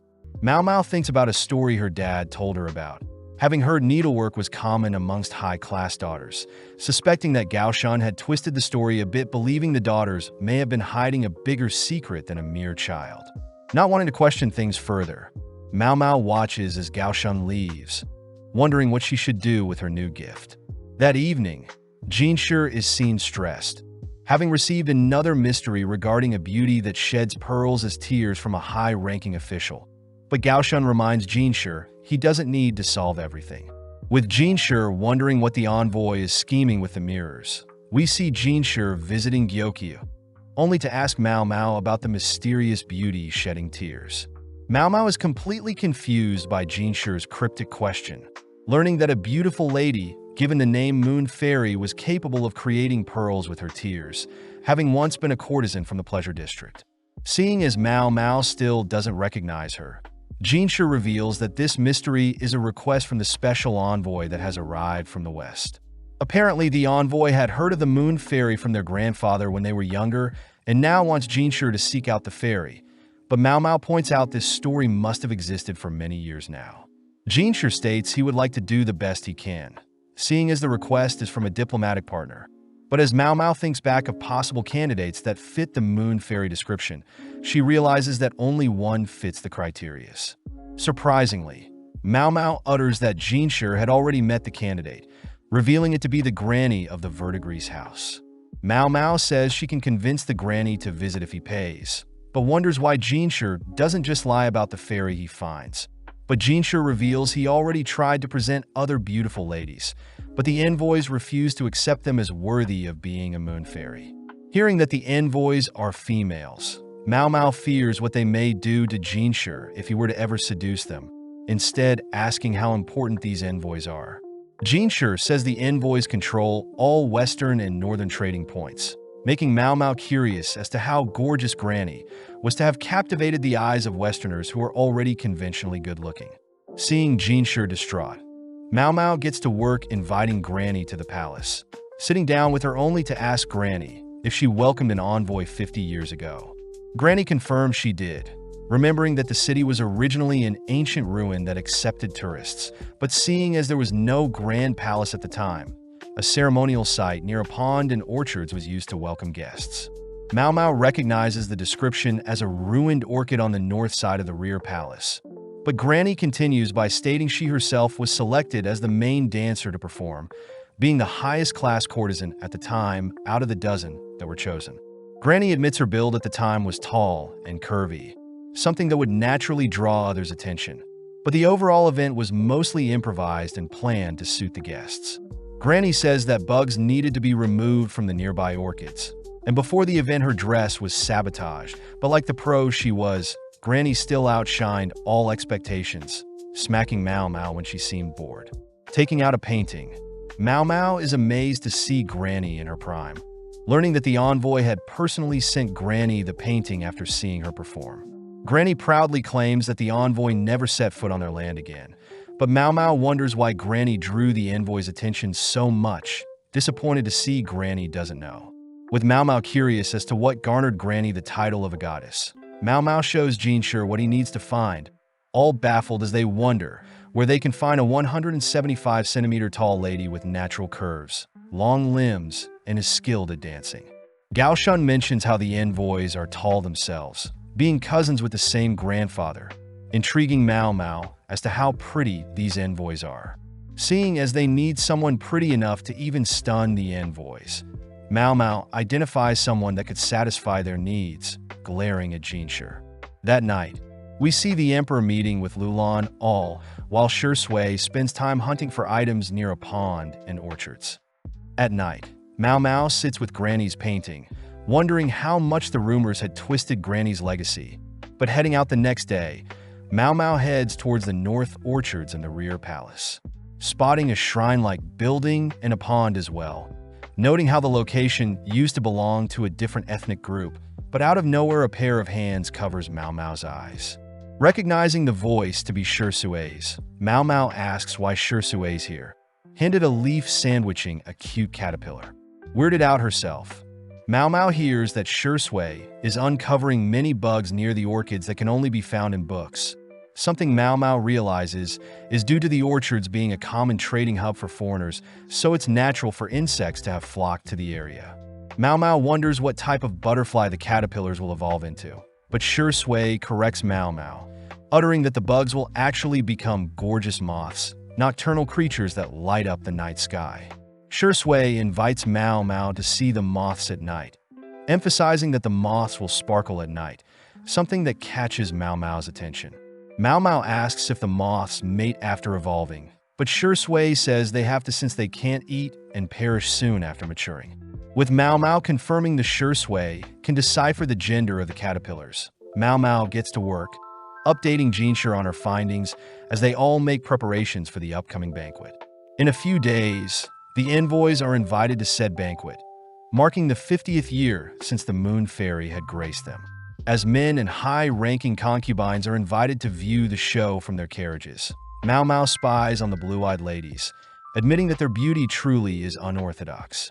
Seeing as the two ladies are also showing their full faces, Mao Mao sees they're quite bold, with Eileen acting timid and quiet whilst Isla seems more confident. As the music and performance begin, Mao Mao sees the ladies are not impressed whatsoever, wondering if the girls are twins, having only heard they were cousins that shared the same grandfather. At that moment, Isla exits her carriage, bowing before the Emperor only to ask to be closer with the Emperor. Isla also asks where the Emperor's brother may be, upsetting several people, as they know Isla and Eileen seem to be after the Emperor and his brother. Before Isla can say anything else, Eileen appears, asking Isla to stop, both bowing as they return to their carriage. Off to the side, Mao Mao wonders if the cousins truly believe there is no one more beautiful than themselves and that the mirrors weren't a gift but a declaration of their beauty. But nonetheless, Mao Mao heads to show them a new Moon Fairy, heading into a shack, only to ask Gao Shun how preparations are going. With no time left, Mao Mao helps escort Jinshi, all whilst Isla praises the banquet's colorful music, but even still the overall performance is subpar. With the cousins moved elsewhere, they begin to grow skeptical of the Moon Fairy their grandfather told them about. But as the carriage comes to a halt, Mao Mao is seen standing off to the side. In an instant, Mao Mao unveils Jinshi as the Moon Fairy, catching the cousins' attention as Jinshi works his magic. With elegant movements and the night breeze working in his favor, Jinshi puts on a show, dazzling the girls only to disappear. Having not had enough, Isla demands to know who the lady before them was, but Mao Mao merely utters the name Diana, the name Westerners give to the moon goddess.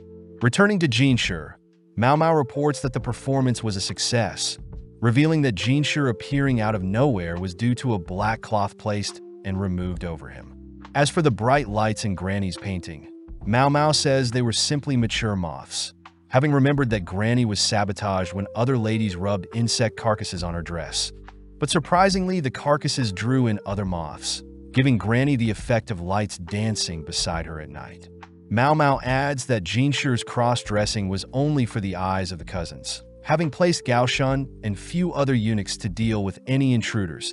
As for Jinshi, he had to leap into the lake to avoid any others from noticing.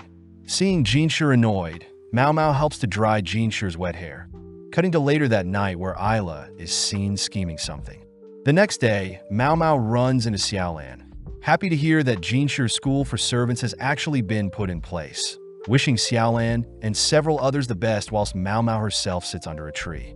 Mao Mao mentions how she's bored, seeing as the quack doctor is busy with scented oil stuff, seeing as scented oils in bulk can become poisonous. Even Jinshi admitted he wasn't able to track down the buyer of the scented oils, seeing as ladies from across the rear palace purchased them, meaning the envoys can't be blamed.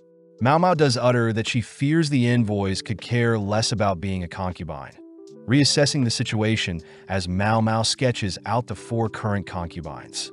Starting with Lulan, Mao Mao knows she's the most powerful, being backed by her father Shishou, a retainer that existed during the previous emperor's reign. Next is Li Hua, being quite favorable having given the emperor a baby boy, but sadly he passed shortly after birth. Then there is Li Shu herself, who is also quite powerful, coming from a persistent family, willing to hand over Li Shu for power, but luckily the emperor favors voluptuous women. Finally is Gyokyu, the emperor's favorite, having given the emperor a princess and soon another child, even having support from her western nation. Mao Mao reiterates that there have been 2 attempts on Gyokyu's life, one being at the garden party, but that turned out to be Duo's lady in waiting targeting Li Shu, but misfiring onto Gyokyu. As for the second one, Mao Mao remembers that someone had tried to poison Gyokyu around the time Lingli was born, something Hongyang believes to be the work of Jin, but the question is how Jin learned about the poison in the first place. Mao Mao also remembers that Suirei has still not been found, wondering why Suirei had tried to assassinate Jinshi as well, but seeing as things are getting complicated, Mao Mao goes on a walk. Running into the ladies from the Crystal Pavilion, 3 of the ladies immediately avoid Mao Mao, leaving Xin, who takes her time passing Mao Mao, but Mao Mao realizes that she doesn't smell any scented oils on her, unlike the other ladies in waiting. That evening, Mao Mao learns that Ailin has a fever, offering to give her some medicine whilst Inghua suggests Mao Mao take her to the clinic. Following Ailin, Mao Mao is amazed to discover a new section in the north side of the rear palace, a location Ailin says is near a wash house for dirty clothes. Speaking to Xinlu, an older-looking court lady, Xinlu reassures Ailin that her fever will subside over the next few days, offering Ailin a place to stay as to not infect anyone else. Mao Mao is impressed by Xinlu's efficiency, even amazed that they're heading through a location that has been sanitized with alcohol and nicely ventilated. With Ailin assigned a room for the night, Mao Mao is asked to leave, rushing back home only to notice an abundance of older court ladies. Mao Mao deduces that once a lady has reached a certain age, they're removed from the rear palace, but they also get offered to work behind the scenes, explaining the abundance of older ladies. Just then, Mao Mao bumps into Jinshi, who asks Mao Mao to pay more attention to her surroundings, but this only annoys Mao Mao. Jinshi asks what Mao Mao was doing just now, hearing that Mao Mao only recently learned of their current location, but Mao Mao admits she didn't listen when she was given a tour after being sold off. Seeing Jinshi saddened, Mao Mao asks why the clinic can't be the official medical office, but Gaoshun states that only men can be doctors as anyone can treat small wounds, but only doctors can make medicine and treat major injuries. Mao Mao realizes why she didn't smell any medicine in the clinic, wondering why she is allowed to make medicine, only to hear that Jinshi is making a special exception for Mao Mao. Seeing as things are quite complicated, Jinshi wishes he could allow non-eunuchs to create medicine, reminding Mao Mao that the current emperor had banned the surgery that created eunuchs, wondering how long it'll take to be understaffed. As Jinshi leaves, he advises Mao Mao to keep her medicine practices a secret, cutting to later that night where Ailin is taking the medicine she received from Mao Mao, but at that moment Xinlu appears, asking if Mao Mao was the one who created the medicine. The next day, Gyokyu tells Mao Mao that court lady Xinlu would like to speak with Mao Mao, something Ailin apologizes for as Xinlu found out Mao Mao had given her some medicine. Seeing Gyokyu worried, Ailin reveals that Xinlu wants to borrow Mao Mao, prompting Inghua to help escort Mao Mao, only to formally greet Xinlu. Seeing Xinlu's green-tinted eyes, Mao Mao wonders if Xinlu is foreign, admiring how intimidating Xinlu appears at the moment. Shenlu apologizes for shooing Mao Mao away yesterday, having only learned recently that Mao Mao serves the precious consort Gyokyu. But seeing as this is the perfect time, Shenlu asks if Mao Mao can make medicine for one of Lady Lihua's servants. Immediately, Yinghua reminds Shenlu that Mao Mao's medical practices are to be kept a secret, but Mao Mao calms Yinghua down, asking Shenlu to further elaborate. Shenlu reveals that she came to know a servant girl, Susu, that would frequently use the laundry area, but around the time the caravan arrived, Susu began to grow ill. Soon after, Susu went missing, but Mao Mao speculates Susu simply uses another laundry area. Hearing that it's been half a month and Susu has yet to receive any medicine for her coughs, Mao Mao knows that a servant must receive permission from the head lady in waiting before receiving medicine. Feeling bad for the girl as she leaves for now, Mao Mao fears that an uncontrolled cough could be contagious, but Yinghua advises Mao Mao to get the proper permissions first before believing everything Shenlu is saying. Seeing as she'll need to speak with Jinshi, Mao Mao suddenly leaps into some nearby grass, retrieving the tail of a lizard, but this scares Yinghua to death. That night, we see Susu coughing uncontrollably, even spewing out some blood. The next day, Shin is seen towering over the servant girls, only to spot a servant, Yu, running off with some resources. Shin orders Yu to not intrude on their little secret, forcing Yu to apologize only to hear that a doctor is visiting them. With the quack doctor and Mao Mao appearing, the quack doctor asks to see Lihua, handing over a letter from Jinshi that convinces Shin to let them in. As Shin escorts the two, she states that all who work in the Crystal Pavilion are nobles, suddenly remembering back to a time when herself and Lihua were told to earn the love of the emperor no matter what. Passing through the building, Mao Mao suddenly hears a cough, learning that the Crystal Pavilion has a storage shed for gardening equipment, but there hasn't been any gardening done recently. When the quack doctor asks why there are newly placed bushes near the storage shed, Mao Mao suddenly points out Shin's use of perfume, scaring Shin as she recognizes Mao Mao as the girl from earlier. As the quack doctor rushes towards the shed, Mao Mao holds Shin back from interfering, allowing the quack doctor to open the shack, suddenly crying for Mao Mao to come have a look. Upon seeing Susu malnourished and on the brink of death, Mao Mao orders for some boiling water, all while Shin enters the shed as well. Whilst Mao Mao feeds Susu some medicine, she demands to know why Shin is treating Susu like this. But Shin boldly states that she was simply isolating the sick girl to not spread her illness. Mao Mao reveals that the blood stains imply Susu is on the brink of death, pointing out that in the past Shin had burned incense to cover up Lihua's sickness, but today Shin seems to be using the sickness to cover up some incense. Inspecting the storage room, Mao Mao is disappointed to see so many scented oils, even after they've been banned. Stealing her resolve, Mao Mao turns to Shin, demanding to know why Shin is trying to make an abortion drug. Washing away her makeup, Mao Mao is escorted into a room with Shin, Lihua, Jinshi, and Gaoshan, all confronting Shin for hiding away banned goods. Seeing as Shin is refusing to answer, Mao Mao utters that Shin is actually Lihua's cousin, both sharing amazing features. Speaking up, Jinshi asks what Shin was doing with the banned goods, but Shin simply utters she was quarantining a sick girl in the storage shed and that she had no idea the banned goods were in there as well.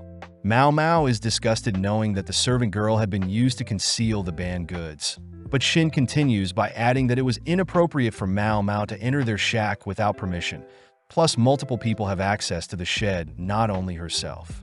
Jinshi asks what would happen if they questioned the servant girl, but Shin states they can't trust the girl since she has a fever, something that makes Mao Mao speak up as she mentions how Shin knew the servant had a fever. Mao Mao also adds that Shin has the smell of incense on her, whereas the other day, she smelt of nothing, choosing to retrieve a scented oil that best suits Shin's current smell.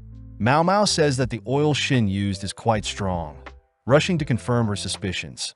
But before Mao Mao can investigate, Shin slaps Mao Mao, accidentally scratching Mao Mao in the process.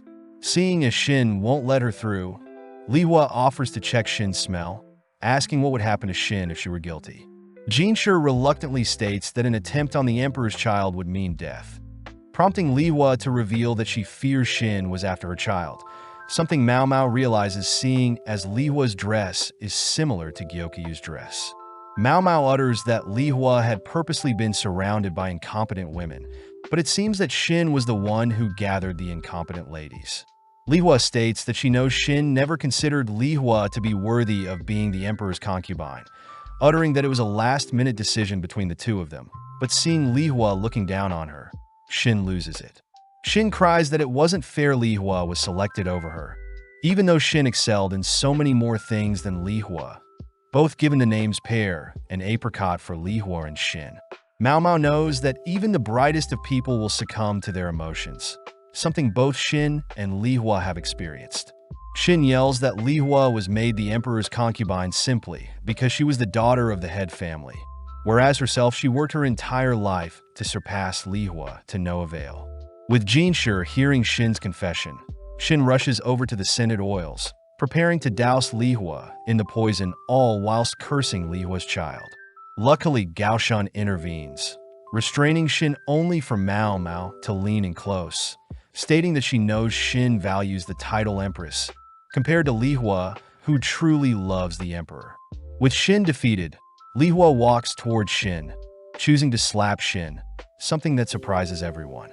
Li Hua apologizes, seeing as she was infuriated, but when Jinshi asks Li Hua what she's doing, Li Hua prepares to discipline Shin further.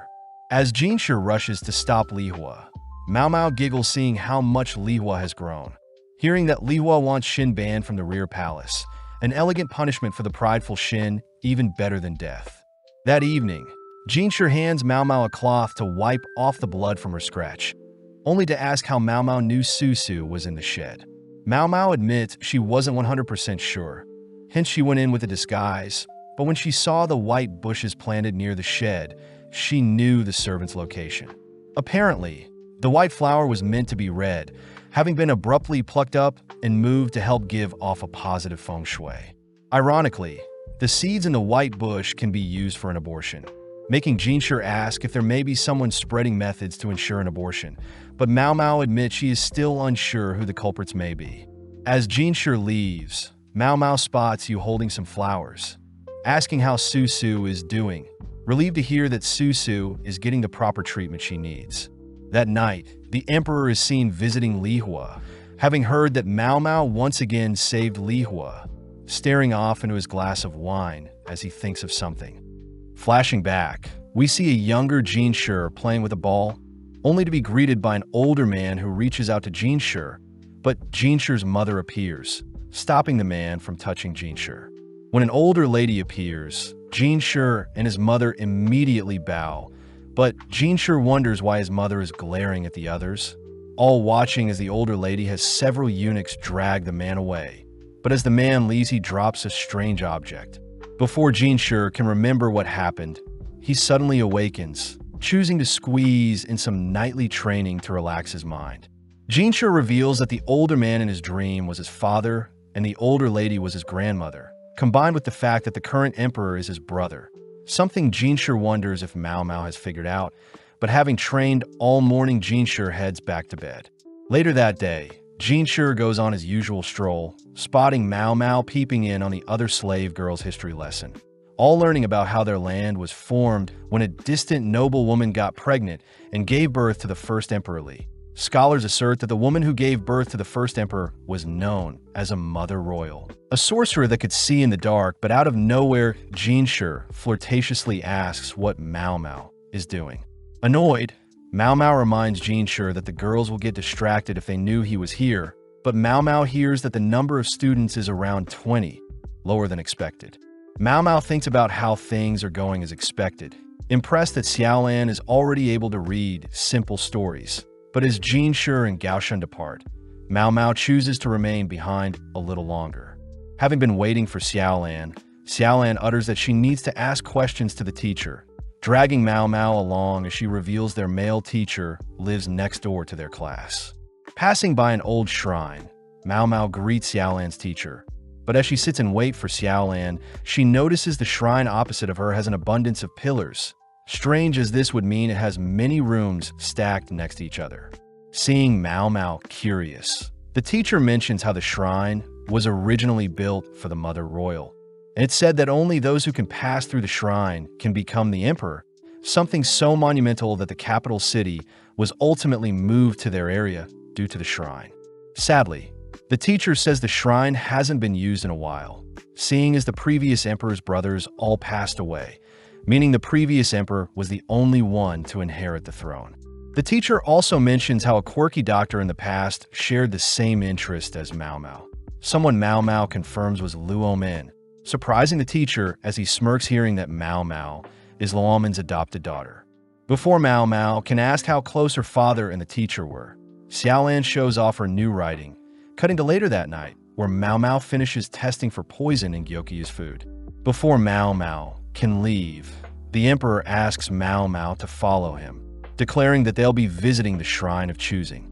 With Jinshi and Gao Shun tagging along, Mao Mao realizes the shrine from earlier is the Shrine of Choosing, surprised to see the teacher has been waiting for them.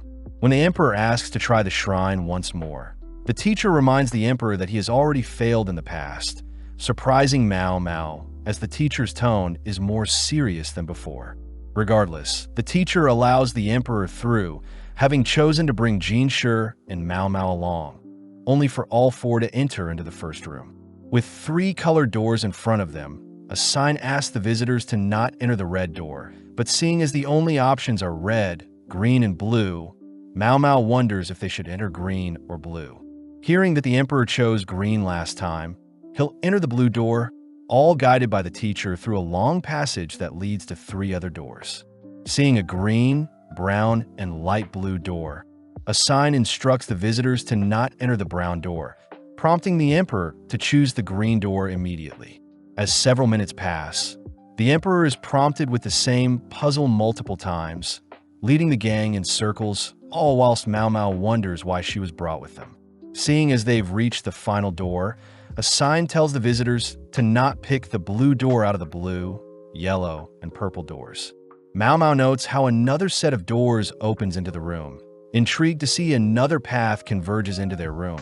But as the emperor decides on the yellow door, the gang open the door into an empty room. Strung on the wall, a message declares that the visitor has failed and is not the son of the mother royal. Mao Mao hears the emperor admit to failing again, wondering why Jinshi is so serious as well.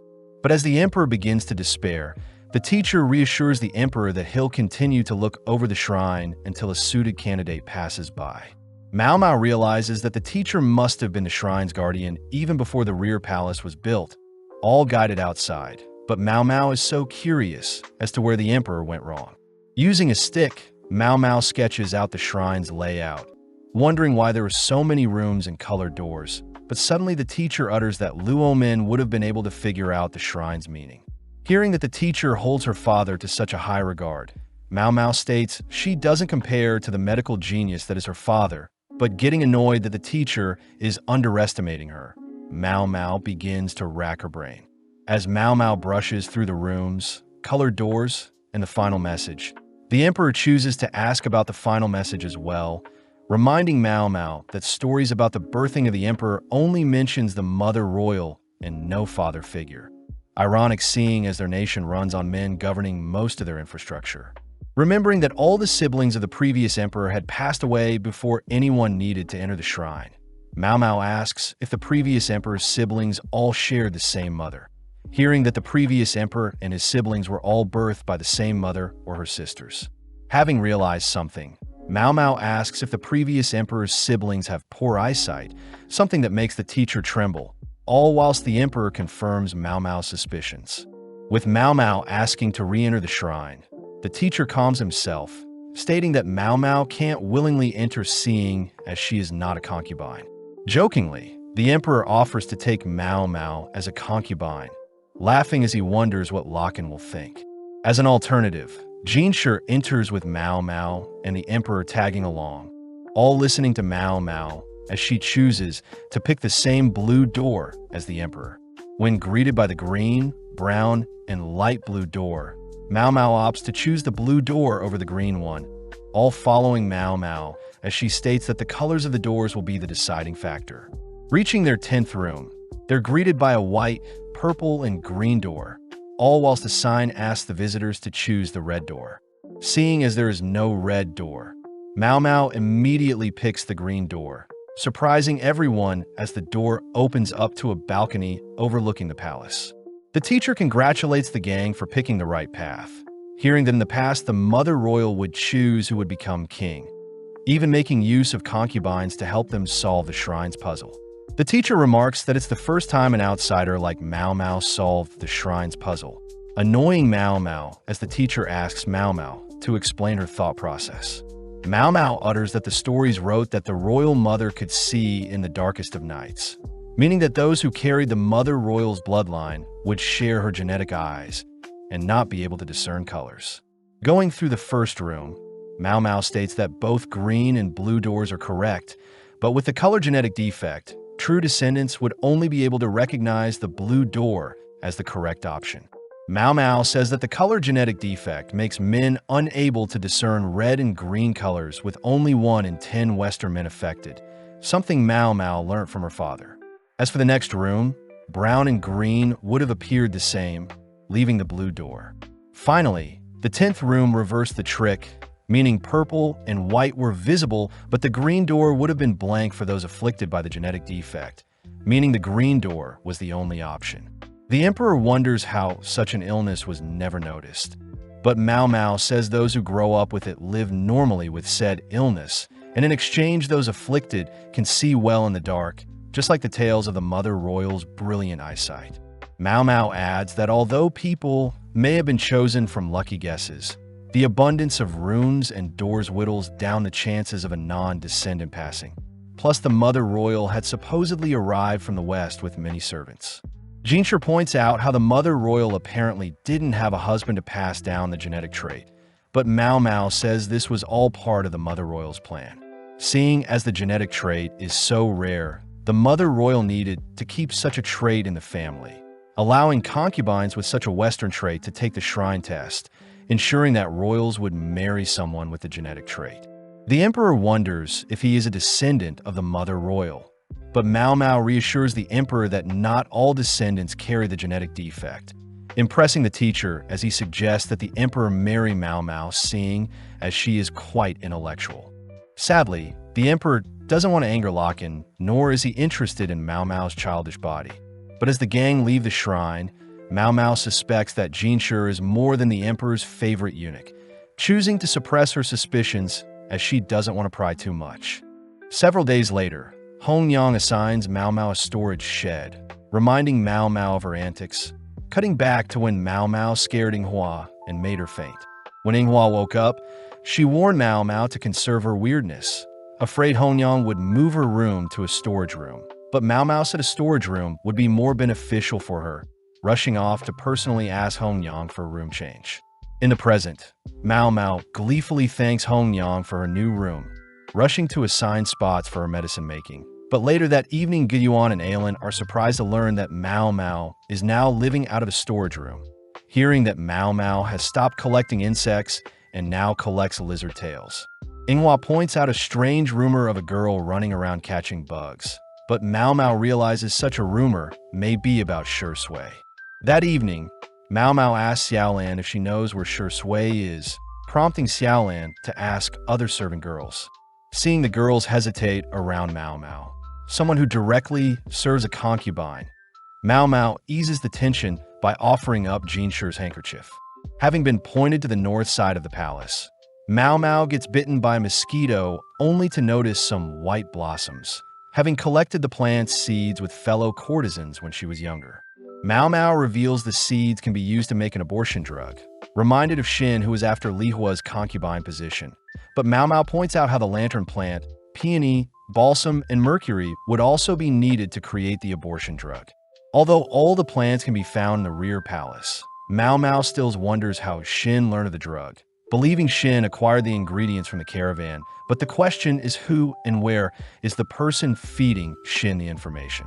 At that moment, a bush rustling can be heard nearby, only for Shi Sui to leap out of said bush, having been hunting down bugs. When Shi Sui tries catching a bug that landed on Mao Mao's head, she accidentally smashes it, forcing Mao Mao to rinse off nearby. When Mao Mao asks about the bug Shi Sui caught, Shui gleefully drags Mao Mao elsewhere, crying that the bugs she's caught are unique in the East, but that moment loud noises can be heard in the distance. Rushing to check out the noise, Mao Mao spots the Empress Dowager passing by, amazed that such a youthful lady could be the current emperor's mother.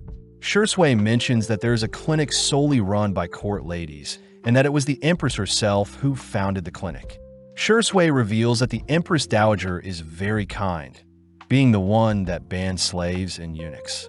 Sadly, courtesans still offer up their bodies in exchange for money and goods, a loophole that bypasses the slave ban.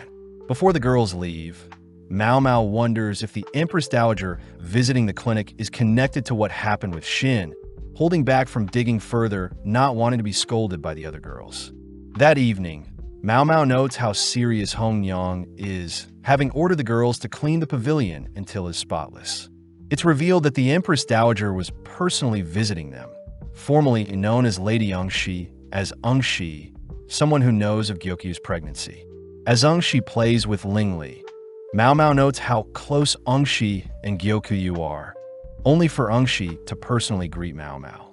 Ungshi says she's heard of Mao Mao through Suiren, surprised that Suiren used to be Ungshi's lady-in-waiting, but as Ungshi gives Gyokyu a stare, Gyokyu requests to put Lingli in her bed. With everyone leaving the room, Mao Mao is left alone with Ungshi, asked to sit down only for Ungshi to voice the rumors she's heard of Mao Mao solving mysteries throughout the palace. Staying humble, Mao Mao says she simply advises people with her limited knowledge, intriguing Ungshi as she personally asks Mao Mao to look into something for her, asking Mao Mao to see if Ungshi herself had placed a curse on the late emperor. That night, Mao Mao gets to work, rehashing the horrible rumors she heard of the late emperor, hearing he was a fool and a puppet to the empress, but worst of all, he favored younger women. The late emperor had chosen to go after younger women, resulting in Ungshi giving birth to the current emperor at such a young age. But luckily, Luo Min had ensured a safe delivery. Not long after, the emperor's younger brother was born. Someone Mao Mao knows should be 1 year older than her, meaning the Empress Dowager should be reaching 30 years old by now. Mao Mao notes how strange the ages of the emperor's current brother and the late emperor's age is, stopping herself from speaking nonsense, only to cut to several days later, where Ungshi is holding a tea party with the 4 high-ranking concubines. Before the tea party starts, Hongyang escorts Gyokyu to a room where she can rest, a symptom of early pregnancy.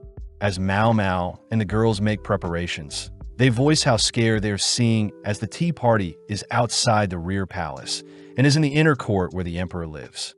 The girls fear that Gyokyu's pregnancy will be obvious when people see her, but Mao Mao notes how Li Hua probably won't probe too much, seeing as she is pregnant as well. As for Li Shu, Mao Mao doubts Li Shu or her head lady in waiting will step out of line, but gets worried seeing as Lulan may be unpredictable. Just then, Hongyang asks to speak with Myomoa privately, pulling her aside only to remind Mao Mao the significance of not having Mao Mao taste for poison. Mao Mao knows that they're showing their respect to Ungshi by not having poison tasters, but Hongyang asks what Ungshi had asked Mao Mao to solve. Seeing as Mao Mao can't divulge what she spoke about with Ungshi, Hongyang lunges forward only to warn Mao Mao to never betray Gyokyu, something that terrifies Mao Mao as she promises she would never do such a thing. With Hongyang reverting back to her calm demeanor, Mao Mao admits that Hongyang is well suited to be head lady in waiting, but as we cut to later that day, Mao Mao is seen being summoned by Ungshi. Believing that Ungshi wants an answer to the possible curse placed on the late emperor, Mao Mao is guided through the rear palace by Ungshi's lady-in-waiting, amazed that their current location is spotless. Seeing as the landscape has also been perfected, Mao Mao suddenly stops before some doors, learning that not even cleaners are permitted to enter the room before them. As the lady escorting Mao Mao opens the room's doors, Mao Mao is suddenly hit with a strange smell, hearing that the room belongs to a court lady turned low-ranking concubine that lived during the reign for the current emperor's grandfather. Mao Mao also learns that the room before them is where the empress lived with the late emperor and is also where the late emperor was raised and passed away. Taking Mao Mao elsewhere, The lady enters a different room where all the high-ranking concubines can be seen having their tea party with Ungshi, hearing that the late emperor and his mother, the empress, had spent the remainder of their years in the Forbidden Room, both passing away around the same time. Mao Mao asks if the emperor was young when he passed, but the lady utters the late emperor was old enough to pass away for natural causes. But Mao Mao is confused as to how Ungshi would think she cursed the late emperor. Although the lady agrees with Mao Mao, she states that Ungshi had confessed to cursing and wishing for the death of the late emperor. But Mao Mao says that's not enough to be the reason for the emperor's passing. Mao Mao hears that the late emperor's body was placed in a mausoleum for a year due to customs. But when the current emperor and Ungshi went to check on the late emperor's corpse, they were mortified to see the late emperor's corpse had yet to decay. Seeing as this is abnormal, Mao Mao utters that corpses are meant to rot and decay unless they've been preserved in ice. Hearing the lady requesting Mao Mao figure out what this curse is before the mausoleum is torn down, but Mao Mao replies that she has one request. That evening, Mao Mao passes through the palace, remembering that she must investigate this so-called curse on the late emperor who passed 6 years back, curious to inspect the preserved body for herself. Having returned to the outer palace, Swearin had gifted Mao Mao a nice room, seeing as it has been a while since Mao Mao lived there, but Mao Mao stresses about how Hong Yang is doing. Mao Mao knows that it's awkward for herself to be serving multiple concubines, wondering what her actual position in the palace is. But as Swearin dims the lights in the room, Mao Mao spots Swearin reading a book by candlelight. Swearin suggests Mao Mao pick out a book of her own to read, heading into the back room only to notice that Swearin has such young taste with the abundance of romance novels. Before Mao Mao can inspect other items, Swearin catches Mao Mao, but Mao Mao rushes to explain she was only looking around. Opening a basket, Swearin shows off some toys Jinshi used to play with, asking what Mao Mao thinks of Jinshi, but Mao Mao simply utters Jinshi is a great boss as long as he gives her rare materials. Swearin mentions how she always took away Jinshi's favorite toys, something that made Jinshi cry often even when Gaoshan would try and show off other toys Jinshi could play with. Mao Mao wonders why Swearin took away his favorite toys, hearing that Swearin was simply training Jinshi to not hone in on one thing at a time, something especially important for Jinshi's position. Mao Mao feels sorry for Jinshi, learning that Jinshi was forced to mature at such a young age. But Mao Mao is relieved to know Jinshi is okay with acting vulnerable around her. Seeing a piece of paper, Mao Mao picks it up and opens it, but Swearin quickly snatches it away from Mao Mao, uttering that she was supposed to throw the paper away, but forgot. Seeing another item in the basket, Mao Mao picks up a shiny object, but Swearin said she had to confiscate the object, seeing as it looked like a dirty pebble Jinshi was playing with.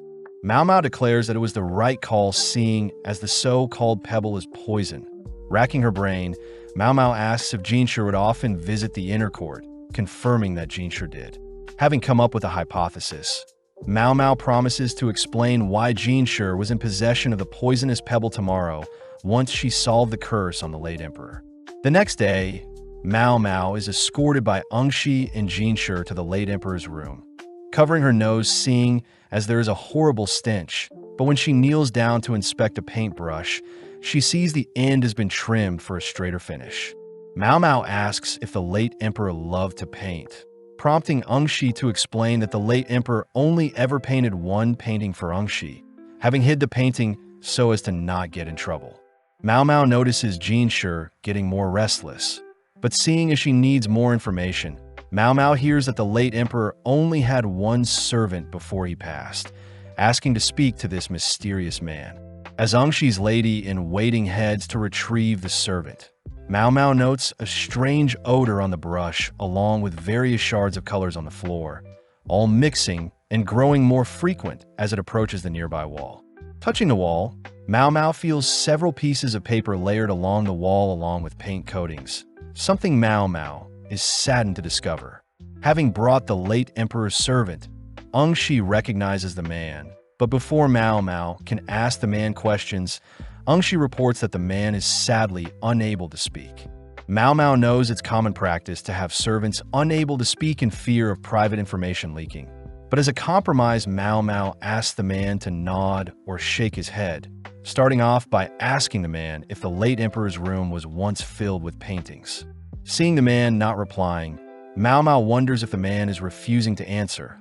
But when Mao Mao states she knows something is on the wall beside them, the man begins to behave strangely. With Mao Mao getting permission to tear down the paper plastered on the wall, she notices the servant glaring at her, but taking the time to delicately remove the layer covering the wall. Mao Mao reveals a painting the late emperor was working on. With Jinshi demanding to know what this painting is, Mao Mao thinks about how unfortunate it was for the late emperor to have passed before he could show off his hidden talent as a painter. Seeing the yellow color used to paint, Mao Mao knows a mineral known as orpiment, a material similar to arsenic that prevents decay of living things. Mao Mao had initially believed that the wallpapers had contained orpiment when made, but it turns out the late emperor had used orpiment to paint, and unknowingly the chemical was absorbed by the late emperor's body, explaining how the late emperor's body didn't decay even after death. Thinking about the late emperor's life, Mao Mao deduces that the emperor had spent the remainder of his years confined in a room to indulge in painting, explaining the mute servant that would keep such a look down upon a hobby secret from the outside world.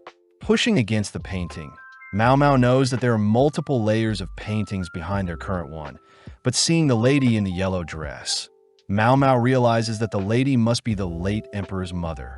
Mao Mao wonders how the empress felt when she found out her son was not fit to be the emperor, suspecting that the empress took over the role of ruling to protect her son, only to give the late emperor a room filled with paint where he could express his deepest desires. Sadly, the empress's gift to the late emperor was ironically poison, but regardless, Mao Mao declares this is the secret curse Ongshi was looking for. Satisfied, Ongshi takes a moment to appreciate her husband's painting, something that makes Mao Mao tear up. That evening, it's revealed that Ongshi actually despises the late emperor's painting, pissed to see the empress had been painted, but not herself.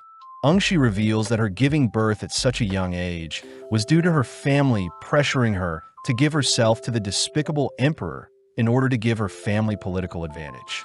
Flashing back, Ongshi was working as a lady and waiting in the rear palace for a mid-ranking concubine, her half-sister. That night, Ongshi and her sister had met up with the late emperor, but when Angshi's sister had tried to touch the late emperor, he threw her away, quaking in fear.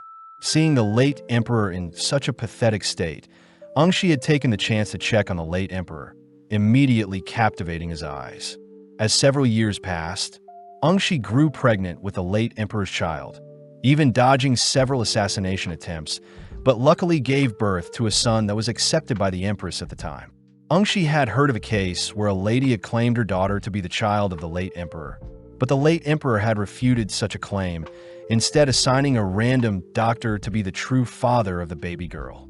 Ongshi knows that all doctors have to be castrated in order to enter the rear palace, feeling bad for the doctor that helped her give birth, but even more sad for the lady that was forcibly separated from her baby girl. With more time passing, the late emperor no longer visited Ongshi, but one day whilst Ongshi was touring the palace, she noticed the late emperor passing by. Seeing his head hung low, Ongshi despised the late emperor who wouldn't even look at her, growing more infuriated when she sees the late emperor prioritizing younger women over her.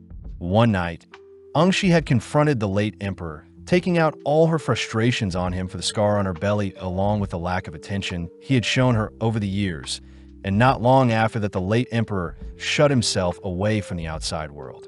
Thinking back, Ongshi admits that the late emperor truly had no ambitions except painting, remembering the only time when the late emperor had painted her, but Ongshi reveals she had swearing, her lady-in-waiting at the time, throw it out. As Ongshi leaves the room, she notices Jinshi waiting for her, uttering that the late emperor did visit him in the past. Taking out the pebble he had as a kid, Ongshi feels sad for Jinshi, seeing as Jinshi was born out of mistake, but still Ongshi values Jinshi. Jinshi reveals that he had seen the painting of Ongshi the late emperor had painted for her, reminding Ongshi that her favorite dress color was yellow, something that makes Ongshi wonder if the painting was truly about her and not the empress. brushing that fact off as a coincidence. Jinshi wonders what the late emperor was trying to tell them in the past, but Ungshi admits she doesn't know, nor does she want to know. Ungshi takes the chance to ask what Jinshi thinks about Mao Mao. Noticing Jinshi acting shy as he utters Mao Mao is a useful asset to him. But having raised Jinshi from birth, Ungshi reminds Jinshi to hide his favorite toys, or else someone will take them from him. A few days later, we see Gyokyu introducing Mao Mao to her 3 new ladies-in-waiting, Haku, Koku, and Saiku, 3 sisters. Mao Mao notices the sisters are actually quite close with the other girls. Hearing that they're all from the same hometown, and Haku is the eldest seeing as she is the same age as Gyokyu. Mao Mao respects the decision to only hire people Gyokyu knows. But when Mao Mao introduces herself to the sisters, she accidentally gets the girls' names wrong. The sisters agree to wear headbands to distinguish themselves moving forward. But later that day, we see Inghua wrestling Mao Mao as she wants Mao Mao to leave the storage and go back to living in a normal room. Mao Mao sadly refuses, holding strong against Inghua, all whilst the 3 sisters watch. But out of nowhere, Hongyang appears, dragging Mao Mao and Inghua back to work. That evening, Gyokyu agrees to give Mao Mao both the storage room and her original room, asking Mao Mao to rest up in her room when she sleeps, something that excites Mao Mao. As Mao Mao works on cleaning the pavilion as usual, she realizes that the amount of work has decreased since the sisters joined them. But the sisters ensure Gyokyu's pregnancy goes well along with evening out the head count due to Lolon's increase in servants. Wrapping up work, Mao Mao sprints off to her shed, worrying the sisters as they wonder if Mao Mao truly sleeps in a shed even though she is a lady-in-waiting. Working on some medicine, Mao Mao notices Inghua spying on her, but Mao Mao knows that Inghua is only looking out for her along with Gyokyu. Hence why Inghua doesn't want Mao Mao to spend too much time in a shed and instead get to know the sisters. Heading to apologize to Inghua for earlier, Inghua asks if Mao Mao is free tonight, declaring Mao Mao will accompany her tonight to make up for what happened earlier. Heading to the north side of the rear palace at night, Mao Mao wonders what could possibly be out there, but suddenly Inghua instructs Mao Mao to place a cloth over her head. Stopping in front of an old building, Inghua knocks on the door, only to be greeted by a mysterious lady. Mao Mao notes the beautiful old court lady, but as the trio head through the house, the lady utters that the number of court ladies have plummeted in the past years. Entering a room filled with other ladies, they all sit around a fireplace. But Mao Mao thinks about how strange it is for 12 people to gather in a closed room on such a hot day. Starting their gathering, the lady states that they'll begin telling 13 scary stories, starting off with a tale of a lady being pushed into a moat.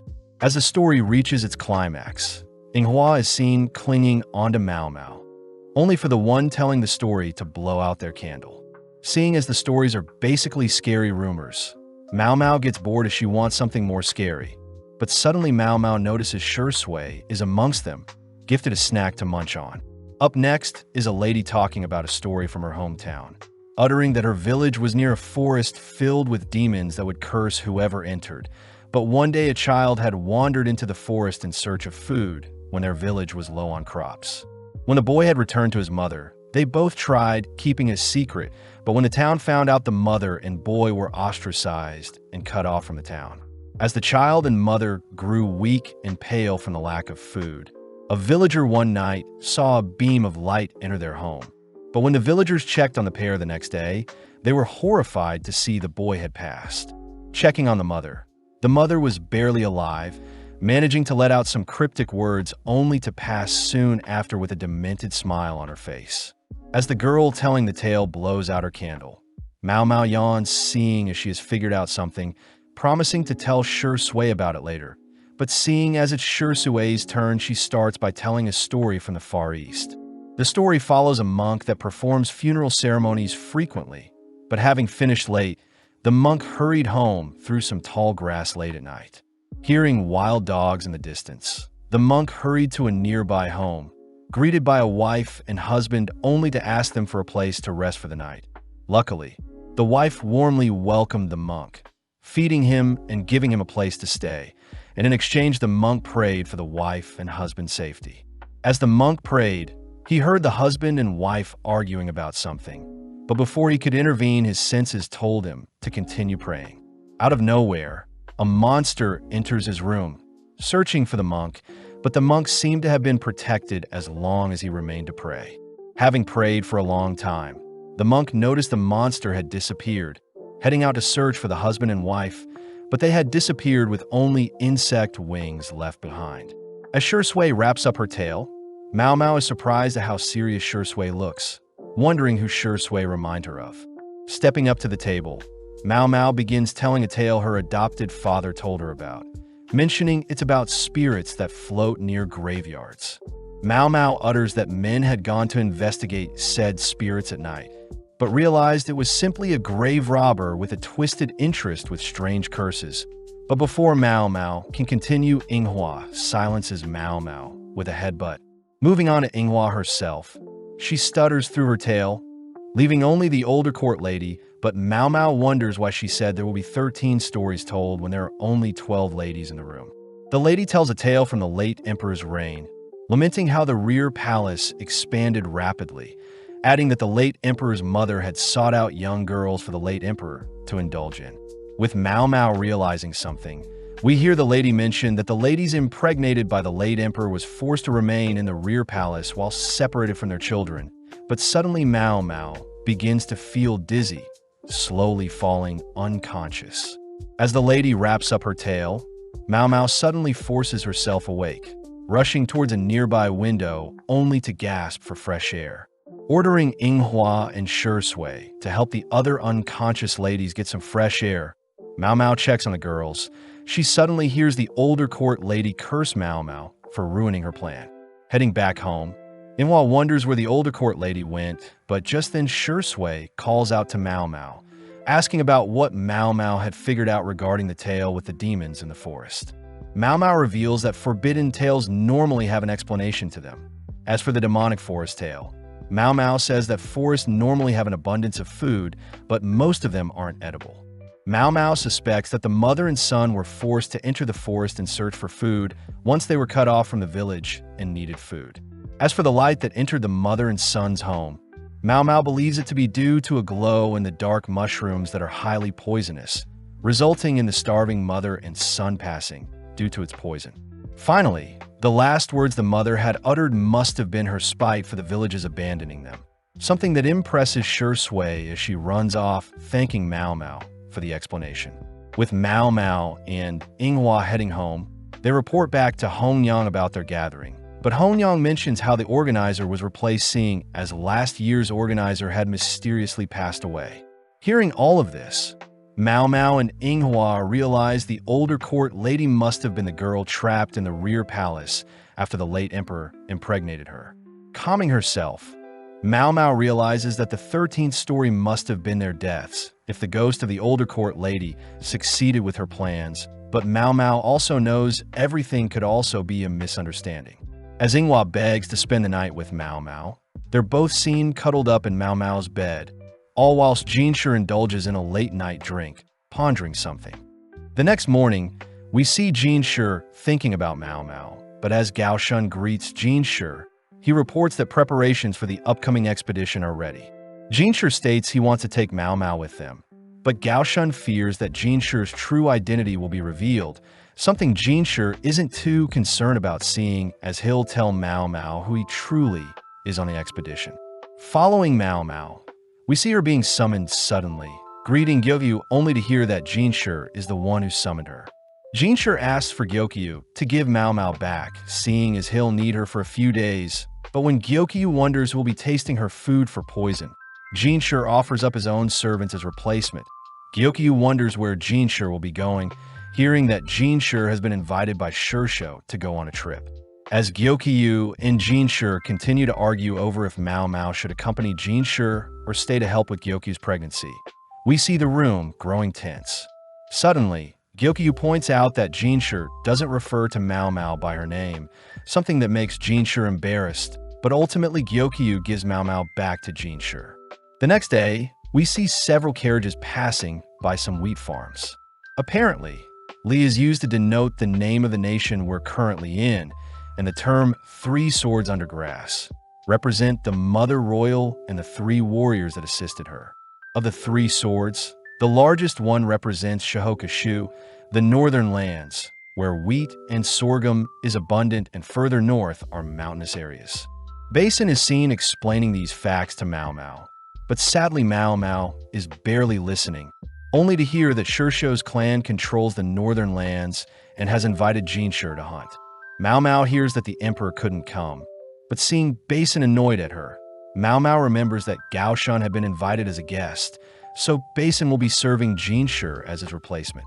With Mao Mao still impressed that Basin is Gao Shun's son, but as the carriages stop, Mao Mao notes the chilly air due to their high altitude. The area apparently was the late emperor's favorite summer resort that he would frequent yearly, but the current emperor has yet to visit the resort whilst under Shursho's reign.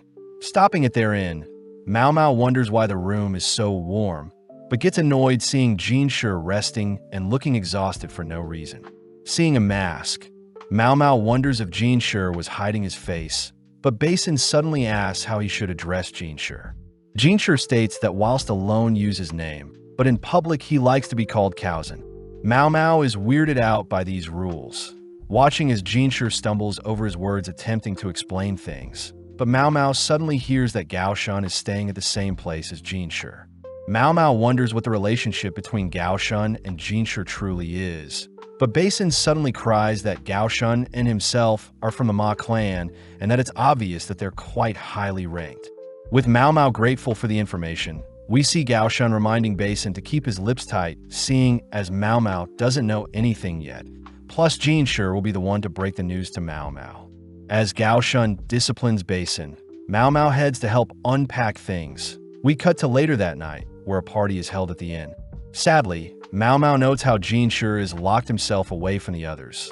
But when Mao Mao asks if they can open a window, Jinshi asks Mao Mao to focus on testing the food for poison.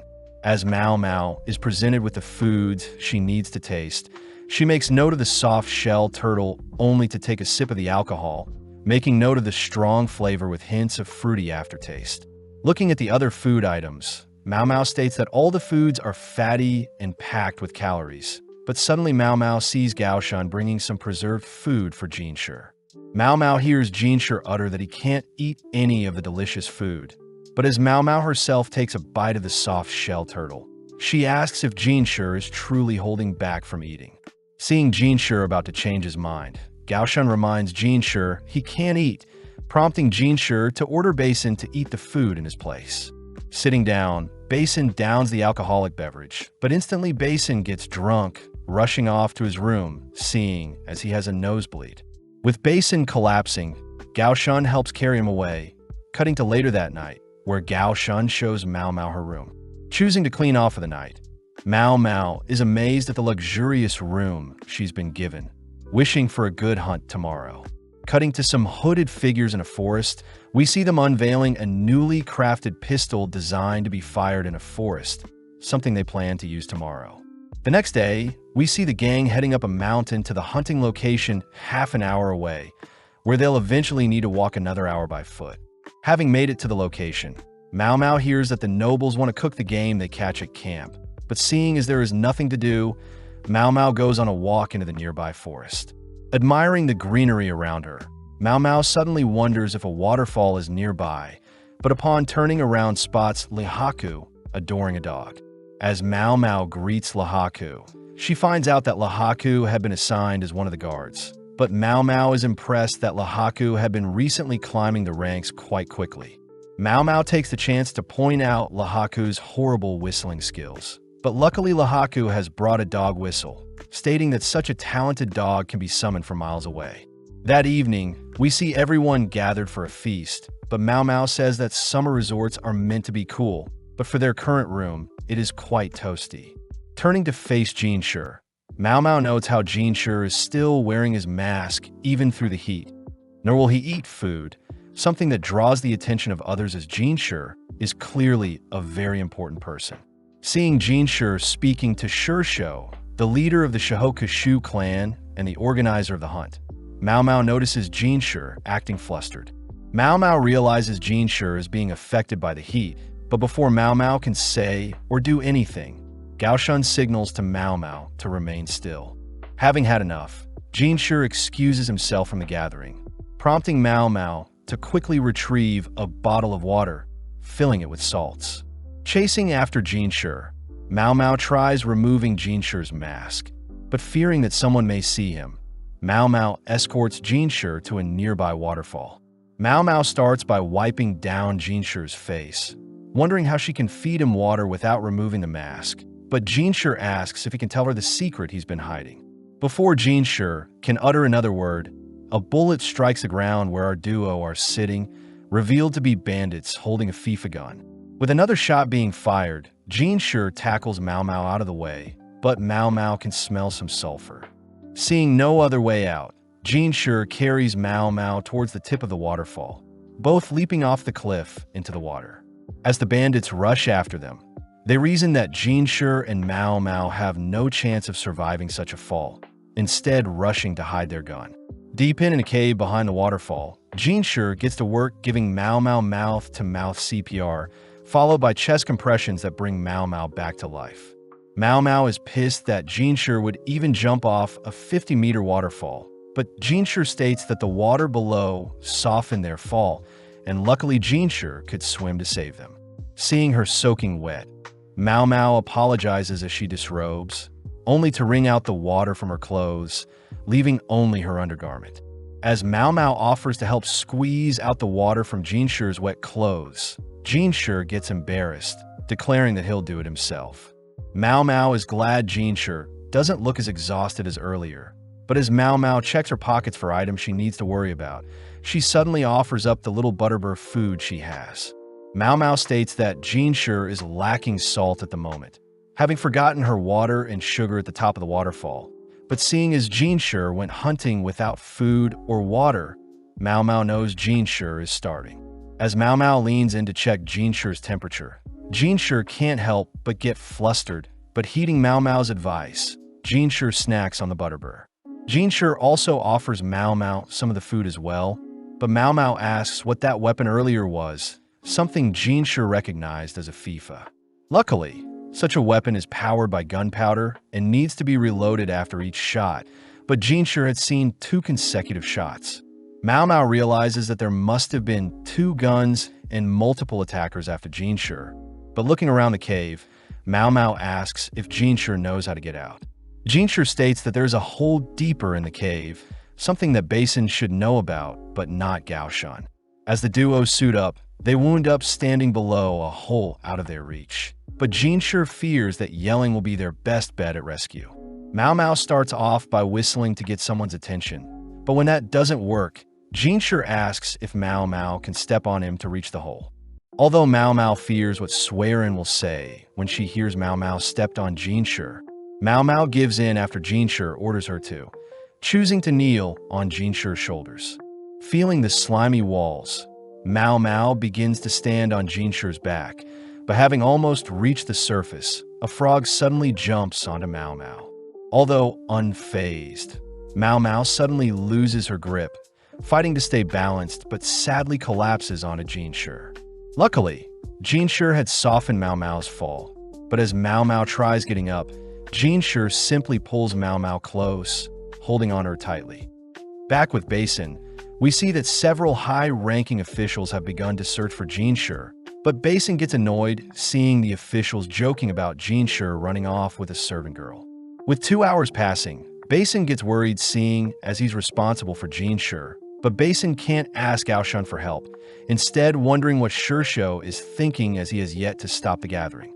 As Mao Mao and Jinshi stare off into each other's eyes, Mao Mao is caught in a kinky situation, having landed directly on Jinshi's reproductive organ, something that makes Jinshi squirm.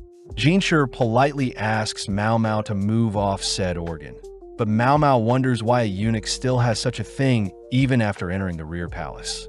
Mao Mao realizes that Jinshi's looks are above the normal eunuchs, but suddenly Jinshi states that at least he'll have a better time explaining who he is to Mao Mao. As they both sit up straight, Jinshi prepares his confession, but Mao Mao thinks about how she shouldn't hear such top-secret information as this may cause her issues down the line. Before Jinshi can say anything, Mao Mao cuts Jinshi off, stating that the thing she felt must have been a frog, something that annoys Jinshi. Jinshi refuses to call his private part a frog, but Mao Mao reassures Jinshi that the frog was a decent size, saving herself from having to take a dangerous secret to the grave. Mao Mao knows that a servant like herself shouldn't be privy to high-tier information, but Jinshi suddenly pins Mao Mao down, asking if Mao Mao is curious about who he is. Jinshi decides to raise one of Mao Mao's legs, stopping her from running away, only to begin creeping ever so close to her lips. Mao Mao quickly racks her brain for an escape, but having been charmed by Jinshi, Mao Mao can't help but let things transpire. Luckily, some barking can be heard nearby, prompting Mao Mao to begin whistling, signaling for the dog from earlier to leap onto Jinshi. Relieved to have been saved, Lahaku suddenly peeps into the hole, hearing that Mao Mao and Jinshi need to be rescued. Having dragged everyone out of the hole, Lahaku is caught up on the assassination attempt on Jinshi's life, but Jinshi asks if Lahaku is aware of anyone purchasing FIFAs for the hunt. Sadly, Lahaku says such a weapon would be useless for hunts, so they must have been smuggled, making Jinshi wonder if they should inspect everyone's luggage. Mao Mao reminds Jinshi that all the suspects are high-ranking officials, plus the attackers could have easily hid the weapons elsewhere, but Mao Mao gets an idea. Mao Mao asks if the dog can do any other tricks, hearing that it's capable of sniffing out rabbit burrows. But when Mao Mao turns to Jinshi, she notices Jinshi is angry at her. Although she feels bad for purposely ignoring him earlier, Mao Mao states she may have a way to figure out the assailants. But as we cut back to Basin, we see he's been presented with a bloodied cloth supposedly belonging to Jinshi. Basin hears that the cloth was found near the top of a waterfall, but as the gathered high-ranking generals order for their men to join the search party, it's revealed that Lahaku is the one who announced Jinshi's disappearance to everyone, signaling to Basin to play along. With Basin allowed to search as well, we see him suddenly notice Lahaku's dog barking at an official, something Lahaku had planned. Heading to the waterfall, Basin receives another bloodied cloth from Jinshi's clothing, but seeing no footprints nearby, Basin's men deduce that no one climbed out from the base of the waterfall. Next, Basin's men show off a broken arrow, most likely used for hunting, but seeing as they'll need more clues, they decide to search everyone's luggage. Stumbling onto the same arrows in Sir Lowen's belongings, Basin begins questioning Lowen, but Lowen states he's being framed. Basin doesn't see anything unusual from Lowen's reactions, nor his men, but Lahaku speaks up, hinting to Basin that they should have his men search the forest for more clues. Following Lahaku's advice, Basin sends his men off, but later that evening, we see the same man from earlier rushing to dig up a box in the forest. Suddenly speaking up, Mao Mao shows off the concealed weapon the man was trying to dig up, but as the man attempts to rush Mao Mao, Lahaku appears restraining the man. As Lahaku ties the man up, Mao Mao points out how the dog doesn't like the man, only for Jinshi to appear, glaring at the man. Mao Mao states that the dog has sharp senses, explaining why the dog was initially banned from joining the hunt. But as Mao Mao hands Jinshi the FIFA she's holding, she states that 3 FIFAs were found in total. Inspecting the FIFA, Jinshi wonders if it was imported from the West, having never seen such a build so small, but upon firing off a round, a massive smoke cloud appears. Mao Mao recognizes the gunpowder to be made of coal, saltpeter, and sulfur, and it was ultimately the strong smell from the sulfur that allowed the dog to hunt down the buried FIFAs along with the man himself. Mao Mao reveals that Sir Lowen was only used as bait, but out of nowhere Basin arrives, asking if Jinshi is hurt. Seeing as the man has various associates, Basin states that they're ready to apprehend them all, meaning Jinshi needs to ensure the men are brought to justice. As Jinshi returns to the gathering, it's revealed that the assassination attempt was covered up, with whispers of certain officials being dragged away for no reason. Gaoshun is relieved that Jinshi's attackers have been caught, but as for Basin, Gaoshun worries his son will need more experience. Suddenly, another official chats with Gaoshun, feeling bad for Gaoshun as he became a eunuch because he angered the empress. Gao Shun states that although he discarded the Ma name, he's still considered a Ma by others. But as Gao Shun and the official chat, the official wonders why Jinshi wasn't able to join them today. Gao Shun utters that the masked figure is taking Jinshi's place this time, but the official states that it would be an insult for someone as good-looking as Jinshi to be emperor one day. Annoyed by that comment, Gao Shun suppresses his thoughts, but hearing the official asking if any of the emperor's concubines have gotten pregnant, Gao Shun chooses to excuse himself. Stepping outside, Gao Shun hears that everyone is checking to see if the emperor's younger brother could ever succeed the throne. But Gao Shun is more intrigued to hear if Jinshi told Mao Mao the secret he'd been hiding. Gao Shun states that Mao Mao needs to know Jinshi's secrets in order to assist them in the future, something Gao Shun admits is quite cold, but it can't be helped. Cutting to Mao Mao, she's seen speculating on all the mysteries she's encountered, like where the FIFAs were imported from along with the attacker's motives. Mao Mao remembers Jinshi mentioning the FIFAs were a Western design, reminding Mao Mao of the Envoy sisters and them sneaking out, making Mao Mao wonder if the sisters are somehow linked to the attack today. Stopping herself from speculating further, Mao Mao suddenly hears Jinshi outside her door, heading to greet him, but is ordered to keep the door shut as they speak. Jinshi starts off by apologizing for his actions earlier, but Mao Mao says she should apologize as well, noting how Mao Mao herself is actually pretty slow when it comes to picking up other people's emotions. Apparently, when she was a baby, Mao Mao would cry for attention, but being around busy courtesans, Mao Mao soon learned to stop crying, seeing as no one would care if she cried or not. Feeling an awkward tension between them, Mao Mao states that she won't tell anyone what she experienced with Jinshi, reassuring Jinshi that his secrets are safe with her. Building up the courage to face Mao Mao, Jinshi opens the door only to hand Mao Mao a gift. But as Mao Mao opens the gift, she begins quivering, seeing as she's finally in possession of the ox bezoar she had been promised. When Jinshi tries telling Mao Mao something else, Mao Mao once again ignores Jinshi, instead locking her doors only to leap on her bed admiring the ox bezoar. As Jinshi continues to pound on Mao Mao's door, we cut back to Gao Shun thinking about how, although the current emperor is the ruler of their nation, Jinshi the Moon Prince will eventually succeed the current emperor, especially since Jinshi is the emperor's younger brother, Kazujetsu. With several days passing, we see several men being gathered, but as the organizers call out to inspect the men, we notice a familiar-looking person is amongst the attendees with a limp in their leg. Following Mao Mao and Xiaolan, we see Xiaolan stressed about getting a job, seeing as her contract in the rear palace ends in 6 months. Xiaolan wished she could be rich, that way she can simply marry a merchant or noble and not have to worry about money. But Xiaolan asks if Mao Mao has any connections to help. Thinking back, Mao Mao notes how much Xiaolan has grown, having met Xiaolan as a gossipy girl, but now she works hard at the new school for servants and hopes to get a job. Mao Mao does wonder if Xiaolan would like to work at the VIDZ house, seeing as Xiaolan's cute face will surely draw in customers. But Mao Mao states she'll only resort to such things if Xiaolan is desperate. Seeing as she can't introduce Xiaolan to Jinshi in fear of Xiaolan being exposed to danger in the future, the girls suddenly spot Shui calling out to them, prompting Xiaolan to ask if Shui has any connections. Thinking for a bit, Shui says she can introduce Xiaolan to some people, cutting over to the baths in the rear palace. Mao Mao knows that the baths are massive pools of steamy water exclusive to the rear palace that can hold several hundred girls at once. But it's a known fact that high-ranking concubines have their own miniature bath in their pavilion. The current building they are in is sectioned off for mid-ranking concubines and servant girls.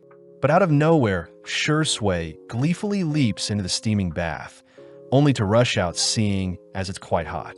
As Shui cools off, Xiaolan reminds Shui that the baths in the morning are quite hot and they cool down over time. But Mao Mao gets distracted seeing as Shui's outfit accentuates her assets.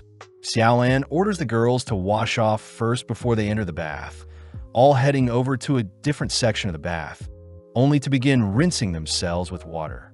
Seeing Mao Mao apply some hair soap she got from the clinic, Shui copies Mao Mao and applies the soap, only for Mao Mao to help Xiaolan apply soap on her head. Seeing the soap stinging Xiaolan's eyes, Mao Mao quickly rinses off the soap, adoring Xiaolan only to be horrified of the soap monster Shui has become.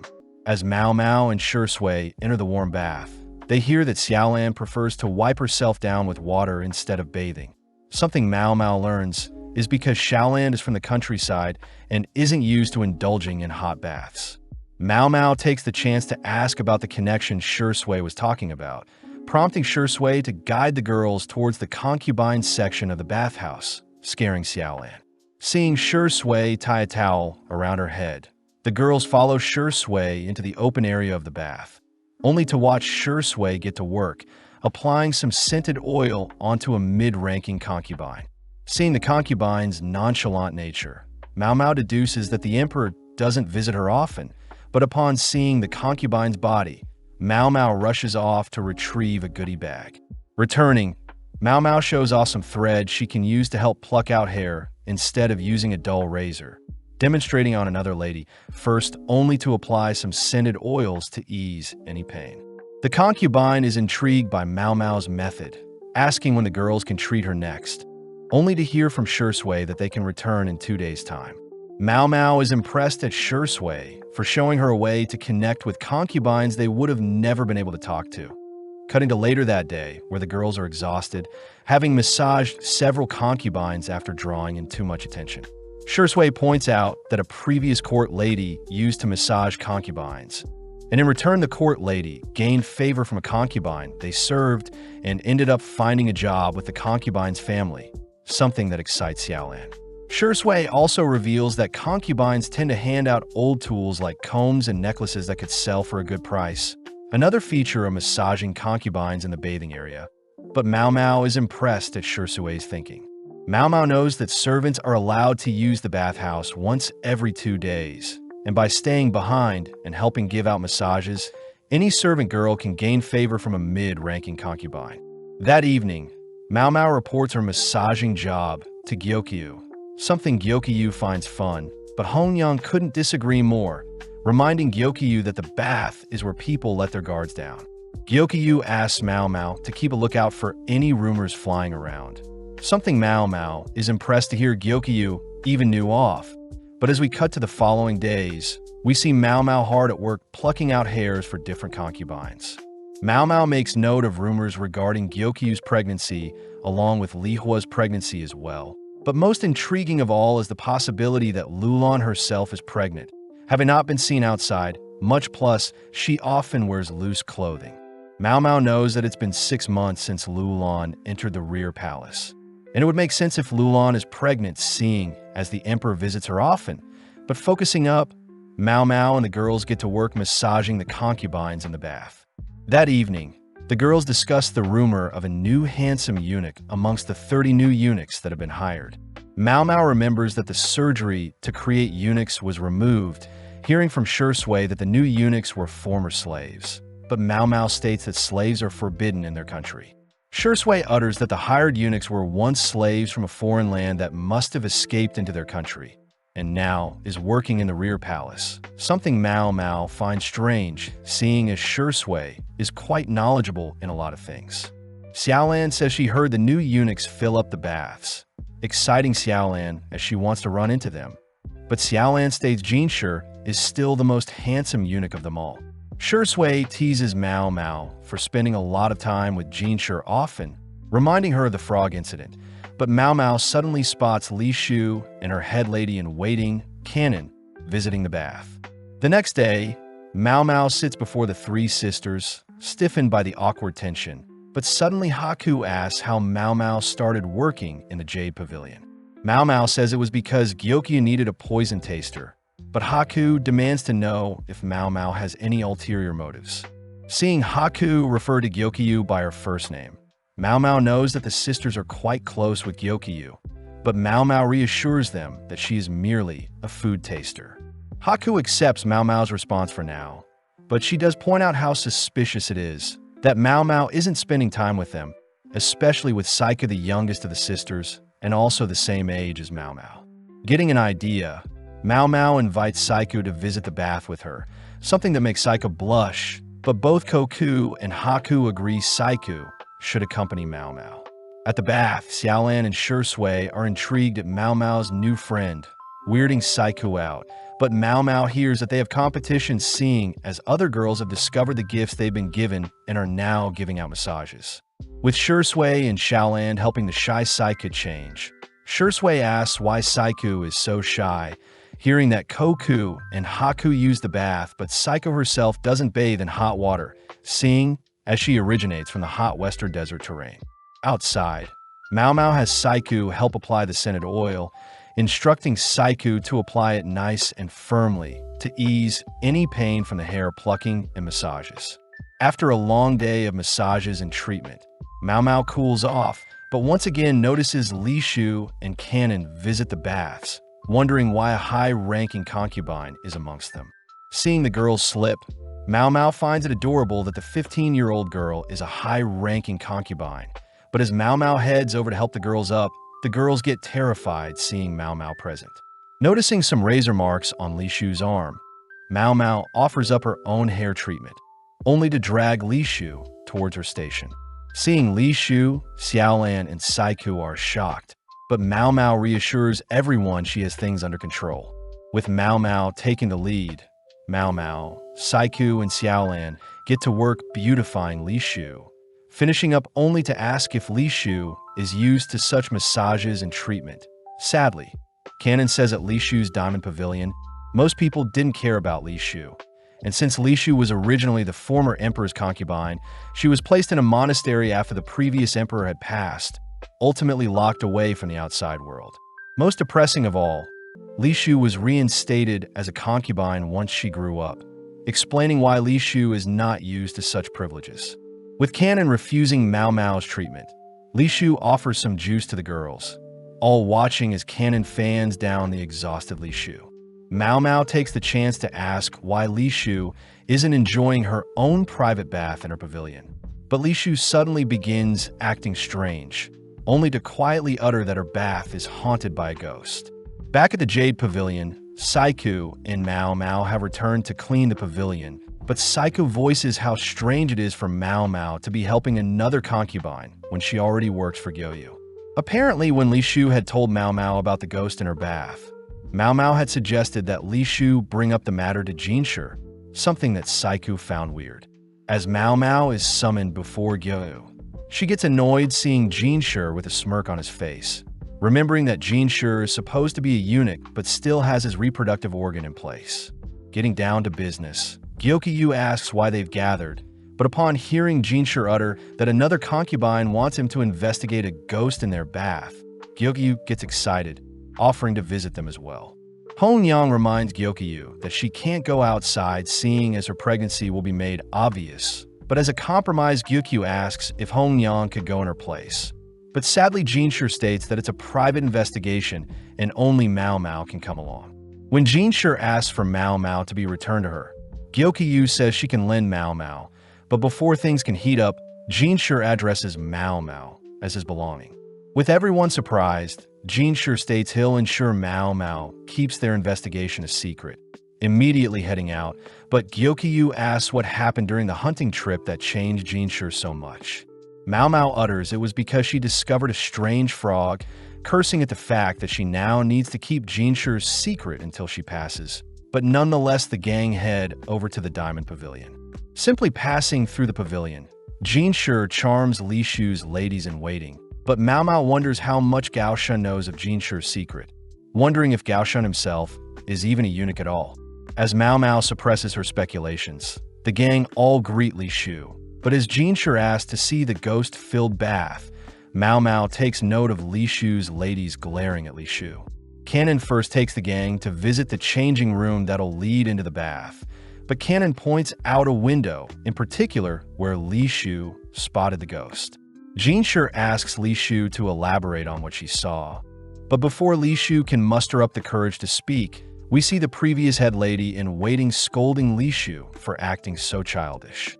The lady begins pointing out that Canon is meant to be keeping Li Shu from spreading such childish tales of ghosts, prompting Canon to apologize. But Mao Mao can immediately tell the former head lady in waiting is still salty about Canon overtaking her role as head lady in waiting. seeing as Canon was previously Li Shu's poison taster. As Mao Mao spots a strange head pin on the previous head lady, Jin Shi begins to charm her, reminding the girls that he needs to do his job regardless if the rumors are true or not. Jin Shi suddenly mentions how his throat is quite dry, prompting the previous head lady along with her party to rush to make some tea, only for Jin Shi to ask Li Shu to continue with what she was saying earlier. Mao Mao commends Jin Shi for his honorable act, all listening in as Li Shu recounts the night of the incident when she had finished taking a bath. Li Shu points out that she prefers her bath to be cool, but her ladies intentionally go against her wishes and make the bath steaming hot, forcing Li Shu to wait longer than normal for the bath to cool to her liking. Li Shu utters that she knows her ladies don't think fondly of her, but luckily Canon does stay by her side, and on the night of the incident Li Shu had finished her bath only to head over to the window to get some fresh air. When Li Shu opened the window, she suddenly saw a white-faced figure laughing at her behind some fluttering curtains, something that freaked Li Shu out. When Mao Mao asks if it could have been a person, Li Shu states it had to have been a ghost, something Canon can confirm as she saw the figure and tried to confront it, but the figure disappeared and the curtains strangely stopped fluttering. Hearing that the windows of the room were all closed at the time, Mao Mao wonders how wind could have gotten in, choosing to open up the nearby window to inspect the room's layout. Mao Mao remarks how strange of a layout this is, seeing as the Crystal and Jade Pavilion both have separate buildings for their baths, but Li Shu's Diamond Pavilion has a warehouse room next to its bath. Mao Mao asks Canon why there is a warehouse room in the adjacent room, only to be escorted into the warehouse room, where Canon unearths some mold that makes the room uninhabitable. Mao Mao knows that any other pavilion could have prevented such mold from growing, but seeing as Li Shu's ladies aren't as attentive, they decided to conceal the mold by making the room a warehousing place instead. Inspecting the mold, Mao Mao sees it has begun to eat away at the room's foundation, surprised to hear that Li Shu's pavilion is actually quite new as it was built when Li Shu was reinstated as a concubine. Disgusted by the damage done to the pavilion in only a few years, Mao Mao is shown the curtain that was fluttering in the wind when Li Shu first saw the ghost, but having realized something, Mao Mao rushes to inspect the bathhouse. Upon seeing the drain in the bathhouse, Mao Mao asks if Li Shu had unplugged the drain on the day she saw the ghost, something that shocks Li Shu as she confirms she did. With all the pieces now in place, the gang head back into the warehouse room, where Mao Mao asks for Gao Xuan's help with moving aside a cabinet to reveal even more mold eating away at the room. Seeing as the floor has been warped, Mao Mao asks Gao Xuan to check if the waterway passes under their current location, prompting Gao Xuan to retrieve the Diamond Pavilion's blueprint. Upon looking at the pavilion's blueprint, Mao Mao explains that the bat's water does pass through a pipe that runs under their room's floor, and it's the vapors from the hot water that made the curtain flutter even though all the windows were shut, having passed through the gaps in the rotted floor. Li Shu still wonders what the ghost figure was, but as Mao Mao scans the room, she heads over to unveil a small copper mirror Li Shu used before she received the bigger mirror gifted by the envoys. Mao Mao sees that the copper mirror has been nicely kept, a gift Li Shu had received from her late mother. But seeing as things are almost figured out, Mao Mao asks Li Shu to hold onto the copper mirror. Heading over to a nearby window, Mao Mao opens the curtains to allow light into the room, only to angle Li Shu and the copper mirror in a certain way to have it project a face onto the wall. Mao Mao states the copper mirror is a magic mirror, a special type of mirror that can absorb light and reflect a unique image, an item that requires immense talent to create. Mao Mao states that the ghost sighting was a sequence of coincidences that ended up causing the nearby blinds to flutter, only for the moonlight to light up the mirror and project a face above the curtains to create the ghost Li Shu saw. Li Shu states that the image created by the mirror resembles her late mother, wondering if her mother has returned to scold her for not using the copper mirror, revealing that her mother loved to dance. But after Li Shu was born, her late mother's health deteriorated and passed soon after. Li Shu suddenly begins to break down, clinging on tight to her mother's gift, something Mao Mao could never empathize with as her own mother never really cared for her. As Canon comforts Li Shu, the gang suddenly hear the previous head lady returning with some tea, But seeing Li Shu crying on the floor, the lady quickly orders Li Shu to not make a fool of herself. Mao Mao sees the previous head lady is as cold as ever, especially when the lady snatches the copper mirror from Li Shu's hands, reminding Li Shu that she has the bigger mirror gifted to her from the invoice. When the lady asks Li Shu to give the copper mirror to someone else, Li Shu cries for the lady to give it back, rushing towards her previous head lady only to retrieve and cling onto the copper mirror for dear life. The head lady orders Li Shu to be less childish, but Jinshi suddenly steps in, stating that Li Shu is entitled to keep the mirror if she pleases. With some quick hand movements, Jinshi swiftly plucks a hairpin from the lady's hair, glaring at her as he asks if Li Shu gave this to her. Jinshi states that the hairpin is engraved with a crest for high-ranking concubines, an item normal ladies in waiting shouldn't be parading around, something that frightens everyone.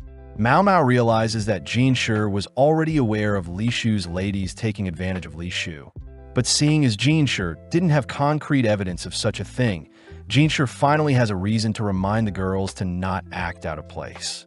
That evening, we see the eunuchs hard at work, all while several servant girls admire the new handsome eunuch amongst them.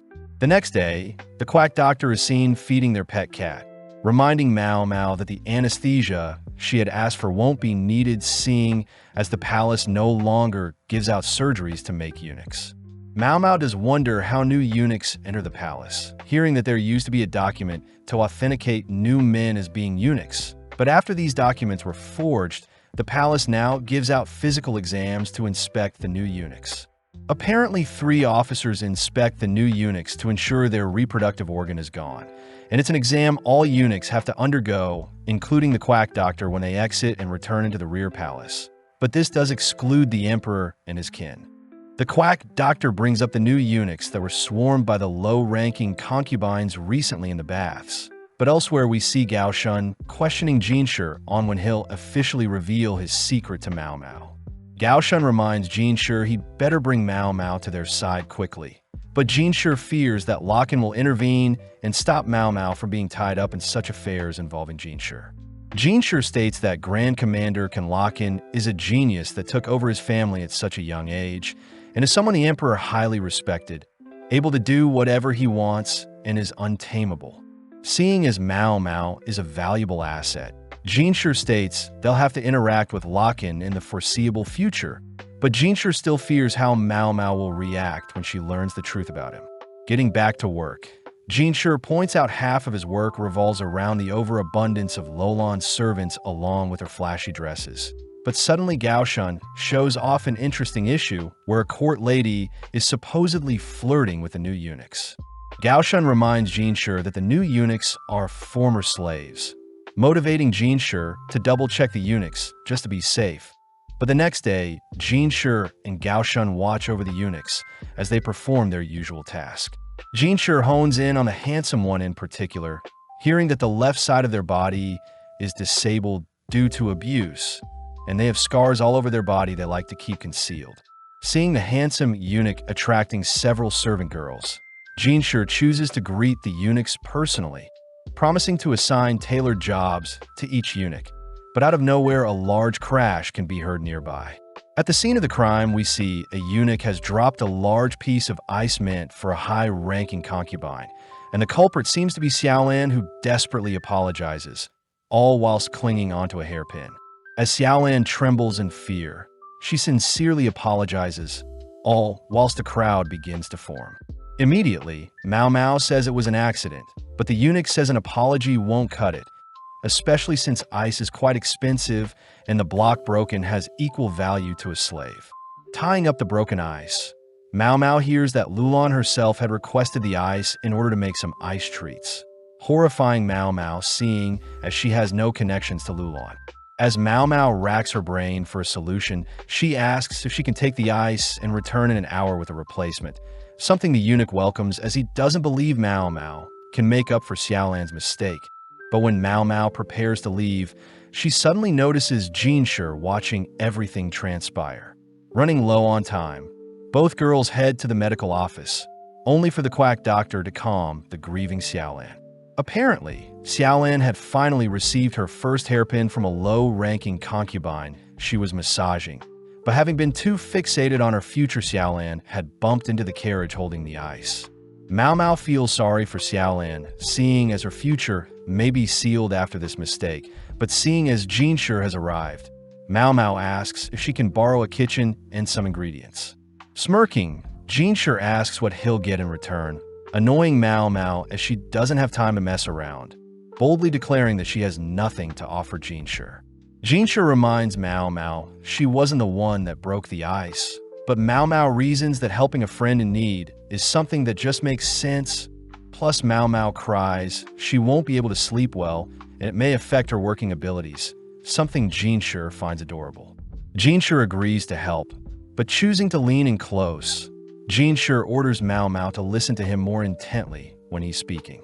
Mao Mao is confused by the request, prompting Jinshi to think of another request, making Mao Mao wonder if she should just ask Gyokyu for help.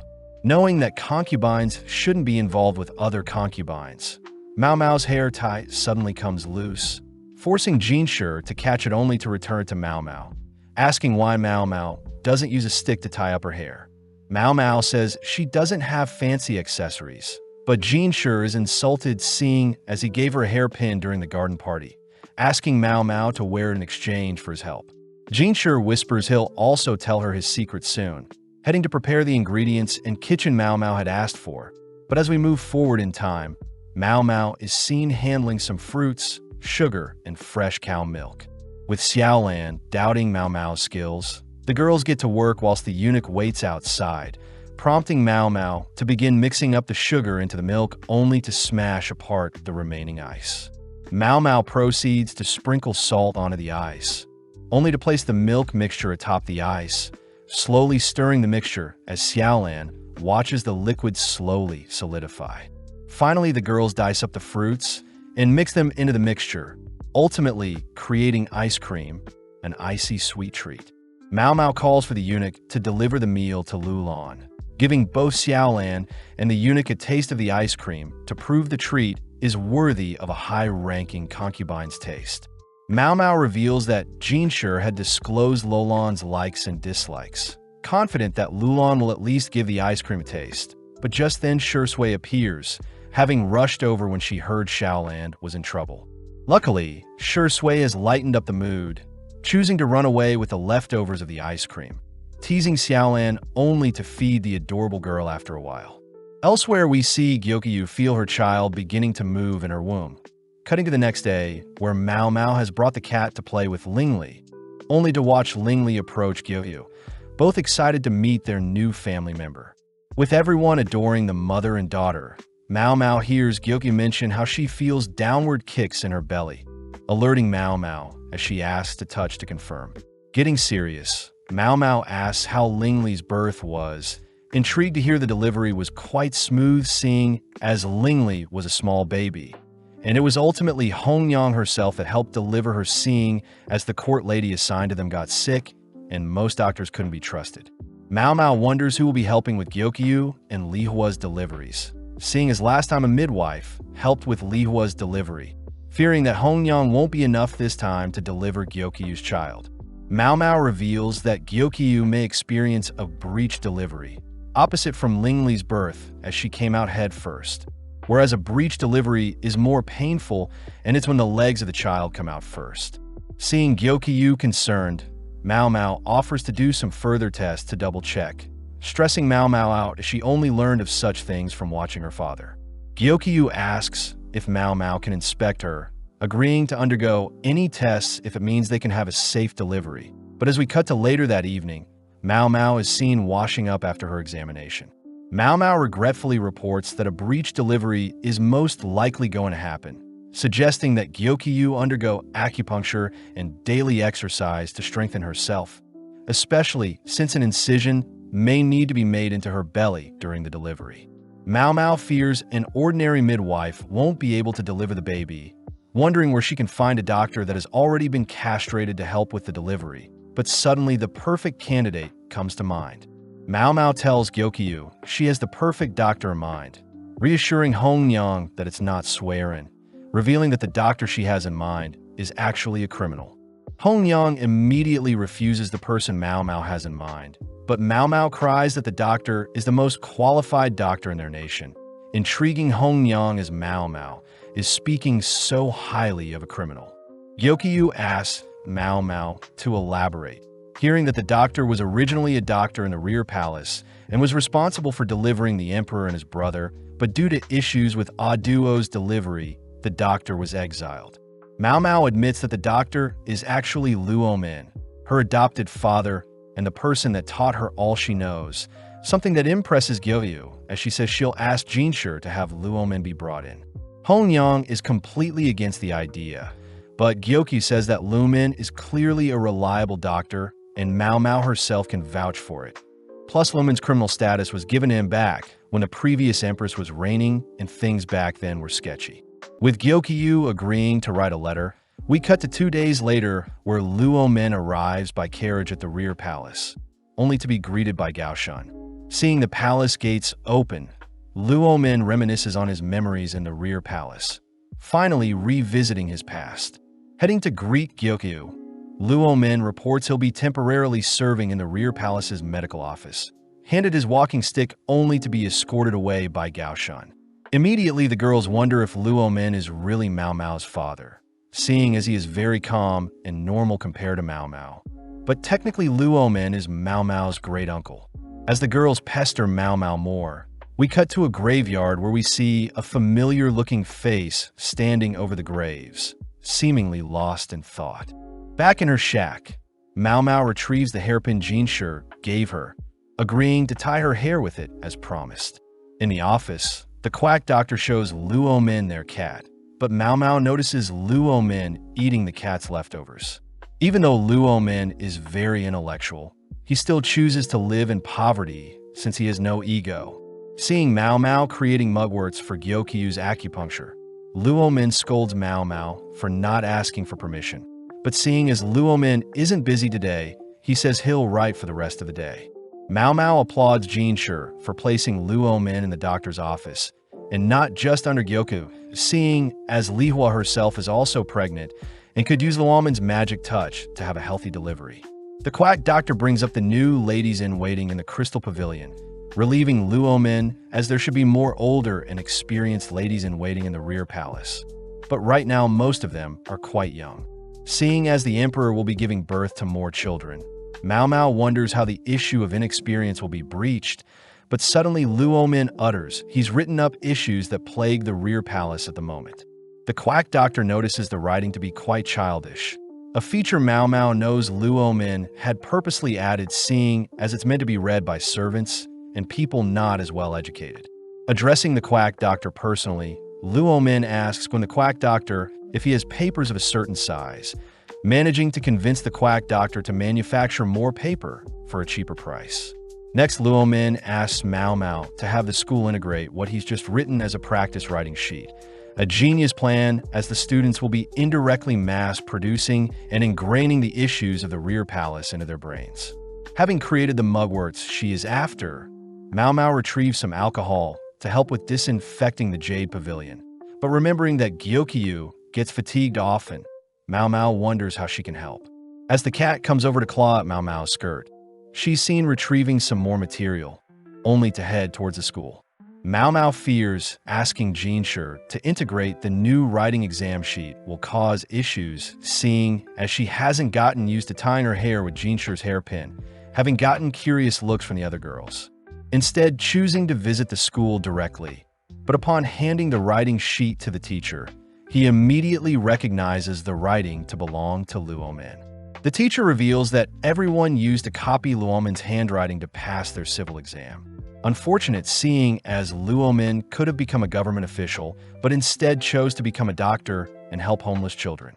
Mao Mao reveals that Luo Min has returned to the rear palace, intriguing the teacher, but the teacher asks why Xiaolan hasn't been attending his classes. Mao Mao says Xiaolan is quite busy searching for a job, but the teacher utters the influx of younger eunuchs have caused the court ladies in the south side to be distracted more often, and this caused some of the eunuchs to be sent north towards the clinic. Mao Mao reasons Shenlu could use the help, But back on topic, the teacher is impressed to hear Luo Min wants to make copies of his concerns regarding the rear palace, revealing that himself and Luo Min would manually create similar pieces in the past and plaster them throughout the palace. Mao Mao is surprised that Luo Min was aware of issues 20 years ago that exist today, these being not to use white lead powder, avoid strong scents, and not to pick random plant from the rear palace. But Mao Mao can't help but shake off an unnerving feeling.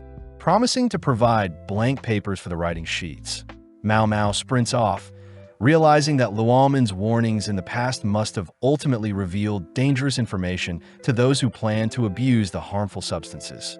Since most of the workforce is replaced every 2 years, and seeing as the concubines would have been replaced as well when the late emperor passed, Mao Mao visits the only person that would have remained around the same time Luo Min was last working. Visiting Xinlu, Mao Mao breaks the ice by giving some concentrated alcohol, only to sit down as Xinlu serves her some tea. Mao Mao acknowledges the skills of the workers in the clinic. Seeing as the ladies have remained for over 20 years, Mao Mao wonders why the clinic ladies haven't been replaced like the workers in concubine. Getting serious, Xinlu reveals that she along with the other clinic ladies were brought in at the age of 10, making Mao Mao realize that the late emperor must have deflowered them at such a young age. And seeing as people are only after pure maidens, the clinic ladies were forced to settle for a job in the rear palace. Mao Mao realizes the festering hatred in the rear palace must be carried by the clinic ladies, reminded of the time when Xinlu had asked Mao Mao to check in on Susu, believing Xinlu had good intentions. But Mao Mao wonders if Xinlu had been discreetly feeding Xin information on how to create an abortion drug through the sick servant girl.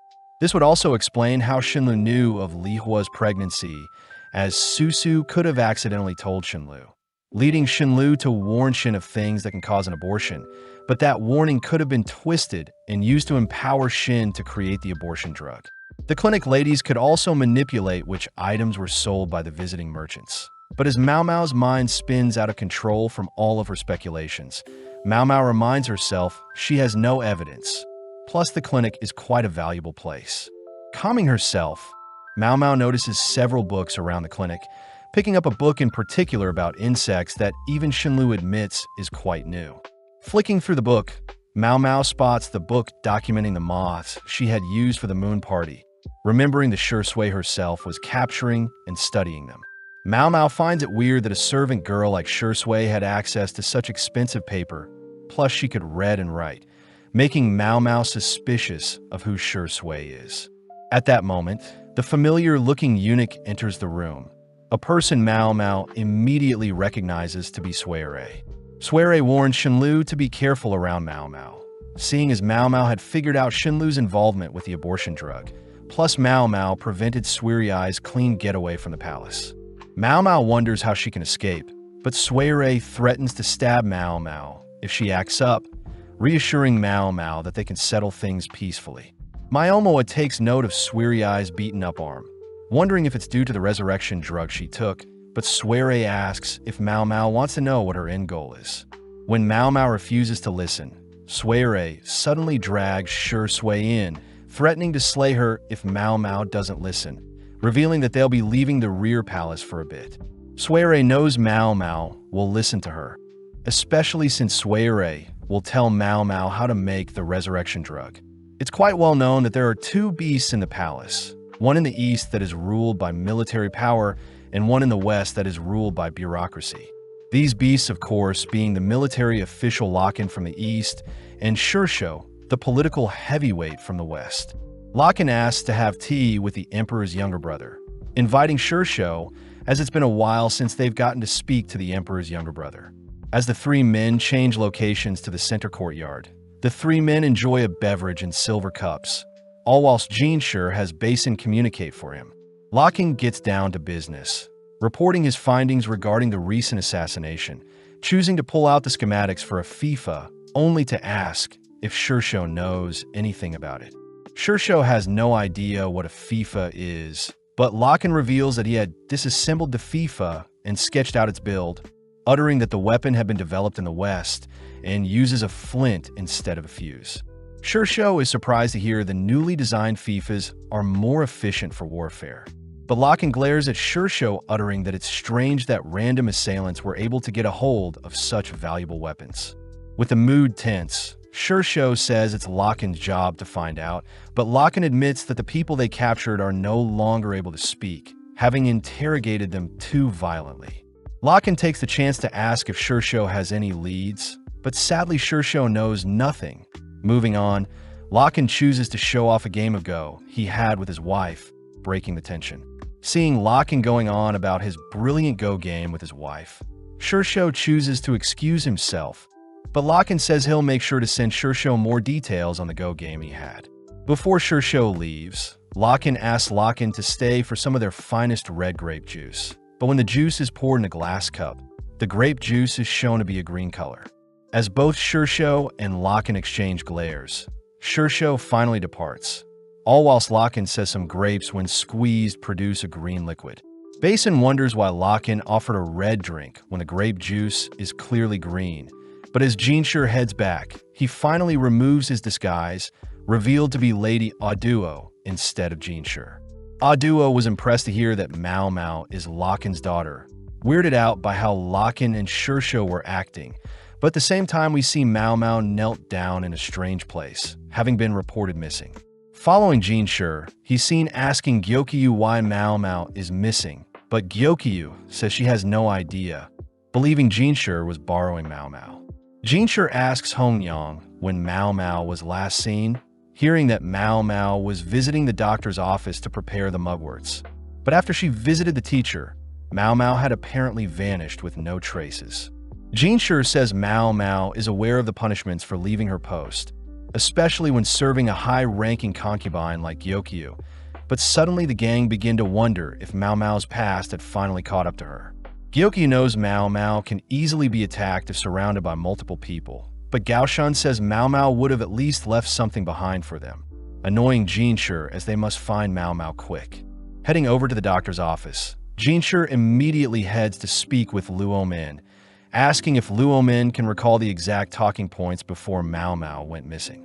Complying, Luo Min tells Jinshur about Mao Mao crafting the mugworts and leaving without saying anything else, but Jinshur fears that the information is nothing groundbreaking. Thinking for a bit, Jinshur wonders where the cat is, surprising the quack doctor as he admits the cat was clinging to Mao Mao before she left. The quack doctor says whilst Luo Min was in the bathroom, Mao Mao had picked up an item to help with Gyokyu's fatigue, but this drew the attention of the cat. Intrigued, Luo Min gets up, immediately pulling out the medicine Mao Mao was looking at, only for the quack doctor to confirm that Mao Mao definitely took some of the medicine with her.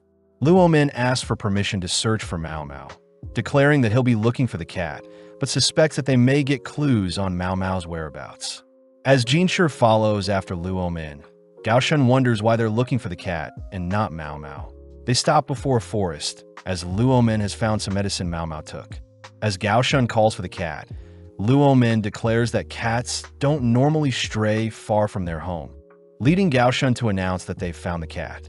Heading north, the gang notices the cat rolling around, prompting Luo Min to point out a particular looking hole in the tree, where scrunched up paper can be found. Luo Min suspects that it must have been a clue left behind by Mao Mao, but Jinshur cries that it's blank. Luckily, Luo Min suspects there's more to the paper than it seems, piquing Jinshur's interest as Luo Min is clearly holding back from something. Back at the doctor's office, Luo Min places the paper over some fire to reveal some text, a trick Mao Mao played around with as a kid, where juices or fluids would reveal themselves when burned on paper. The quack doctor suddenly remembers Mao Mao carrying a bottle of alcohol with her before leaving. As for the reason the cat was sleeping near the tree, Luo Min says it's due to the silver vine medicine, a substance that helps with fatigue when made into tea and coincidentally something that cats love. Jinshur is amazed at Luo Min for reading Mao Mao's intentions, but upon reading the shrine character on the paper, Luo Min asks if there are any shrines nearby. Jinshur utters that in the north there are only old buildings, but he'll order for a search. As for the second character, neither Jinshur nor Gaoshan can decipher. Seeing Luo Min so relaxed, Jinshur wonders why Luo Min isn't stressed, but Luo Min reveals he is stressed, but but he can only do so much, so he chooses to conserve his energy. Plus, Mao Mao had already disappeared once in the past when she was kidnapped, but she still worked every day until she could reunite with Luo Min, something that inspires Jinshi to get to work and ensure Mao Mao is safe. As Jinshi storms through the palace, he remembers to keep up his act as the handsome eunuch, choosing to report his findings to Gyokyu in hopes she can help with deciphering the second mysterious character. With even Gyokyu unsure, the other girls are tasked with racking their brains as well. But when Seikyu looks at the character, she recognizes the character to be the word Sui. The girls know Sui stands for Jade, but Seikyu wonders if it stands for Sure Sui, immediately catching Jinshi's attention as he hears Mao Mao had befriended Sure Sui, the second person to have Sui in their name. Jinshi learns about Xiaolan as well, but suddenly Jinshi realizes something, immediately calling for a search on Sure Sui, the servant girl, as Jinshi is clearly infuriated at his realization. At night, we see several ships traveling through water, revealed to be housing both Mao Mao and Sure Sui, who both wonder where they're going. With Sui standing guard and observing the girls, Mao Mao utters that she had to follow Sui as she couldn't risk Sure Sui getting attacked. But more importantly, Mao Mao was surprised to have been led to a secret passage. Mao Mao recognized the passage to be near where she and Sure Sui first met. But while Shinlu and Sui were distracted, Mao Mao had quickly written up her note and stuffed it into a nearby tree along with some silver vine. Passing through a strange tunnel, Sui says Mao Mao and Sure Sui are to pretend they were sold off, and from there they were picked up by carriage and departed from a port.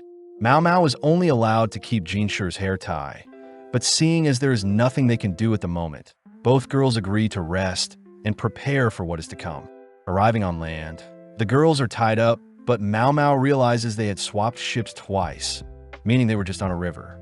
Escorted by Sui and some guards, Mao Mao believed they were heading north, but the surrounding forest is quite humid.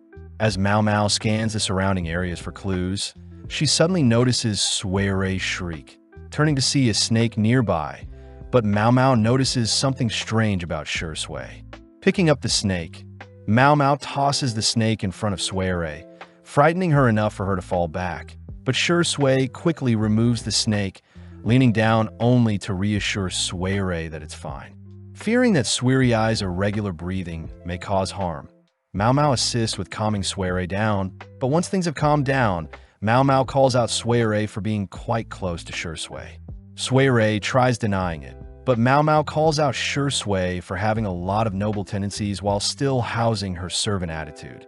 Sui points out how Mao Mao herself can read and write as well, even though she is a servant. But Mao Mao deduces that Sure Sui must have been the one to lead the cat into the palace through the secret passage, having never anticipated to have run into Mao Mao when they first met. Laughing out loud, Sure Sui admits they've been caught, revealing that Sui, her sister, is quite afraid of snakes. Mao Mao realizes that Sure Sui and Sui have similar names, but it was never an issue since other servants couldn't read. Mao Mao is happy that the mystery of the cat appearing has been solved. Plus, Mao Mao suspects that Sure Sui spent more time around the bath to get into contact with Sui, watching as the sisters interact, but Mao Mao wonders why she's been taken away from the rear palace.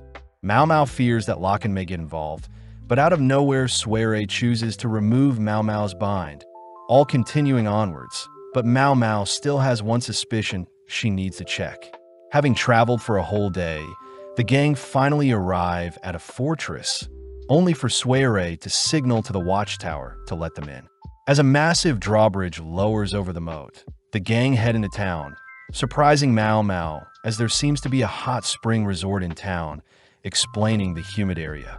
Off in the distance, Mao Mao notices a foreigner, wondering if they could be one of the envoys that visited, but before Mao Mao can speculate, she bumps into a little boy, Kyu. Before Mao Mao can tussle with the boy, Sure Sui scolds Kyu for bumping into Mao Mao, but Kyu is impressed by Sui's looks, even calling Sure Sui Big Sis and mentioning a maid of sorts. Mao Mao hears Kyu bring up a festival tomorrow, exciting Sure Sui as they all head towards the town's inn. But as the girls check in, Mao Mao spots a familiar-looking man. seeing as he resembled a guard the envoys had brought with them. Suere reveals that she had a lot of work to do after her resurrection, something that only piques Mao Mao's interest more.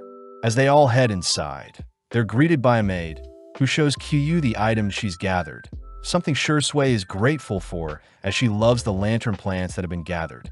Before Qiyu can take credit for gathering the items, Shui forces Qiyu to thank their maid, ultimately giving Qiyu a hug as he's learning. As Mao Mao inspects the items for the upcoming festival, we cut back to Gaoshan, who makes a report on an unused shrine near where Mao Mao's note was found, revealing that it is an unused passage that led outside the palace. Next, Gaoshan says one of the eunuchs went missing around the same time Mao Mao did. Finally, there seems to be no servant by the name Shui registered. Before Jinshi can figure out what is happening, a eunuch rushes into his office, crying out that something is happening to Qiyu. The next day, Jinshi visits the Jade Pavilion, greeting Hongyang, who reports Qiyu is going into labor and the birth preparations have begun. Escorted upstairs, Jinshi bumps into Luomin, who reports Qiyu has been stabilized with little fatigue, but it's still unknown when the actual birth will happen. As for the breech birth, Luomin says Mao Mao's remedies have worked, but hearing the name, Jinshi stresses seeing as it's been 10 days since she went missing. The quack doctor seems to be quite useless, so Luomin asks him to take care of the cat, but as Jinshi leaves for now, Gaoshan rushes to report their findings on the missing eunuch. Having the name of Tian, the eunuch was apparently not associated with anyone, meaning it's hard to find any leads. Apparently, Tian was seen praying around a shrine, but Gaoshan takes out a map, showing that Tian was seen around the graves on the north side, belonging to the souls that were deflowered by the late emperor. With sightings of Tian praying at a grave in particular, Jinshi immediately heads out, but upon entering the vicinity of the graves, Jinshi spots Shenlu praying there. Caught off guard, Shenlu swiftly excuses herself, but upon brushing by Jinshi picks up a familiar scent. Remembering it to be the distilled alcohol Mao Mao made, Jinshi grabs hold of Shenlu, demanding to know where Mao Mao is. But having let his true face slip, Jinshi calms himself only to ask if Shenlu knows where Mao Mao is. Seeing Jinshi up and close, Shenlu is reminded of the late emperor, attempting to pull away, but Jinshi refuses to let go. Shenlu cries that she is reminded of the first time she ever met the late emperor, having been given a sweet and greeted warmly by the late emperor.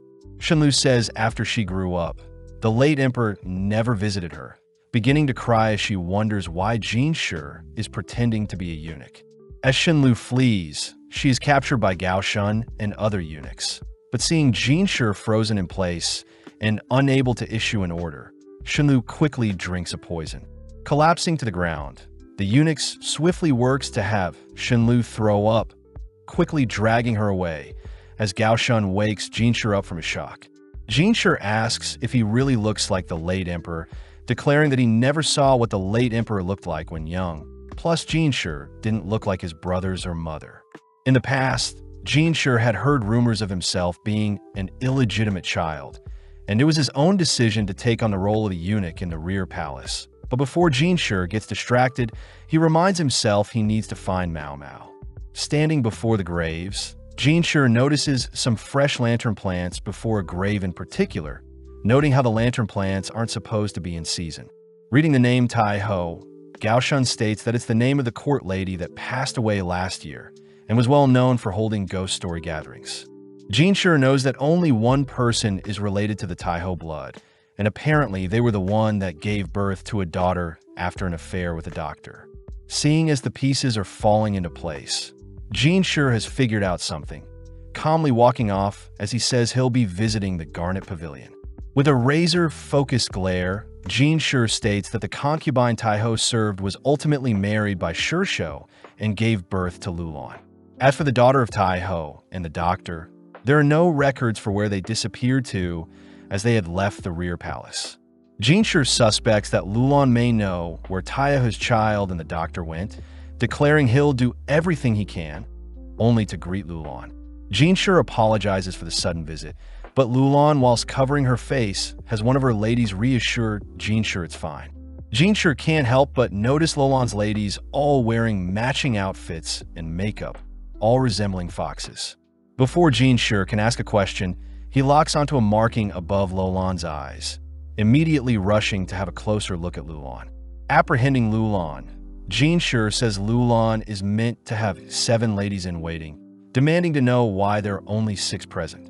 Jinshi says he had been keeping track of everyone's names and faces, and since Lulan and her ladies changed outfits every day, he had to remember their eyes, lips, and more importantly, moles.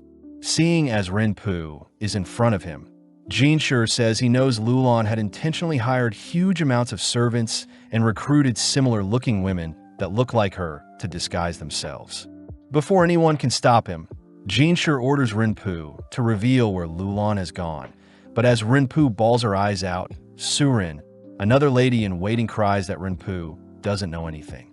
With Jinshi trying to calm himself, we see all of Lulan's slaves gathered and being questioned, only for Surin herself to admit that Lulan won't be returning to the rear palace, something Jinshi says has never been done before. Seeing as their interrogation isn't going anywhere, Jinshi says Lulan has committed a huge crime, wondering what Shursho was thinking to have handed his daughter over to the emperor only for her to flee. Seeing as they're at a standstill, Jinshi wonders what other clues can lead them to Mao Mao. But at the same time, we see that Lakan has uncovered Mao Mao's disappearance, immediately rushing to search for her only for a massive explosion to occur. The next day, Basin regretfully informs Jinshi that Lakan has found out about Mao Mao's disappearance. Plus, Shursho himself has seemingly disappeared. Jinshi fears it probably isn't a coincidence, and Shursho will be charged alongside Lulan. As for Shinlu, she seems to be okay, but hasn't awoken yet.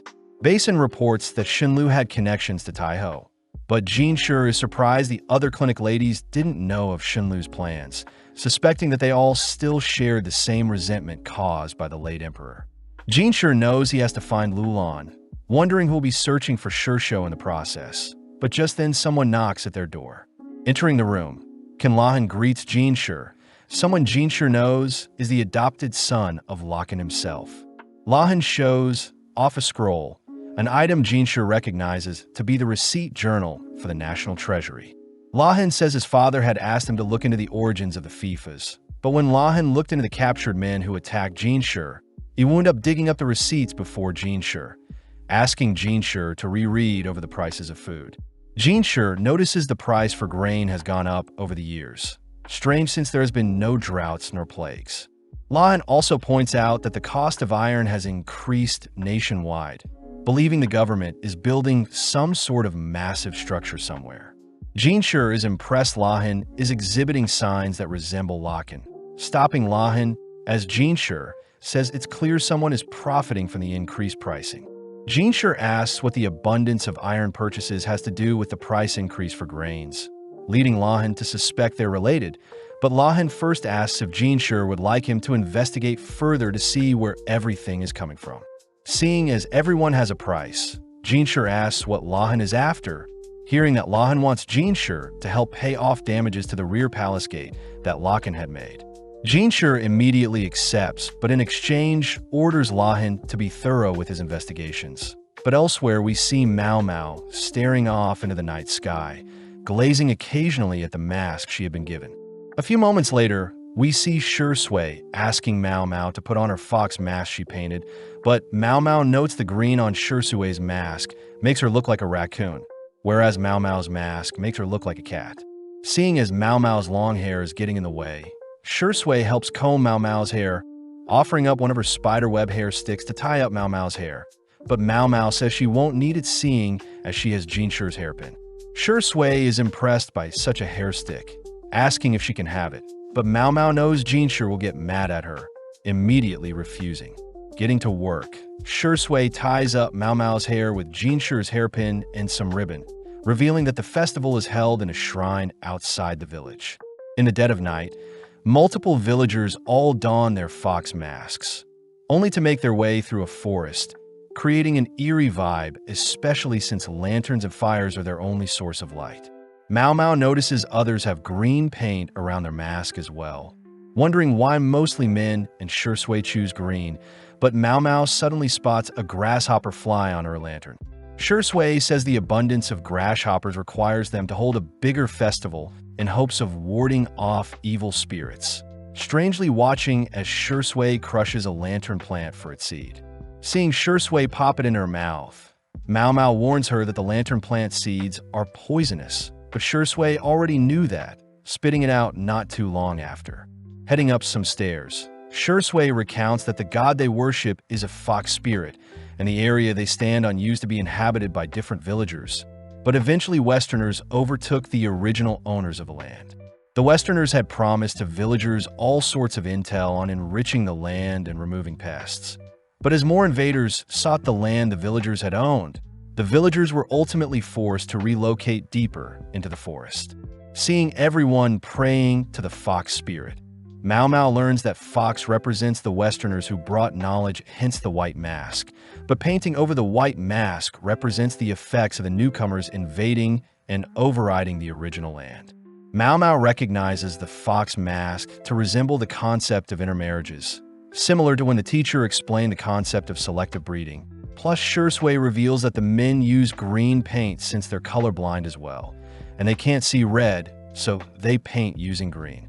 Mao Mao deduces that the Mother Royal, along with the people that built the hidden fox village, must have been the same group of people that came from the West. But as the ceremony draws on, Mao Mao is asked to place her mask in a basket where they're stored and set to burn in a year. Shui chooses to drag Mao Mao around with her, impressing Mao Mao at the food varieties, but both girls can't help but be drawn to a meat store selling frogs and locust skewers. Remembering her past with frogs, Mao Mao asks for a chicken skewer, only to watch Shui dine on a locust skewer, revealing that she has never actually eaten bugs before. As Shui eats her bugs, she spits out a grasshopper that was mixed in with the locusts, but Mao Mao is more intrigued by the child sitting at the center of the shrine. Shui says the child is actually Kyu, and every year a child is elected to play the role of God. Luckily, different children swap out seeing, as they do get antsy after sitting still for too long. As the girls head to wait for Kyu, they run into other children that are disappointed to have received some poor-looking wheat, all wondering why the elder only gives them wheat from their fields. Luckily, Mao Mao offers up the wheat she had been carrying around, exciting the kids as they run off, but right on cue Kyu appears having finished his duties for the night. Shui praises Kyu for a job well done, but Kyu wishes his mother could have seen him, intriguing Mao Mao as Kyu's mother isn't living with him. To wrap up the night, the villagers gather near a lake to watch the burning of the previous year's masks. But Kyu asks what the girls wish for seeing, as everyone gets one wish when painting their mask, and it's said to come true when the masks are burnt. Kyu himself refuses to reveal what he wished for. But just then, everyone turns their attention to the group of villagers carrying a torch towards the river, making Kyu jealous as he wanted to be the child to carry the torch. With the torch being passed onto a villager with a bow, the lone archer fires a single fiery arrow towards the masks, setting the mast-filled structure ablaze. As several masks burn up completely, we see that most masks actually sink to the bottom of the lake, a spectacle that reminds Shui of insects as they normally leave their children behind to survive the harsh winters. Returning home, the girls are greeted by Sui, who had been waiting for them, gladly serving up some dinner only to notice Mao Mao glaring at her. Mao Mao demands to learn about the resurrection potion Sui had promised, but is still confused by Sui and Shui's dynamic, especially since Mao Mao has been given a lot of freedom even though she is meant to be a hostage. With Shui asking Sui to keep up her end of the promise, Mao Mao immediately asks if thornapple and blowfish were used for the potion. Plus, Mao Mao wonders how Sui felt going in and out of consciousness. Sui is a little weirded out, but says thornapple wasn't used in the potion, as foreign recipes make use of thornapple to keep their patients in a near-death state and are used to enslave them. Sui was lucky to have survived with only some scars, plus she didn't lose any of her memories. But hearing that Sui needs to run more experiments with the potion, Mao Mao offers up her own body to test the potion. Shui is glad that they're getting along, cutting to later that night where Mao Mao and Sui sit together, stressing Mao Mao out as she has so many questions that she wants to ask, choosing to hold herself back for now. The next evening, Mao Mao is handed some books, only to be warned by Suere to not try and escape, especially since she'll be away and guard her station outside their home. Immediately, Mao Mao gets tucked into reading, forcing Shui to feed and dress Mao Mao. But seeing Mao Mao's fixation on reading, Qiyu is reminded of Lady Shinmei. As Qiyu heads off to do the dishes, Shui heads to retrieve Mao Mao's headpin, reminding Mao Mao to take better care of such a valuable-looking hairpin. Shui chooses to add her own hairpin to ensure Mao Mao's hair is tied correctly. But Mao Mao asks where Shui learned such a technique, hearing that Shui was beaten and had hot water thrown on her if she wasn't fast enough or didn't give out good massages. Mao Mao wonders what master would punish a student so badly, but using a calm smile, Shui says it was actually her mother, refusing to elaborate further as she asks Mao Mao to not act up as Shui herself needs to head somewhere as well. With 6 hours of reading passing by instantly, Mao Mao decides to get some fresh air, immediately stunned by the gorgeous view of the village and fields beyond its walls. Mao Mao wonders if the shack outside the village is where they store the wheat, wondering what the reason for the town's poor harvest could have been along with that strange patch of unharvested wheat next to the shack. But out of nowhere, Qiyu returns, asking to know where Shui went. Mao Mao is annoyed at how loud Qiyu is, but Mao Mao asks what that shack outside town is, hearing that it's the elder's old storehouse and it's not in use, seeing as a new one had to be built to keep the rats out.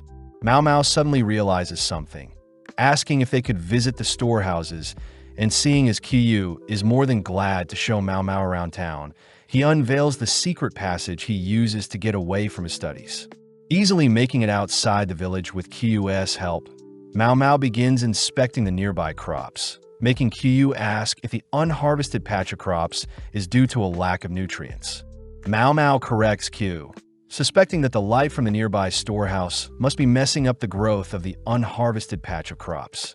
Mao Mao also reasons that the infestation of rats has to do with Suere, suspecting that Suere had been capturing them for her experiments with perfecting the resurrection drug. Qiyu chooses to show off his lockpicking skills and unlock the old storehouse, allowing Mao Mao to confirm her suspicions as she uncovers a room filled with various medicines and caged rats. Surprisingly, Qiyu asks why there are metal tubes in the room as well, something that catches Mao Mao's attention as she rushes to pull back a strange-looking curtain, horrified to discover some fifas. Mao Mao wonders what a workshop to design fifas is doing in the storehouse.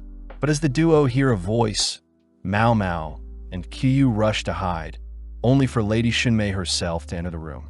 Shinmei finds it suspicious that the storehouse was unlocked, but as Lady Isla herself enters the room as well, Shinmei says she must have been imagining things. With Mao Mao relieved to have not been found, Shinmei suddenly borrows a sword, instantly cutting down the room's curtains only to reveal Mao Mao's hiding spot, demanding to know why filthy rats have snuck into her space. As Mao Mao stares off into Shinmei's maniacal grin, a second passes by only for Shinmei to turn to Suere beside her, slapping her as she reminds Suere to keep her rats in line. Suere immediately apologizes, but Shinmei suddenly notices Qiyu, asking where she has seen him before. Before Qiyu can speak, Suere says Qiyu is Shiro's son, but out of nowhere a familiar voice speaks up asking that Shinmei excuse the kids as they must have been playing around. With Lulan asking her mother Shinmei to leave Mao Mao and Qiyu alone, Mao Mao uses the chance to inspect Lulan a little closer, confirming one of her suspicions. Shinmei says she isn't done, declaring that Mao Mao still needs to be punished and that Mao Mao will be tied up and lashed 100 times. But before Suere can ask Shinmei to calm down, Shinmei once again smacks Suere, asking her to be quiet. Mao Mao recognizes Shinmei to be a very dangerous person, fearing that Shinmei plans to accidentally execute her, but luckily Lulan speaks up, revealing that Mao Mao is actually an apothecary that can be of use to Shinmei. Shinmei doubts that Mao Mao is qualified, but Lulan makes up that Mao Mao is actually 30 years old and that her various experiments have slowed down her aging, something that intrigues Shinmei. Lulan continues by declaring that Mao Mao is capable of making immortality potions, plus Shunmei can get rid of Mao Mao whenever she wants, referencing a man that Shunmei made disappear prior. With Shunmei now having a change of plans, she tells Lady Isla that they'll chat later, preparing to leave, but Shunmei suggests that they bring Mao Mao with them all to a different stronghold. Cutting to a snowy terrain, we hear Mao Mao reveal that Lulan is in fact Shui in disguise.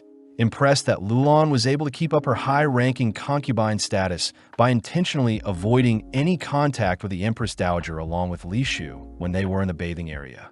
Mao Mao knows that Shui was okay with hanging out with Mao Mao, since Mao Mao wasn't too familiar with what Lulan looked like. But as we enter a stronghold in a snowy terrain, we see Suere showing Mao Mao the room of the previous apothecary. Suere says she didn't want Mao Mao to get involved with everything, but Mao Mao takes the chance to ask if Shui is really Suerai's half-sister, something that Suere doesn't answer, as she says only Shui treated her like a sister.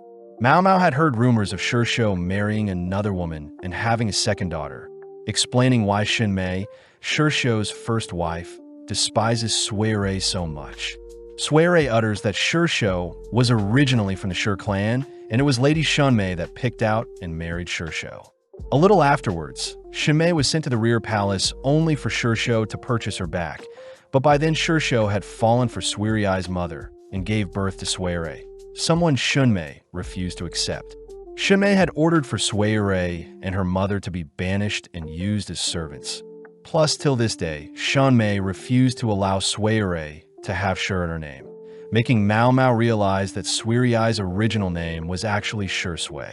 Suere admits that Lulan was very kind to have used Shui as her servant name, but Mao Mao can't help but see how night and day Lulan and Suerai's lives are, as it was ultimately Shinmei's doing that forced one daughter to become a high-ranking concubine with the highest prestige, whilst the other daughter became a court lady forced to do the dirty work from the shadows. Mao Mao is now able to confirm that Suere was involved with Jin Shi's assassination attempt during a ceremony, having used an explosion to steal and tamper with the ceremonial tools, only to escape by faking her death. As for the attack on Jin Shi with the FIFAs, Mao Mao suspects that it was Shui himself who set that up, but Mao Mao wonders if the reason was because Jin Shi was trying to make changes to the rear palace, and that in turn conflicted with Shui's beliefs. Unable to pin down the actual reason why Shui is after Jin Shi, Mao Mao questions if Shui knew about Jin Shi's true identity, asking Suere how she entered the rear palace the second time as a eunuch. Suere embarrassingly admits that 3 officials had to inspect her and confirm that she had no reproductive organs. But this only makes Mao Mao question how Jin Shi became a eunuch in the rear palace without being caught. Mao Mao knows that only close relatives of the emperor can enter and leave the rear palace, refusing to accept Jin Shi as the emperor's younger brother since their ages don't match. But Mao Mao does remember Jin Shi trying to tell her something in the past. Suppressing her suspicions for now, Mao Mao heads over to a window, suddenly realizing that it has been barred off, plus Suere says it'll snow harder soon, making Mao Mao wonder if they're in the Northern Highlands. With the stronghold so fortified, Mao Mao begins to put the pieces together, remembering how the envoys used a mirror to sneak out and how the FIFAs seem to be in production back in the storage room. Suddenly turning to Suere as Mao Mao asks if they plan to start a war. Suere simply utters that it's not her decision to make, asking Mao Mao to stay put and pretend to make medicine as Lulan was able to save Mao Mao. Plus Mao Mao will be given food every day, so Mao Mao should try her best not to anger Shimei. As Suere leaves, Mao Mao says she can't escape since she is on the 3rd floor and the snow will take her out before she returns to the village. But seeing as the previous male apothecary owned the room before her, Mao Mao manages to uncover a mountain of books left behind by the man. With some time passing by, Mao Mao is given a meal, recounting that since farming season is almost over, is the perfect time to start a war. Mao Mao deduces that she is being held in Shihokashu in the northern region, plotting in her head that it takes 10 days by boat from the rear palace, and that the hot spring village should be nearby, but Mao Mao is unable to figure out the name of the mountain ranges on her mind map. instead choosing to lay down and rest for a bit. Strangely, a kid's voice that isn't Kyu's can be heard outside, reminding Mao Mao that Kyu had asked to come to the stronghold as well, but Mao Mao fears that the entire village will be punished if Shunmei gets her way. Outside in a watchtower, Lulan is seen lost in thought, only to suddenly hear Shunmei laughing.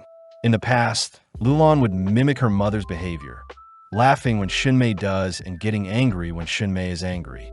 Lulan had adopted such a personality to ensure Shunmei wouldn't get angry at her, but even Lulan's lifeless personality couldn't help but despise her mother as she would take out her anger on Suere. Lulan admits that she was far too late to have realized how cruel her mother is, but as we cut back to Mao Mao, she is seen being summoned by Shunmei, only to be brought to a room filled with musk. In the room, Mao Mao spots several people in a bed acting strangely, suspecting that they've been laced by something. Shunmei suddenly calls out to Mao Mao whilst getting a manicure and massage, demanding Mao Mao create her an immortality potion, but Mao Mao asks for some time. Off to the side, Mao Mao sees Suere taking care of Lulan, saddened to see the sisters acting like master and servant. Mao Mao promises she'll return tomorrow with something interesting, only to be guided back to her room as she hears she can only leave her room once a day to make her report. Mao Mao says she doesn't mind spending her days in her room, seeing as it was well kept and has all the resources she needs to sustain herself. But before Mao Mao can wonder who the previous male apothecary before her was, Kyu and other children call out to her. Mao Mao chooses to greet Kyu formally, but is horrified to hear that Kyu's mother was apparently amongst the people acting strangely on the bed, and it seems Kyu was kept in the village to stop him from seeing what was in the room. Mao Mao does have an alternative theory for what Kyu's mother was doing in the room, but as Mao Mao leaves, Kyu tries saying something, cutting himself off before he can finish only to run off. Back in the rear palace, we see Lahan making his report to Jinshi, revealing that the once abandoned stronghold in the north belonging to Shursho is expanding. Seeing as nothing of the sort was reported to them, Jinshi suspects Shursho is rebelling, and this is unforgivable since Shursho was the closest advisor to the Empress Dowager.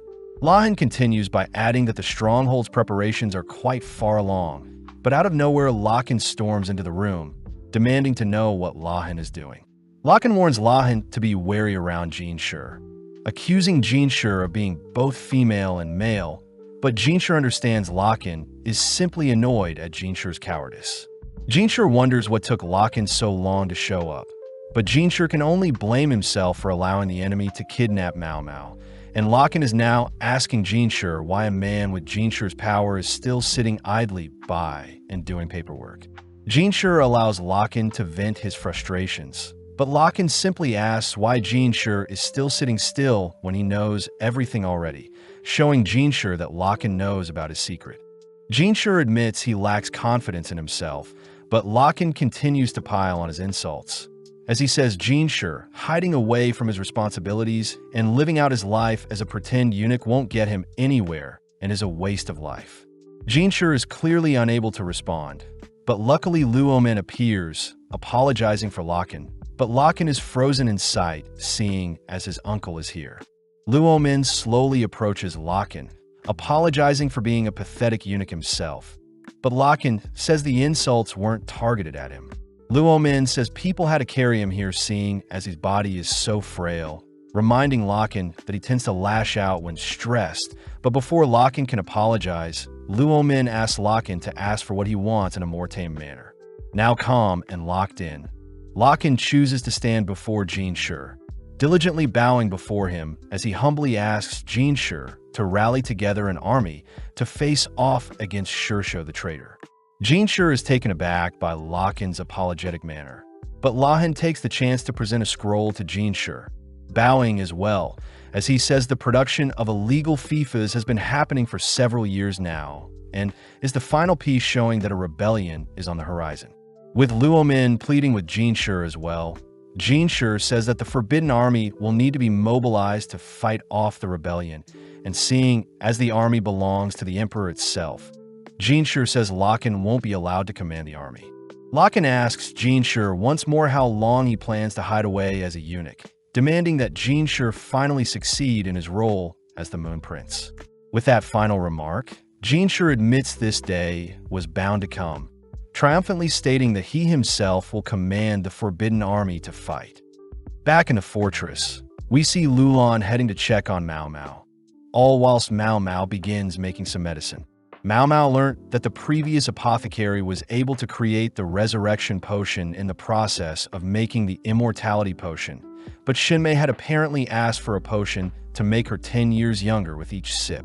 Mao Mao knows that such a potion is impossible, but her pride prevents her from giving up, something Lulan overhears, so she chooses not to disturb Mao Mao. With days passing, Mao Mao presents her findings to Shinmei only to work diligently in her room for the remainder of the time, but several days fly by in an instant. Mao Mao occasionally hears Kyu and several other kids playing around the halls outside her room, but interestingly enough, Mao Mao is able to sniff out a familiar smell, wondering if fifas are being produced on the floor below her. At that moment, Mao Mao receives a letter from a stranger, opening it only to see that there's a piece of wire attached to a note telling her to flee whilst the guards are distracted. Funnily enough, it's revealed to be Kyu, and it seems he had failed to draw away the guards. With Suirei appearing, she demands to know what Kyu and Mao Mao were doing, but Kyu simply says he was playing around, but Suirei takes note of the piece of paper barely hanging out of Mao Mao's shirt. Suirei and the guard both agree to not make a scene out of this incident, but unfortunately, Shinmei appears, asking to know more. Kyu spots his mother, but gets mortified seeing her lifelessly stand behind Shinmei. But when Suirei tries to explain the incident as Kyu playing around, Shinmei raises her claws towards Kyu, uttering that Kyu will need to be punished for messing around. Suirei reminds Shinmei that Kyu is still only a kid, but when Kyu looks to his mother for help, she once again doesn't respond. Shinmei begins asking who is at fault for such a ruckus, threatening to punish the culprit by putting them in a water chamber, pissing Mao Mao off as it seems Shinmei gets excited seeing others suffer. Mao Mao reasons she should just let Kyu or the guard be punished, but unable to bear Shinmei's personality, Mao Mao calls out Shinmei for being despicable. Instantly, Shinmei smacks Mao Mao, but Mao Mao simply continues by crying that she had asked Kyu to help her escape the stronghold, personally accepting all the blame. Shinmei declares that Mao Mao is of no use to them, ordering for Mao Mao to be put in the water chamber, but Suirei says they'll need to look for another apothecary to replace her. Shinmei reminds Suirei to only speak when asked to, following up by breaking her fan over Suirei's head, only to strangely lick up the blood from Suirei's new wound. Shinmei spits out the blood, uttering that Suirei's existence taints her bloodline, but Mao Mao can only feel bad for how Suirei is being treated. Lulan speaks up, asking to use the Taibon, something that makes Shinmei excited, but Mao Mao wonders where she heard such a thing before.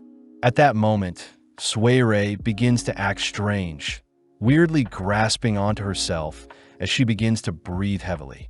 Shinmei orders for the guard to first take Mao Mao underground, creepily heading into a darkened room solely lit up by a single torch, but before the guard leaves, he places a box onto the ground, apologizing as he flees the scene.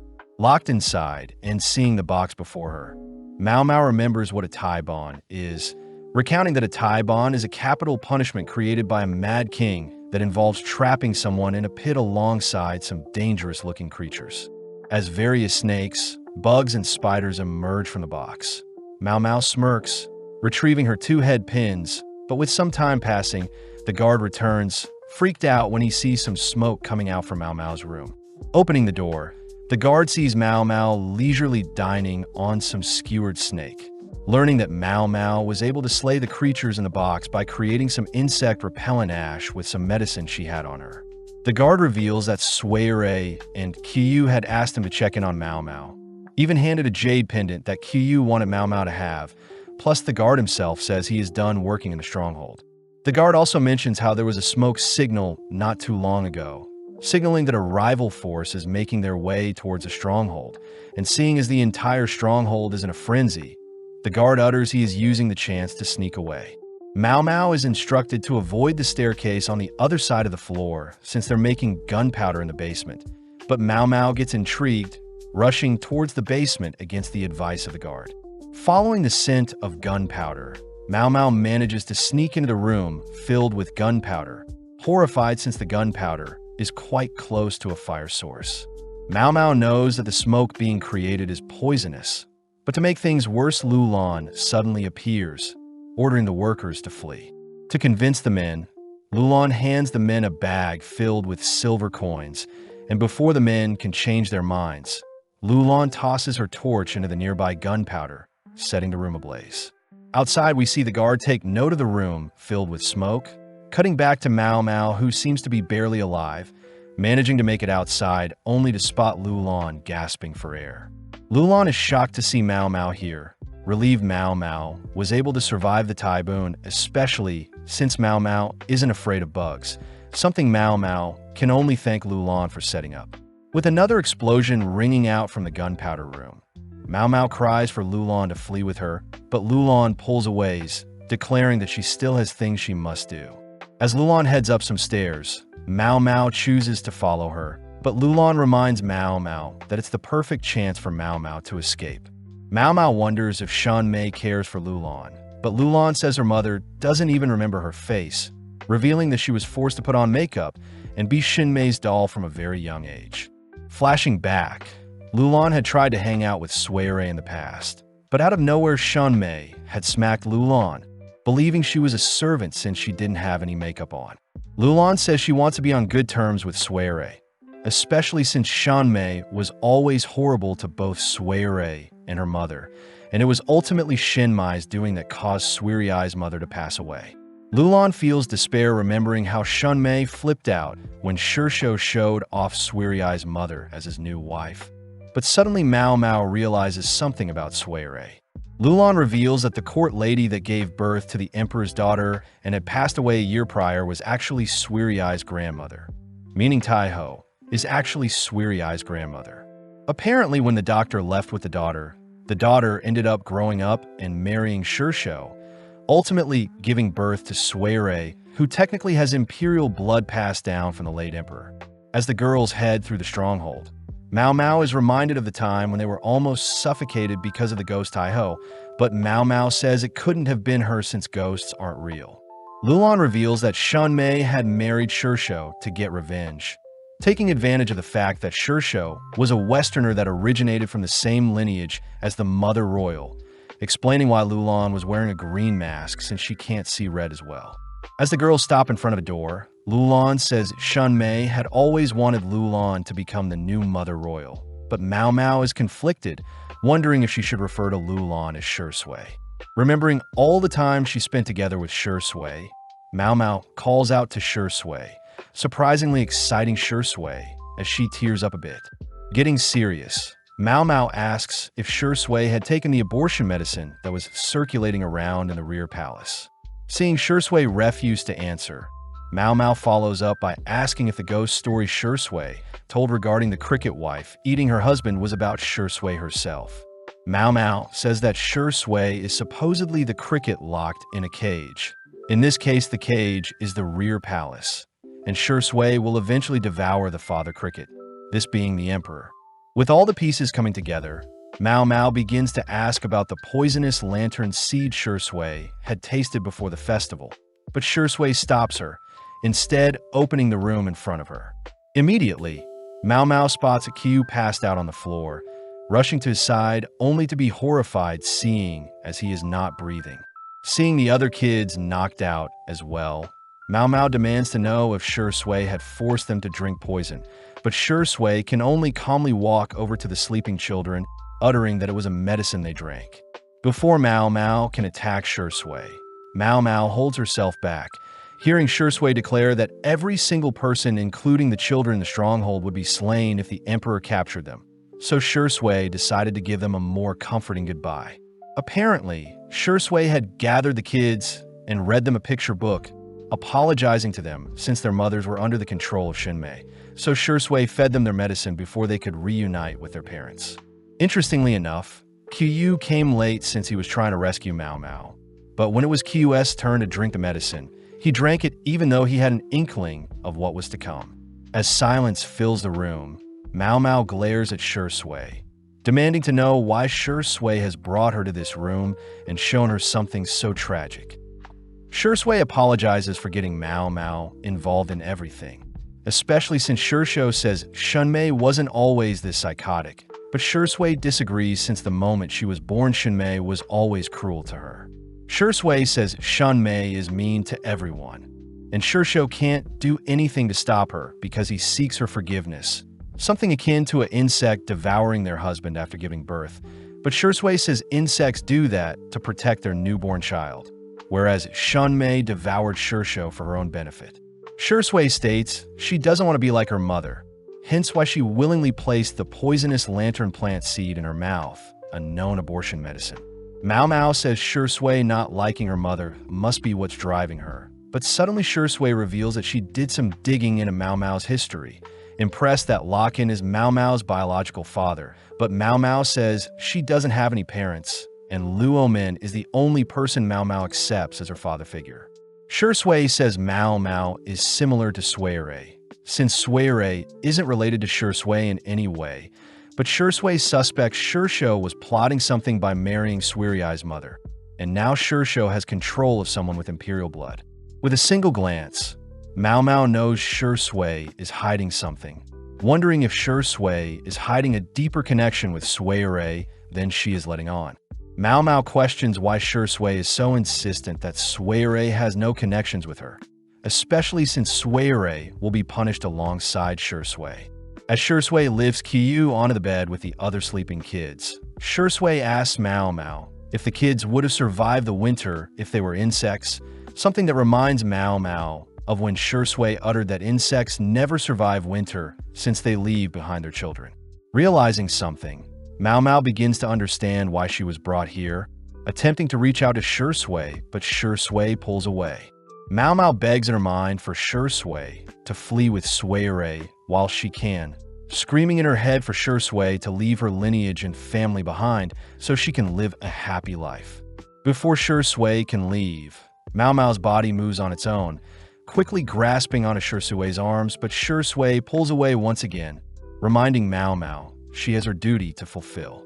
Mao Mao orders for Shui to remove her pride and come with her, but Shui asks if there was poison Mao Mao had to take, what would Mao Mao do?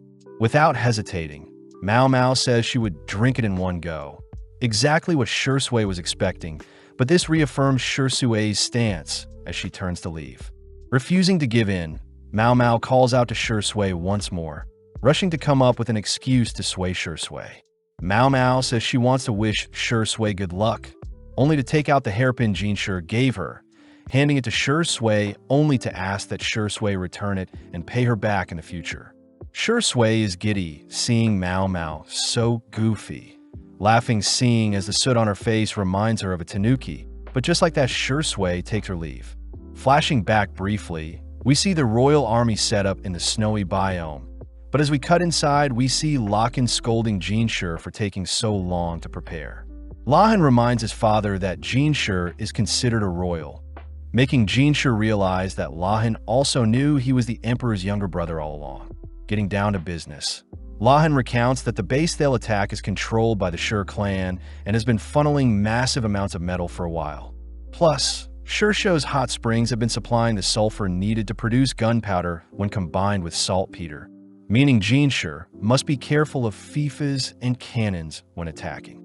Seeing Jinshi stressed, Lachen proposes a way to neutralize the cannons, declaring that if they remove the enemy's gunpowder reserves, they'll be more safe to attack. Gaoshun does bring up the sanctity of such a scummy tactic as the royal guards normally attack with honor. But Jinshi says they'll throw away their pride if casualties can be prevented, with Gaoshun reminding Jinshi that Mao Mao will see him differently moving forward. Lachen heads outside, receiving a report that the snow will subside by nightfall, and they're free to start soon.